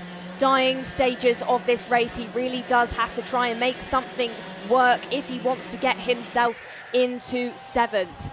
Fred Lloyd, though, it's 0.7 of a second that splits him and Gus Lawrence. All he has to focus on within this race is baby that kart home. Corner by corner, no mistakes. Gus is there, but I don't think he's close enough. Down the hill they go through that double apex sector. Fred Lloyd continues to charge forward. Still 0.7 of a second. Gus Lawrence, you can see by the way Gus is driving, he wants to chase him, but this is that part of the circuit where it's just not going to work. Freddie Lloyd heading down the off and over camber, takes that final corner, and Freddie Lloyd crosses the checkered line as your race winner. The first time in Senior X30 this year. Harrison Whittaker has been beat, and it is Freddie Lloyd who has done it. Fast Freddie is back. Freddie Lloyd takes his 3rd career win in the Wera Tools British Kart Championships, takes it for premium karting, and he had it under control. Brilliantly managed race from Freddie Lloyd in the end. The winning margin 0.6 of a second over Gus Lawrence, and the championship is on here in Senior X30. There is your provisional results. Lloyd from Lawrence, Lewis Bird 3rd, but we should note is under investigation. Brilliant drive from Tristan Powell. P4 for the rookie this year for MDL Motorsport. That is a fantastic result for them. Gabe Stilp 5th, Zach Green 6th, Joey Brown, Harrison Whittaker and Harrison Mackey all in a top 10 completed by Morgan Moore. Aaron Brown 11th. Thomas Minspearing 12th, Jack Buckley, William Antrobus and CJ Bennett all in the top 15. Hayden Eldridge, Sam Lewis, Theo Lestrange, Harry Cottrell and Sarah Matsuri all in the top 20. Reece Newburn home in P21 ahead of Laith Khan, Luca Mann, Joao Castro, Harrison Morrow, the last of the finishers. Piers Pryor was absolutely spot on. That was the iPad of Doom coming out. Photograph taken of Joey Brown's front bumper indicates that there's evidence required for collection. All of these drivers, they're fine. That's why photos aren't being taken of their bumpers. 2 retirements in that race just to cover. Jack Nettleship had a great start, too good a start. 5-second penalty in the end. It didn't really change things. He retired at the end of lap 16. Cameron Edmonds also did not complete any laps out there. But there's Gus Lawrence, P2 today. We'll have a look at some of the highlights. That was the moment for Jack Nettleship. A little bit too eager on the loud pedal. Took the lead on the road. Also key there, Nicole, that Freddie Lloyd from his position on the grid read that very, very well indeed. From grid 4, swept round the outside, and in the end, that I think was the key move for him. Absolutely, it was correctly read by Freddie, like you just said, and I think maybe it could have cost Gus Lawrence that race win because he did really get caught out. Mackey then was on the charge throughout the entire race. After 2 bad heats, he did pick up places in the end and did still continue to improve on his virtual championship standing. Out of the final corners, though, we had battles on, especially between the likes of Whittaker and Zach Green. Whittaker then down the inside of Nettleship, who, like you just mentioned, Andrew, has been given a penalty for that race start. This was the move, though, that helped Gus Lawrence into that 2nd position. Bird lost 3rd place, and let's not forget, Bird also under investigation. Green then and Whittaker, they were really battling it out. They were trying to chase up to the likes of Joey Brown, but it wasn't quite enough. No, not on this occasion, but still very good points, and once again leaves us with a really, really intriguing picture when we go for the next round of the championship tomorrow. For Premium Karting as well, great for them to get that result, their 5th ever win as a team in these championships. And for Freddie Lloyd, I think that answers a lot of the questions. There was quite a few eyebrows raised, weren't there, Nicole, when he made that move from Fusion off of the Kart Republic chassis back onto an OTK with Premium Karting. You know, questions and answers delivered for me, because Freddie knows it's that equipment. Not saying that the Kart Republic's not a quick chassis. It's clearly a quick chassis, as we've been seeing it around in the karting world. But for Freddie, he knows he's going to need 105% of his skills and everything if he's going to win this championship, and he feels that an OTK is the way to deliver that. Absolutely. Different drivers work differently on different machinery, and if Freddie suits the OTK product more, that's just the way it is. For now, though, Andrew, we've finished our Senior X30s, and we'll go back down to Piers Pryor, who's on the grid ahead of our next race. We are here with our Senior X30 winner, Freddie Lloyd, for Premium Karting for the Wera Tools British Kart Championships. Freddie, that was a well-controlled race, but not all straightforward. No, it was a good race, I thought. I mean, obviously got one, but got a good start. Got into first quite quick, and then managed to keep the gap, and then that's about it, really. Not much happening, just trying to keep the gap and hoping I don't get caught. I think the decisive moment in that race was managing the chaos on the first lap, wasn't it? Yeah, definitely. It definitely seemed like a quite good hack behind me. It was good to watch. You'll have to watch it back, because I'm sure it was pretty boring from your perspective, but you'll take a boring race. But at the end, Gus was catching him pretty quickly. Yeah, I think he was. I was looking behind, he was getting closer and closer, but managed to get through it. But yeah. Your pace has been very strong all weekend, wet and dry conditions. We'll look ahead to tomorrow now. Do you think you can do the same? I'd hope so. Yeah, I think it'll be good. I think it'll be good. And do you have any preference whether it will rain or stays dry or a bit of both? Just stay dry. I just don't want to be kept wet and cold, to be honest. Like, just stay dry. You and me both. We'll go with a dry race. Freddie Lloyd, congratulations. I'll let you go and celebrate with your team as we look forward to the next race of the day, and that's coming up in just a few moments' time.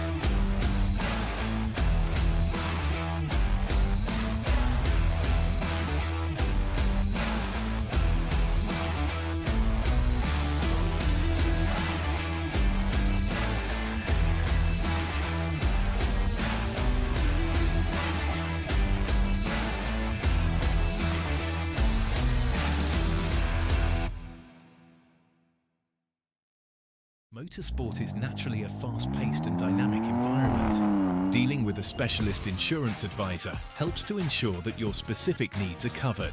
We have access to a complete portfolio of products including personal accident, on-track damage, property and event liabilities and cancellation. We can help drivers, teams and manufacturers, event organisers and circuit owners and venues. Visit marshsport.co.uk/motorsport to find out more. Water Swift Restricted up next for their final of round 3 of the Wera Tools British Kart Championships, and we're going to have another brilliant race. The rain is staying away for now, so slick tyres on these karts, the slick Vega tyre. Pole position, it's Harry Chapman, the bright yellow kart here. He's had an up and down morning, 3 points in the end after a great recovery drive after falling down the order. I think it was the second heat off the top of my head. He'll be going from the best position alongside Albie J. Stubbs, also 3 points this morning. So therefore, it was a tiebreaker for the front row, but they are the drivers to beat today. They've both had very, very good pace, so it's going to be really interesting to see how they get on. And I'm going to grab a word with our pole sitter, Harry Chapman. Harry, pole position, just about 3 points, so did Albie J. Stubbs. Sum up your morning. Well, heat 1, I won it, so I was really proud of that. And then heat 2, it was a bit rough, but then I managed to get back into 3rd. I think your pace was really, really good this morning, wasn't it? I think you just got caught up at the first start. You're going to try and avoid that in this one? Hopefully, yeah. Hopefully, yeah. Right, that's Harry Chapman going from pole position outside of the front row. LBJ Stubbs, we've chatted to him a number of times this year, so we'll leave him to concentrate ahead of this one. Inside of row 2, Bodie Batch, very impressed with him so far this weekend in the XL Motorsport car. He's been very much there or thereabouts alongside his teammate LBJ Stubbs. Bodie, a good morning so far. Inside of the second row, what can you do in this race? We'll see. I mean, we're going to give it everything we have, but yeah. Gonna give it everything you have. Do you reckon a win is on the cards today?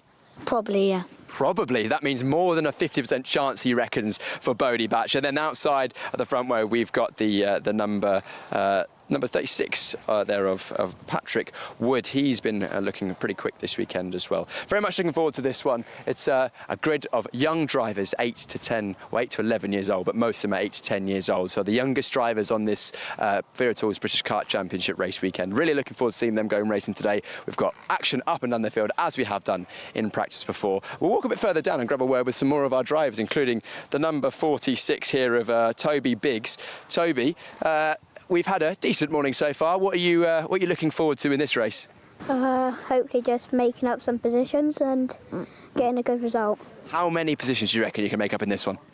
Hopefully 3 to 9. 3 to 9, that would be good. We've got 1 minute, so I've got time just to walk towards the back of the grid. Rounding out our 15 kart grid. Good to see so many young drivers racing this weekend in the Waterswift Restricted category. Waterswift Restricted final is coming up in just a few moments' time, so that's coming up just now.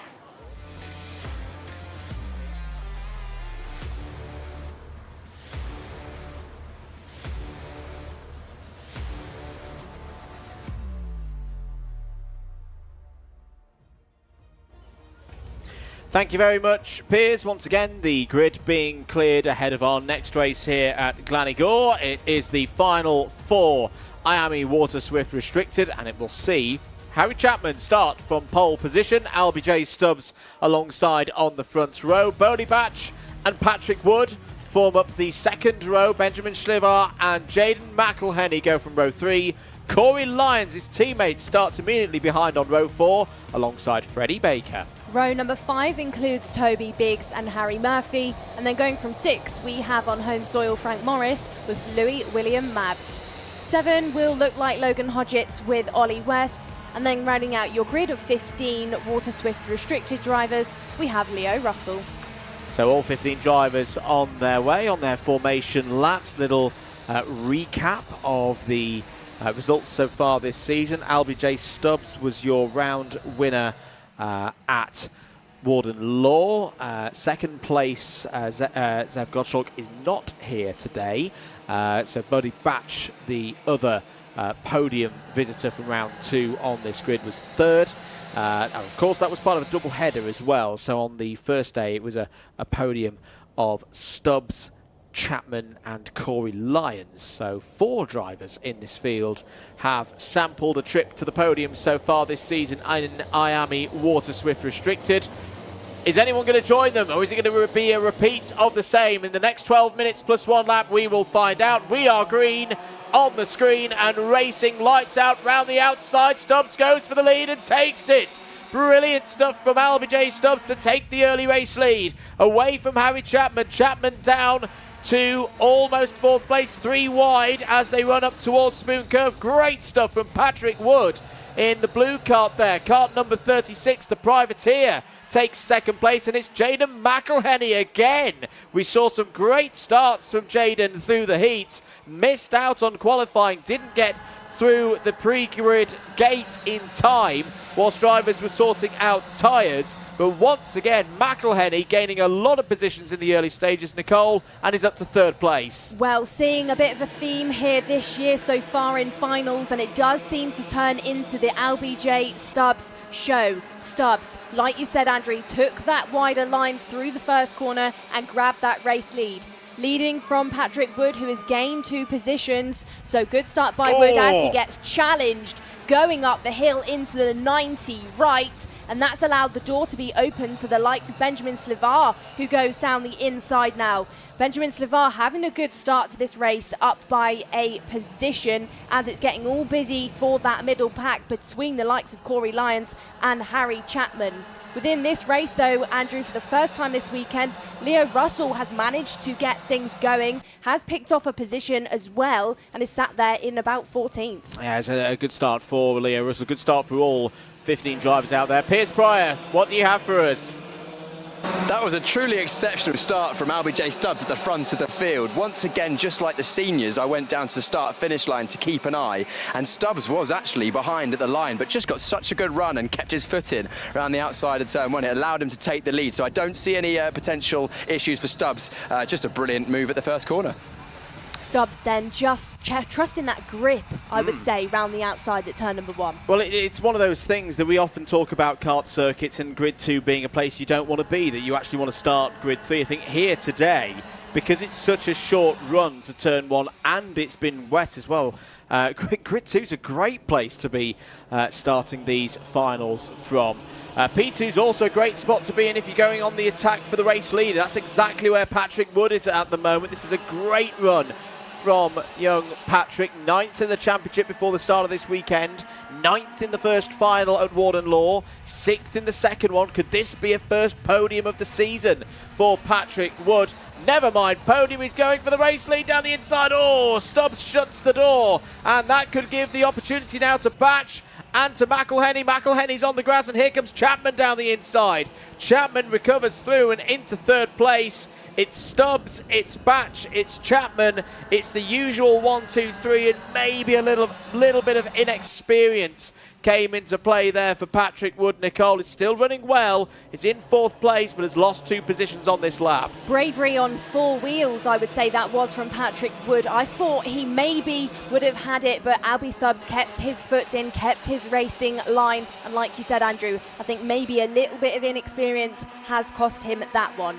Chapman, now your man in 3rd place, fastest lap so far, and it is now Stubbs from Batch. Chapman down the inside of Batch at the Spoon turn, though, gets himself into 2nd position and now forces Albie Stubbs to defend, opens the door once more, though, and now it's definitely on as Bodie Batch gets himself back into 2nd place, and that's bringing the rest of field back in. Patrick Wood, Corey Lyons, McElhenney back in the fight once more. Stubbs still leads the way down the hill. Brody Batch, his new teammate, the driver that's just joined the XL Motorsport livery, sat there in 2nd. Chapman, still your fastest driver out there on the circuit. Lyons, your driver that had that bad luck in Heat 1, is still in the fight. And for the first time this weekend, Andrew, I'd say I wouldn't even want to call who could take this race win. Yeah, indeed. It's a close run thing at the moment. Corey Lyons, to say one of those 4 drivers. So it's the 4 drivers who've all had a podium so far this season in the top 4 positions here in IAME Water Swift Restricted. Bit further down the order, Toby Biggs had the aim of getting at least 3 positions gained in this race, but he's got 2 of them at the moment. He's there in 7th place in the number 46. Also moving up the order, Louis Williams-Mabs has gained 2 spots, is now up into the top 10. Ollie West up 3, 11th, and Leo Russell as well has gained 3 places up to 12th. So some good progress there in the second half of the field. 7 minutes to go. It's an Excel Motorsport 1-2. Stubbs from Batch. Chapman in 3rd place is your fastest driver on circuit at the moment. Corey Lyons pressing on, though. Corey Lyons going down the inside of the pole sitter. Brilliant move. Here we go then. Stubbs and Bodie Batch head down the hills together. Batch really is a shadow to Albie Stubbs now. They're going back towards turn number 7. This is not a point in the circuit where overtaking opportunities occur. Batch will have to be patient. Watch him, though, because it is a bit of a hot spot through the final corner. But the question is, within this one, Andrew, these 2 are teammates. They do not want to get into drama with each other. Lyons and Chapman, 3rd and 4th, head through the first corner and are now look like they're pushing together to try and chase up to the 2 XLs in front of them. Through this stage of the race, though, just over 6 minutes to go. Batch wants to say, give it a go. I would say he needs to overtake and maybe look at backing Stubbs up into the rest of the field. Yes, it's going to be an interesting story across the course of the second half of this race. The 2 teammates working together for now, but we've seen them battle in the latter stages of the heat so far. today. A couple of other changes further down the order. I think Patrick Wood might have got through. Meanwhile, let's once again head down into the paddock and to Piers Pryor. At turn one, I've managed to find Harry Chapman's dad, Mike, and I'm not going to take too much of his time because he's watching the race closely. Pole position, dropped to fourth. What do you reckon Zach could do from here? I don't know. We dropped down the pecking order to about 8th at one point. He's coming back through, but it looks like we're being slightly held up by the driver in front. If we can get through them, it looks like something's happened on track, but if we can get through them, maybe we can get back on the front too, push for the win. Pace has been really good this weekend. Yeah, I'm really happy with the pace. We've been really quick all weekend testing and out there now. It's just been a little bit unfortunate on track, so just need to keep pushing, see what we can do. Well, I hoped I didn't add too many nerves. I can see you twitching, like urging Harry on. We'll see how he gets on. Cheers, thank you very much. That's Mike Chapman there, Harry's dad. We'll see how he's getting on the circuit. Back to you in the commentary box. Well, he's up to third place because Corey Lyons is out of contention from this one, and for poor Corey Lyons, it's a day that's been bookended with trips to the grass. Well, that's a really, really tough moment for Corey Lyons. I think he's not got back onto circuit, falls all the way down to 15th place. There he is. Corey Lyons out of this one. Well, the good thing about a double-header, Nicole, many of the good things about a double-header, another chance to have another go tomorrow, because that is, I feel so much for Corey Lyons. He's been brilliant today.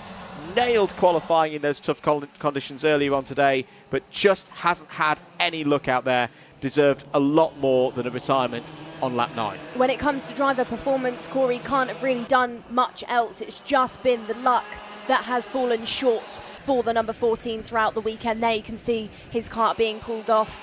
You know, he's just fallen short, but I wouldn't say it's been from any fault of his own. No. Eyes and ears back on, though, for the race lead. Stubbs still leading from Batch now as they head back down the hill once more. No challenge really just yet. No, and I think that's with good reason, because whilst Harry Chapman is on his own now, and you tend to say two engines better than one, particularly in the cadet classes, in the younger classes, Chapman's still not that far behind. He's only 8/10 off the back of these two, well, nearly a second now, but that's still nowhere near enough of what we call a battle buffer for Batch to have a go, overtake Stubbs and not allow third and fourth places back into play. This is a good scrap. This is 5th, 6th, 7th. McElhenney, Schlivar and Toby Biggs. Toby Biggs looking to gain at least another position. Ollie West has got through past Louis Williams-Mabs, meanwhile, for 9th place. So that's West up 5 positions now. Down the hill once again. Stubbs still leading from Batch. This would, of course, extend the championship lead for LBJ Stubbs. As things stand, Stubbs would lead in the standings for the championship points on 379. It would be a 14-point advantage over the driver directly behind him, Bodie Batch. Remember, it's a 3-point gain if you win a final. 65 points for a final win, 62 for second place. So if Batch was able to find a way through, this is the very definition of a 6-pointer, he would be able to cut that lead back to his new teammate for this weekend, Nicole. Well, Rileo Russell then, the driver that's had bad luck with those race starts, has lost it onto the grass multiple times this weekend, has now broken into your top 10. He sat there behind Ollie West, your driver of the weekend from Warden Law. Great performance within the finals here today then at GYG. Really has made it count where it matters. And I've got to say, really good pace as well from the young driver there, Leo Russell, in kart number 63. Last time around a 48.61. That's quicker than the likes of Baker, Biggs, Schlivar and McElhenney ahead. So Leo Russell could be on for a really, really good result here. And what I say is still very early stages of young Leo's racing career. 1 minute and 15 seconds to go on the clock. Here's the move for 5th place. Benjamin Schlivar down the inside of McElhenney and through into 5th place. Textbook move there on the run up to I nearly said Christmas corner then. Up to Spoon corner. Well, you have got two kart circuits both on the A5. There's kind of a link between GYG and Wilton Mill, but good stuff here between Schlivar and McElhenney. Toby Biggs just waiting for his moment there in 7th place. Well, Slivar then just cut back onto the racing line after defending and almost caught out McElhenney, and Biggs behind him. Was a slight bit of wheel-to-wheel moment just before they headed into that double apex corner of turn number 6. This is your battle, though, between Harry Chapman and Patrick Wood. They're still trying to organise themselves on who is going to take that final step of the podium. 20 seconds left on the clock, and now we've got a change for the race lead because Bodie Batch has finally bit the bullet and has overtaken his teammate of Albie Stubbs. Yeah, Bodie Batch got a really good run up towards Spoon Curve that time around, and as you say, Nicole has taken the lead of this race. LBJ Stubbs won't panic, though, at this stage. Time is up. Final lap board is going to be out in a moment, and LBJ Stubbs knows he just needs one moment to retake the lead of this race. He did so in heat number 2. Bodie Batch is your race leader as we go onto the final tour of the circuit. Patrick Wood is through and into 3rd place. Patrick Wood could be on for a first podium of the season here if he can hold off Harry Chapman. McElhenney is through past Slivar as well for 5th place. Russell up to P9. Williams Mabs, I think something's happened to Ollie West because Ollie West has dropped down the order, and further down the order, in fact, to 14th place. Bodie Batch is through past the point of the circuit where in the second heat, LBJ Stubbs had got through and into the lead of the race. Bodie Batch down these sweeping curves through compression, through Devil's Elbow, is one corner away from taking a win in the Wera Tools British Kart Championships. Has just got to get off the final corner. It's an Excel Motorsport 1-2. Bodie Batch wins at GYG. 2nd for Stubbs, and Slivar on the line 3rd. Where has Patrick Wood gone? Wood has fallen to 10th. Chapman has fallen to 7th.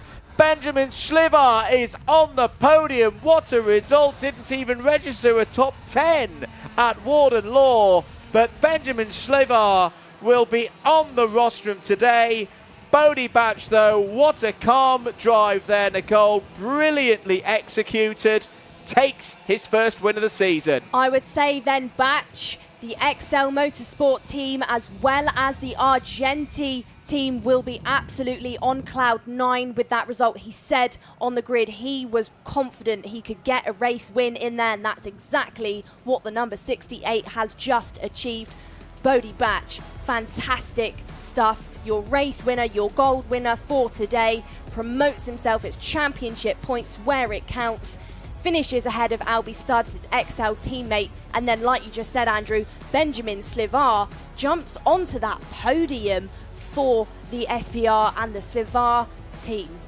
Brilliant, brilliant stuff. Have just seen a note though on our screens. Harry Chapman under investigation for matters there. I imagine that might be something on the final lap, and say Chapman and Wood both fell down the order quite dramatically there on the last lap. But Bodie Batch, remember the dates, the 14th of June 2025. Bodie Batch takes his first win in the Wera Tools British Kart Championships by 0.09 of a second ahead of his teammate LBJ Stubbs, who remains your championship leader.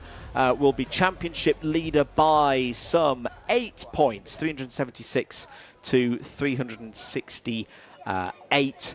Jaden McElhenney there will be 3rd in the point standings overnight, 337. Corey Lyons, his teammate, will be 4th. Ollie West 5th. Freddie Baker, Patrick Wood and Louis Williams Mabs completing the top 8 in the Virtual Championship scores. The drivers having discussions with one another, just trading stories as to how their races went. And look at Benjamin Slivar. Yes, Benjamin, you got 3rd.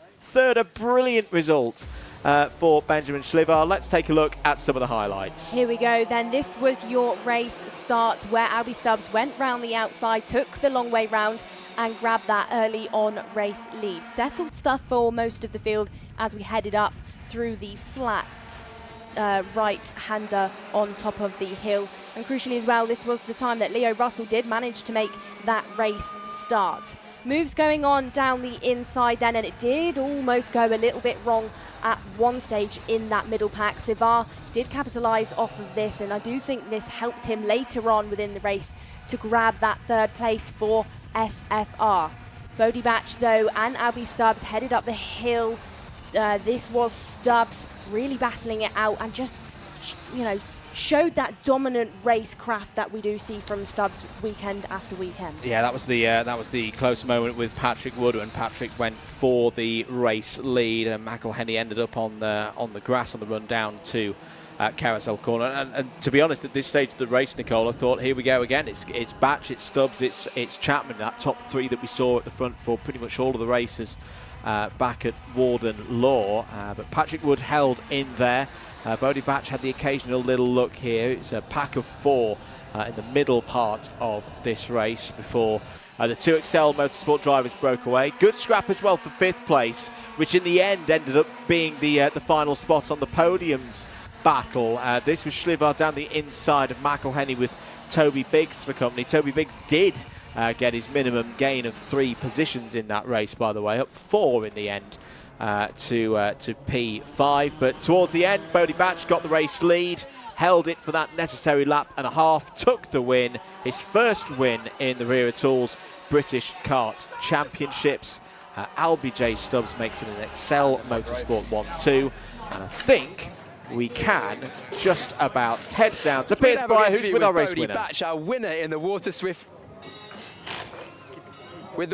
restricted category for the Wera Tools British Kart Championships. Bodie, I can see the smile on your face. You must be pretty happy with that. Yeah, I mean, the start was terrible. We dropped down to like 9th or 10th maybe.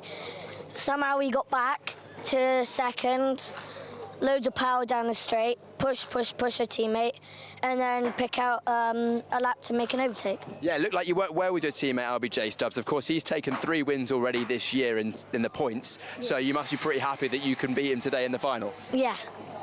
So did you plan when you were going to make the move, or was it just a spur-of-the-moment thing? Plan when I was going to make the move. You're thinking driver then? Yeah. But it's not going to be easy tomorrow. Of course, we know how strong Albie is and the rest of the grid. What can you do tomorrow to try and take another win? We'll see. We'll have to try our best. Do the same as today, maybe pick out a move. Different point, though. Yeah.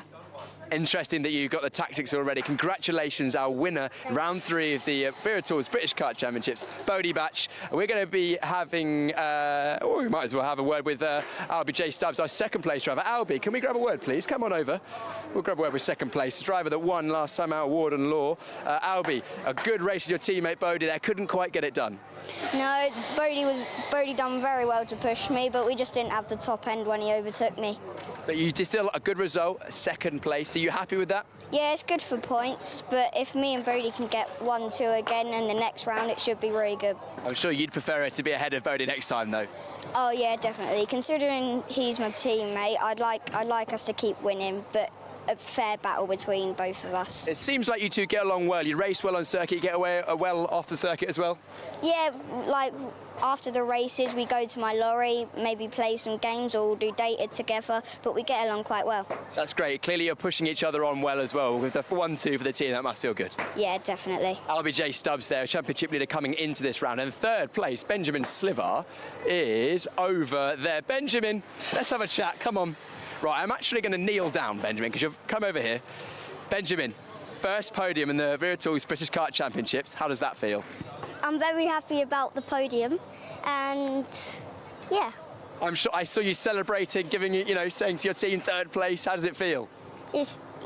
I just can't believe that I got 3rd place. Well, you did it, and you drove a very good race. Yeah. Do you think you could do it again tomorrow? Maybe. Maybe, we'll see. That's our 3rd place driver there, Benjamin Schlivar. Great job. We'll let you go and celebrate with the team or back to wherever you need to go. The team's working hard on the karts here. Of course, this is scrutineering after the races, where the teams or the mechanics of the drivers have to take basically the parts off the karts to make sure that they comply with the scrutineering regulations. The scrutineers will select a specific component to then check.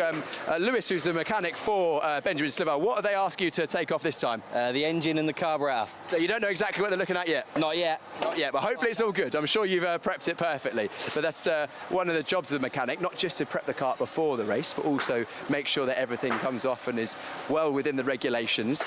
They choose the top 3 drivers in every race. So first place this time was, of course, the man we just spoke to, Bodie Batch, Albert J. Stubbs, Benjamin Slivar, and then generally 2 other random drivers. We've got some other drivers here. The number 46 in that one is Toby Biggs. Toby, do you want to have a chat? Let's have a chat with Toby Biggs. We chatted to Toby ahead of the race.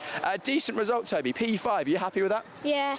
I think I asked you on the grid how many positions you're going to make up, didn't I? Yeah, I said 3 to 9, but I think I made up 4. So, hey, you exceeded your bottom end. Yeah.